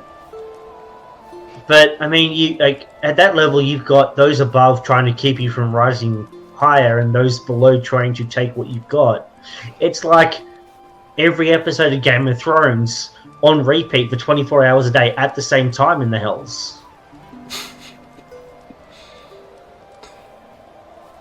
It's about this time of night, the wind starts to pick up a bit more.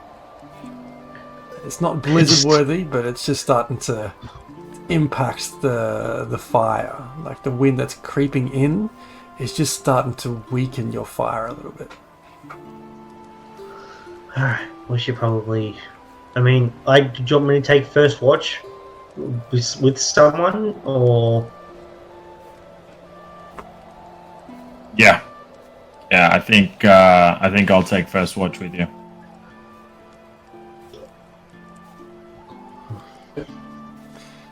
As Jorgen settles in to get I was just going to say, rest. Tolbin, if something doesn't look right, just grab my axe. Pull on his tail. Yeah. And we'll treat her like a nesting doll and find out what sits within. So as you head off to nap, Jorgen, and Tolbin and Sly take watch. Jorgen, you find sleep that comes fairly quickly. But then it feels like barely a moment later, you feel awake in a small room of a wooden house. 2 doors on adjacent walls and 2 windows next to each.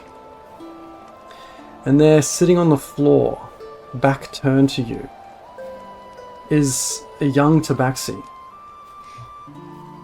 And you feel, you look at your hands, that you're much younger than your current self too. And this girl, you just hear her say, "Jorgen, come and play with me." As she sits there and you hear what sounds like this rattling hit the ground, as if she's dropped something or thrown something on the ground.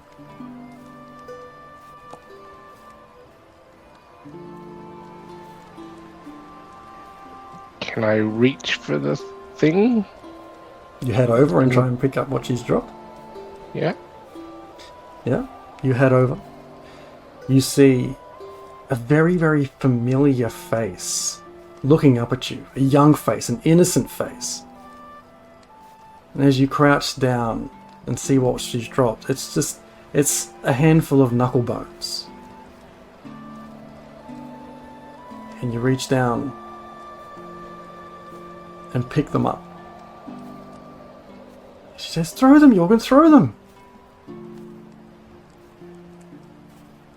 Do you throw them? Yeah. You throw them. They all scatter into different directions. She squeals with the light. She starts counting different things. She says, "I won that one." She picks them up and she throws hers. They all kind of scatter in different directions, save for one. Save for one that just lands right in the middle. Rattles around a little bit and then just starts to spin. And spins faster and faster. It picks up so it's sitting on one point and it's just spinning and spinning and spinning and spinning. That's how I know it's a dream.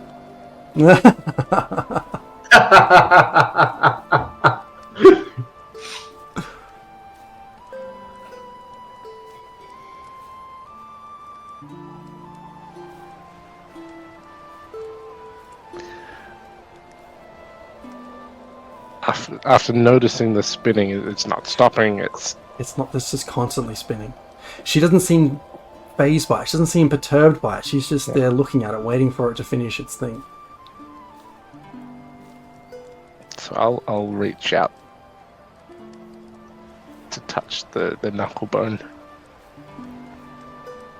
As you reach out and touch it, you catch an immediate sort of like rush of a hooded figure, kind of like just standing right in front of you before you wake up in a start. Ooh.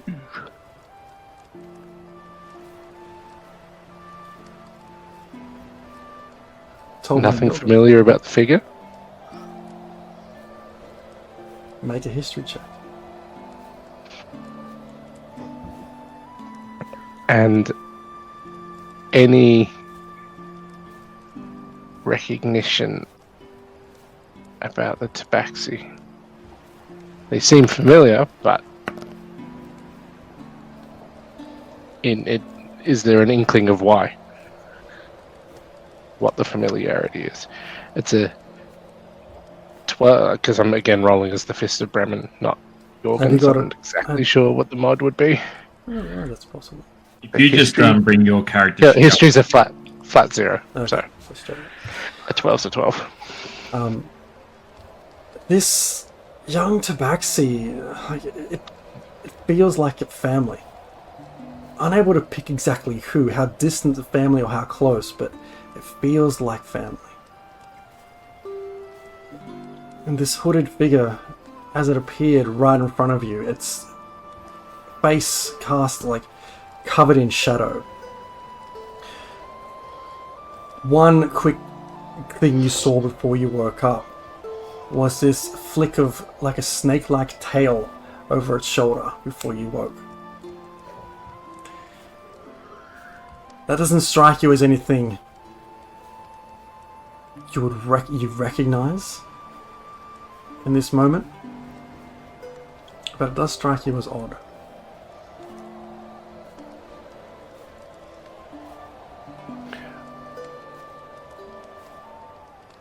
Do I also have any correlation between Tabaxi in that dream and the one in the painting in Holger's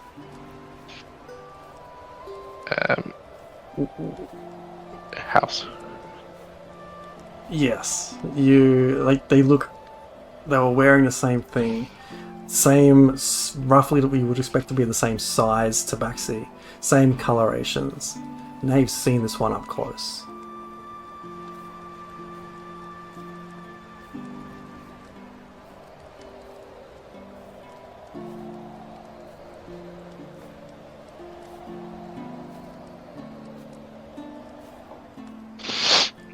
Did I fall back to sleep? Or was I startled? You startled awake. If you want to fall back asleep, you absolutely can. Has time passed when it comes to the watch? Yes. Or is it still, it's immediate? No, you didn't fall asleep and wake up straight away. There has been some time passed. I'll volunteer to take the next watch and just sort of mull that over and not able to put my finger on what that was all about.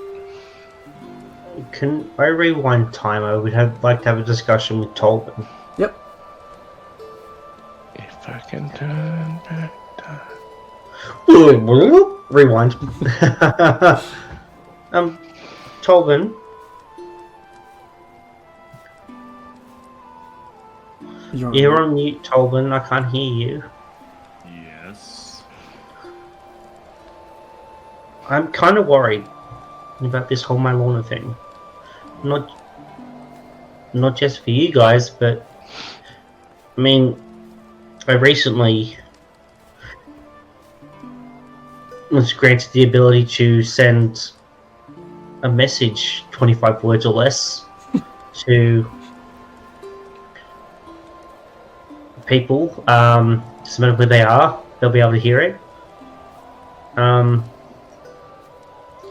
I'm here up in the frozen north looking for my family, but I'm worried about contacting them with this whole Malorna thing going on. But I also haven't heard my mother's voice for 10 years.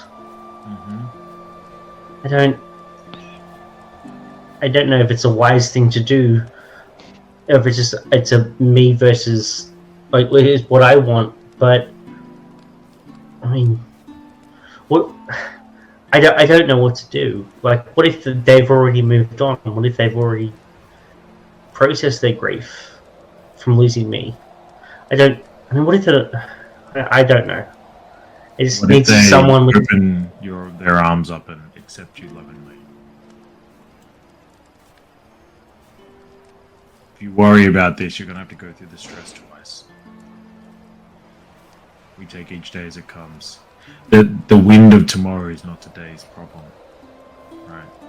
When I listen to the wind, when I hear the snowfall, it's not tomorrow's weather that I'm worried about. We just need to take that step day by day at the moment. And your family will have their decisions. You can't change their decisions based on how you feel right now, can you?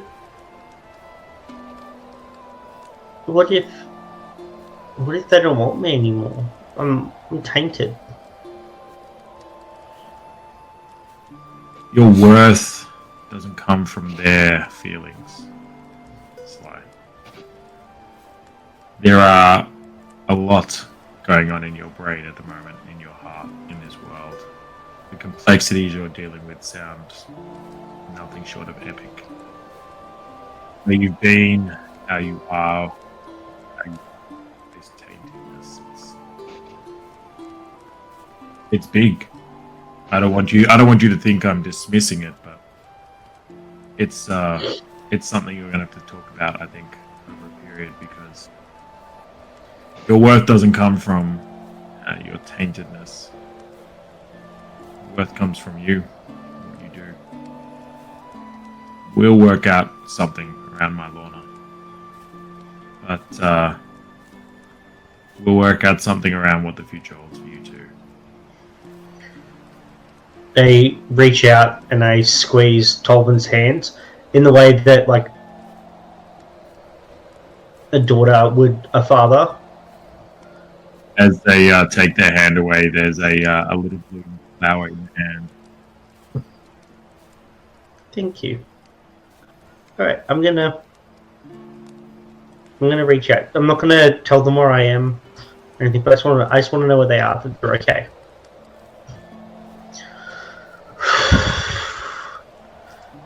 Okay. You got this. Yeah, I got this.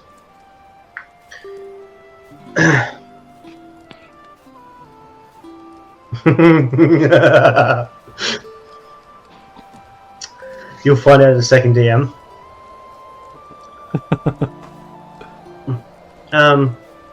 Sly pulls out a bit of copper wire from a component's pouch. And knowing she only has 25 words, she knows she has to be really careful with how much she speaks. And she just says, I'm thinking of her mum, Joy. Hi, Mum.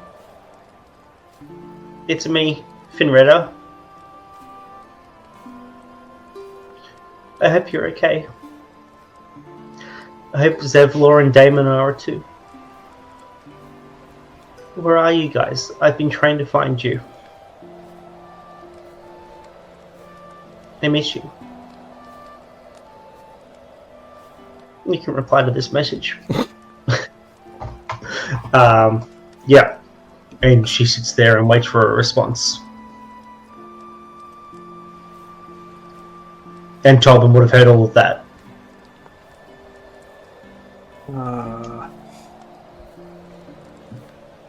It takes a little while, but you eventually hear a very like weakened woman's voice reply. And she says, Finretta? Is that you? I wish I'd thought of a better name for you, but there we go.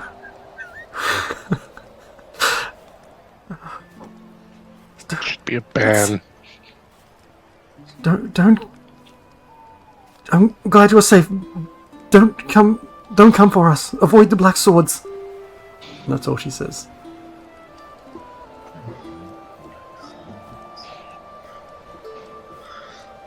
Sly immediately stands up. My family's in danger. I asked the DM not to put my family in danger, but he still did. Oh no. How many level 3 spell slots do I have? Fuck. Okay. Last one. Mum, I'm here. I'm in Icewind Dale. I'm stronger than I was. Where are you? You can reply to this message.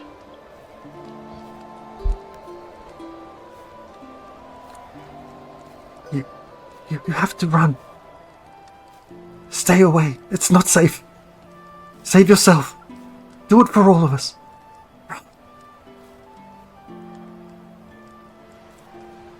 Tolbin, what do you know about the Black Swords? Have you heard anything? Black swords. Damn, I'm gonna need to make me some. Make some yourself roll history. History check.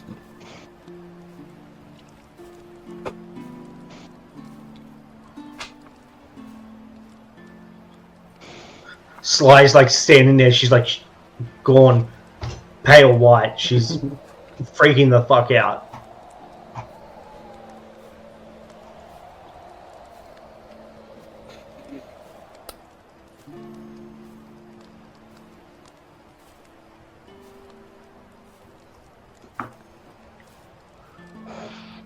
History.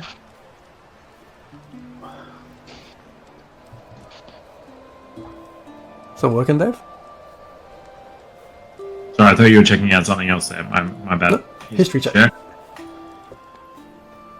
It's pretty low. It's an 8. Doesn't ring any bells. Like you feel like that name is like somewhere in the back of your mind, but you just can't quite put your finger on it. Did you say the Silver Hordes? No, Black Swords. Black Swords. And I would not have heard in the last 6 months about them at all, DM. I remember having a really good meal of black-eyed beans or something. Would Sly have been in Icewind Dale for 6 months? I can't remember. She spent the last 6 months up here. She's been here back on the mortal realm for a year, and 6 months was finding out where the refugees are going, trying to narrow in, and she finally found her family was up in the frozen north, and she spent the last 6 months trying to find them. Okay, give me a history check too, please. I will guide myself because I remember that I can do that. Nice. Dig deep. 16. 15 was what you needed. Nice. You've heard in your travels that there's rumor of a group that call themselves Knights of the Black Sword. They tend to hole themselves up in Caer Dineval.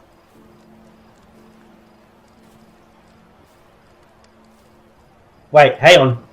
I know that name. What do I know that name from? Hang on, I'm gonna pull up the map and have a quick look because I'm pretty sure.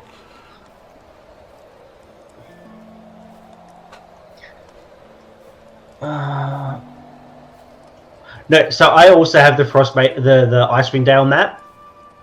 So I know I've seen. Okay, up near Lake Dinshire. Lake Lancashire. Lancashire. Near East Haven. Okay. Knowing that and everything, is the ding coming from that location?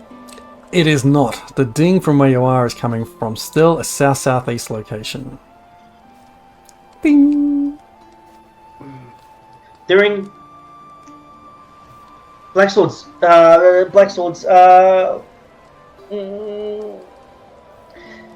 BBS, Big Black Swords. Near Dinshire, near East Haven, Caer Dineval. I know where they are. You know where they are? Yes, it took me a moment, but I can't ask you all to risk. We've got there's so much. I don't know if I can ask you all to help me with this.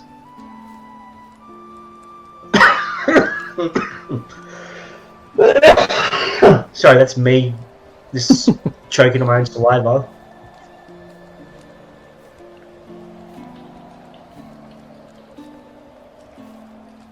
I know where my family are.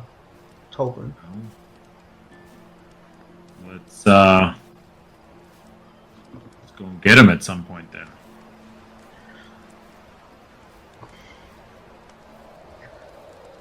Yeah. I mean, sooner the better, right? It probably can't be my annual decision. We probably, I mean, we're like kind of like a democracy sort of thing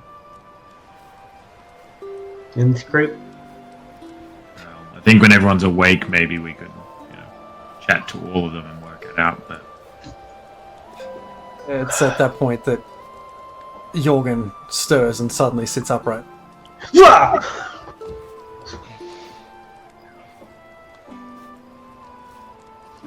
Hi.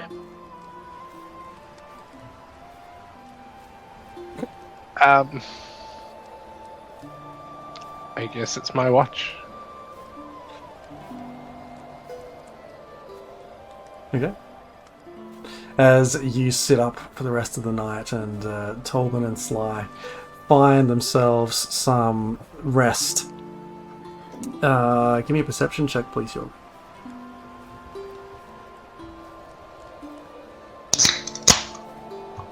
Give me a perception check, Sly.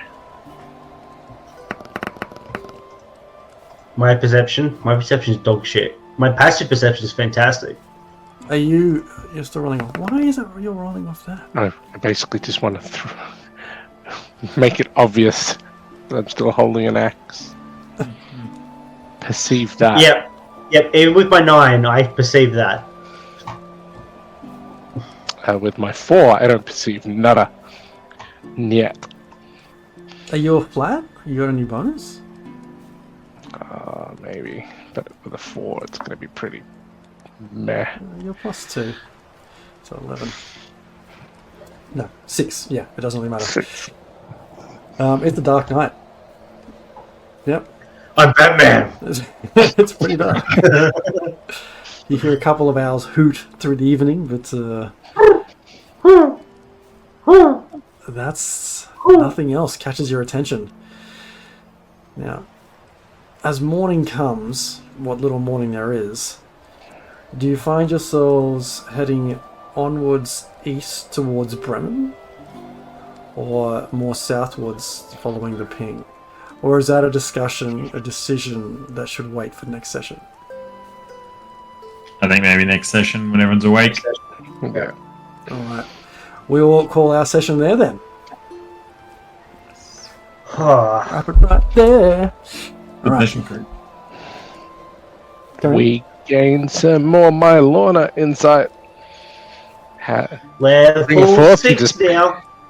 You just piss her off, challenger, and you bring her come along. And Sly fails her wisdom checks.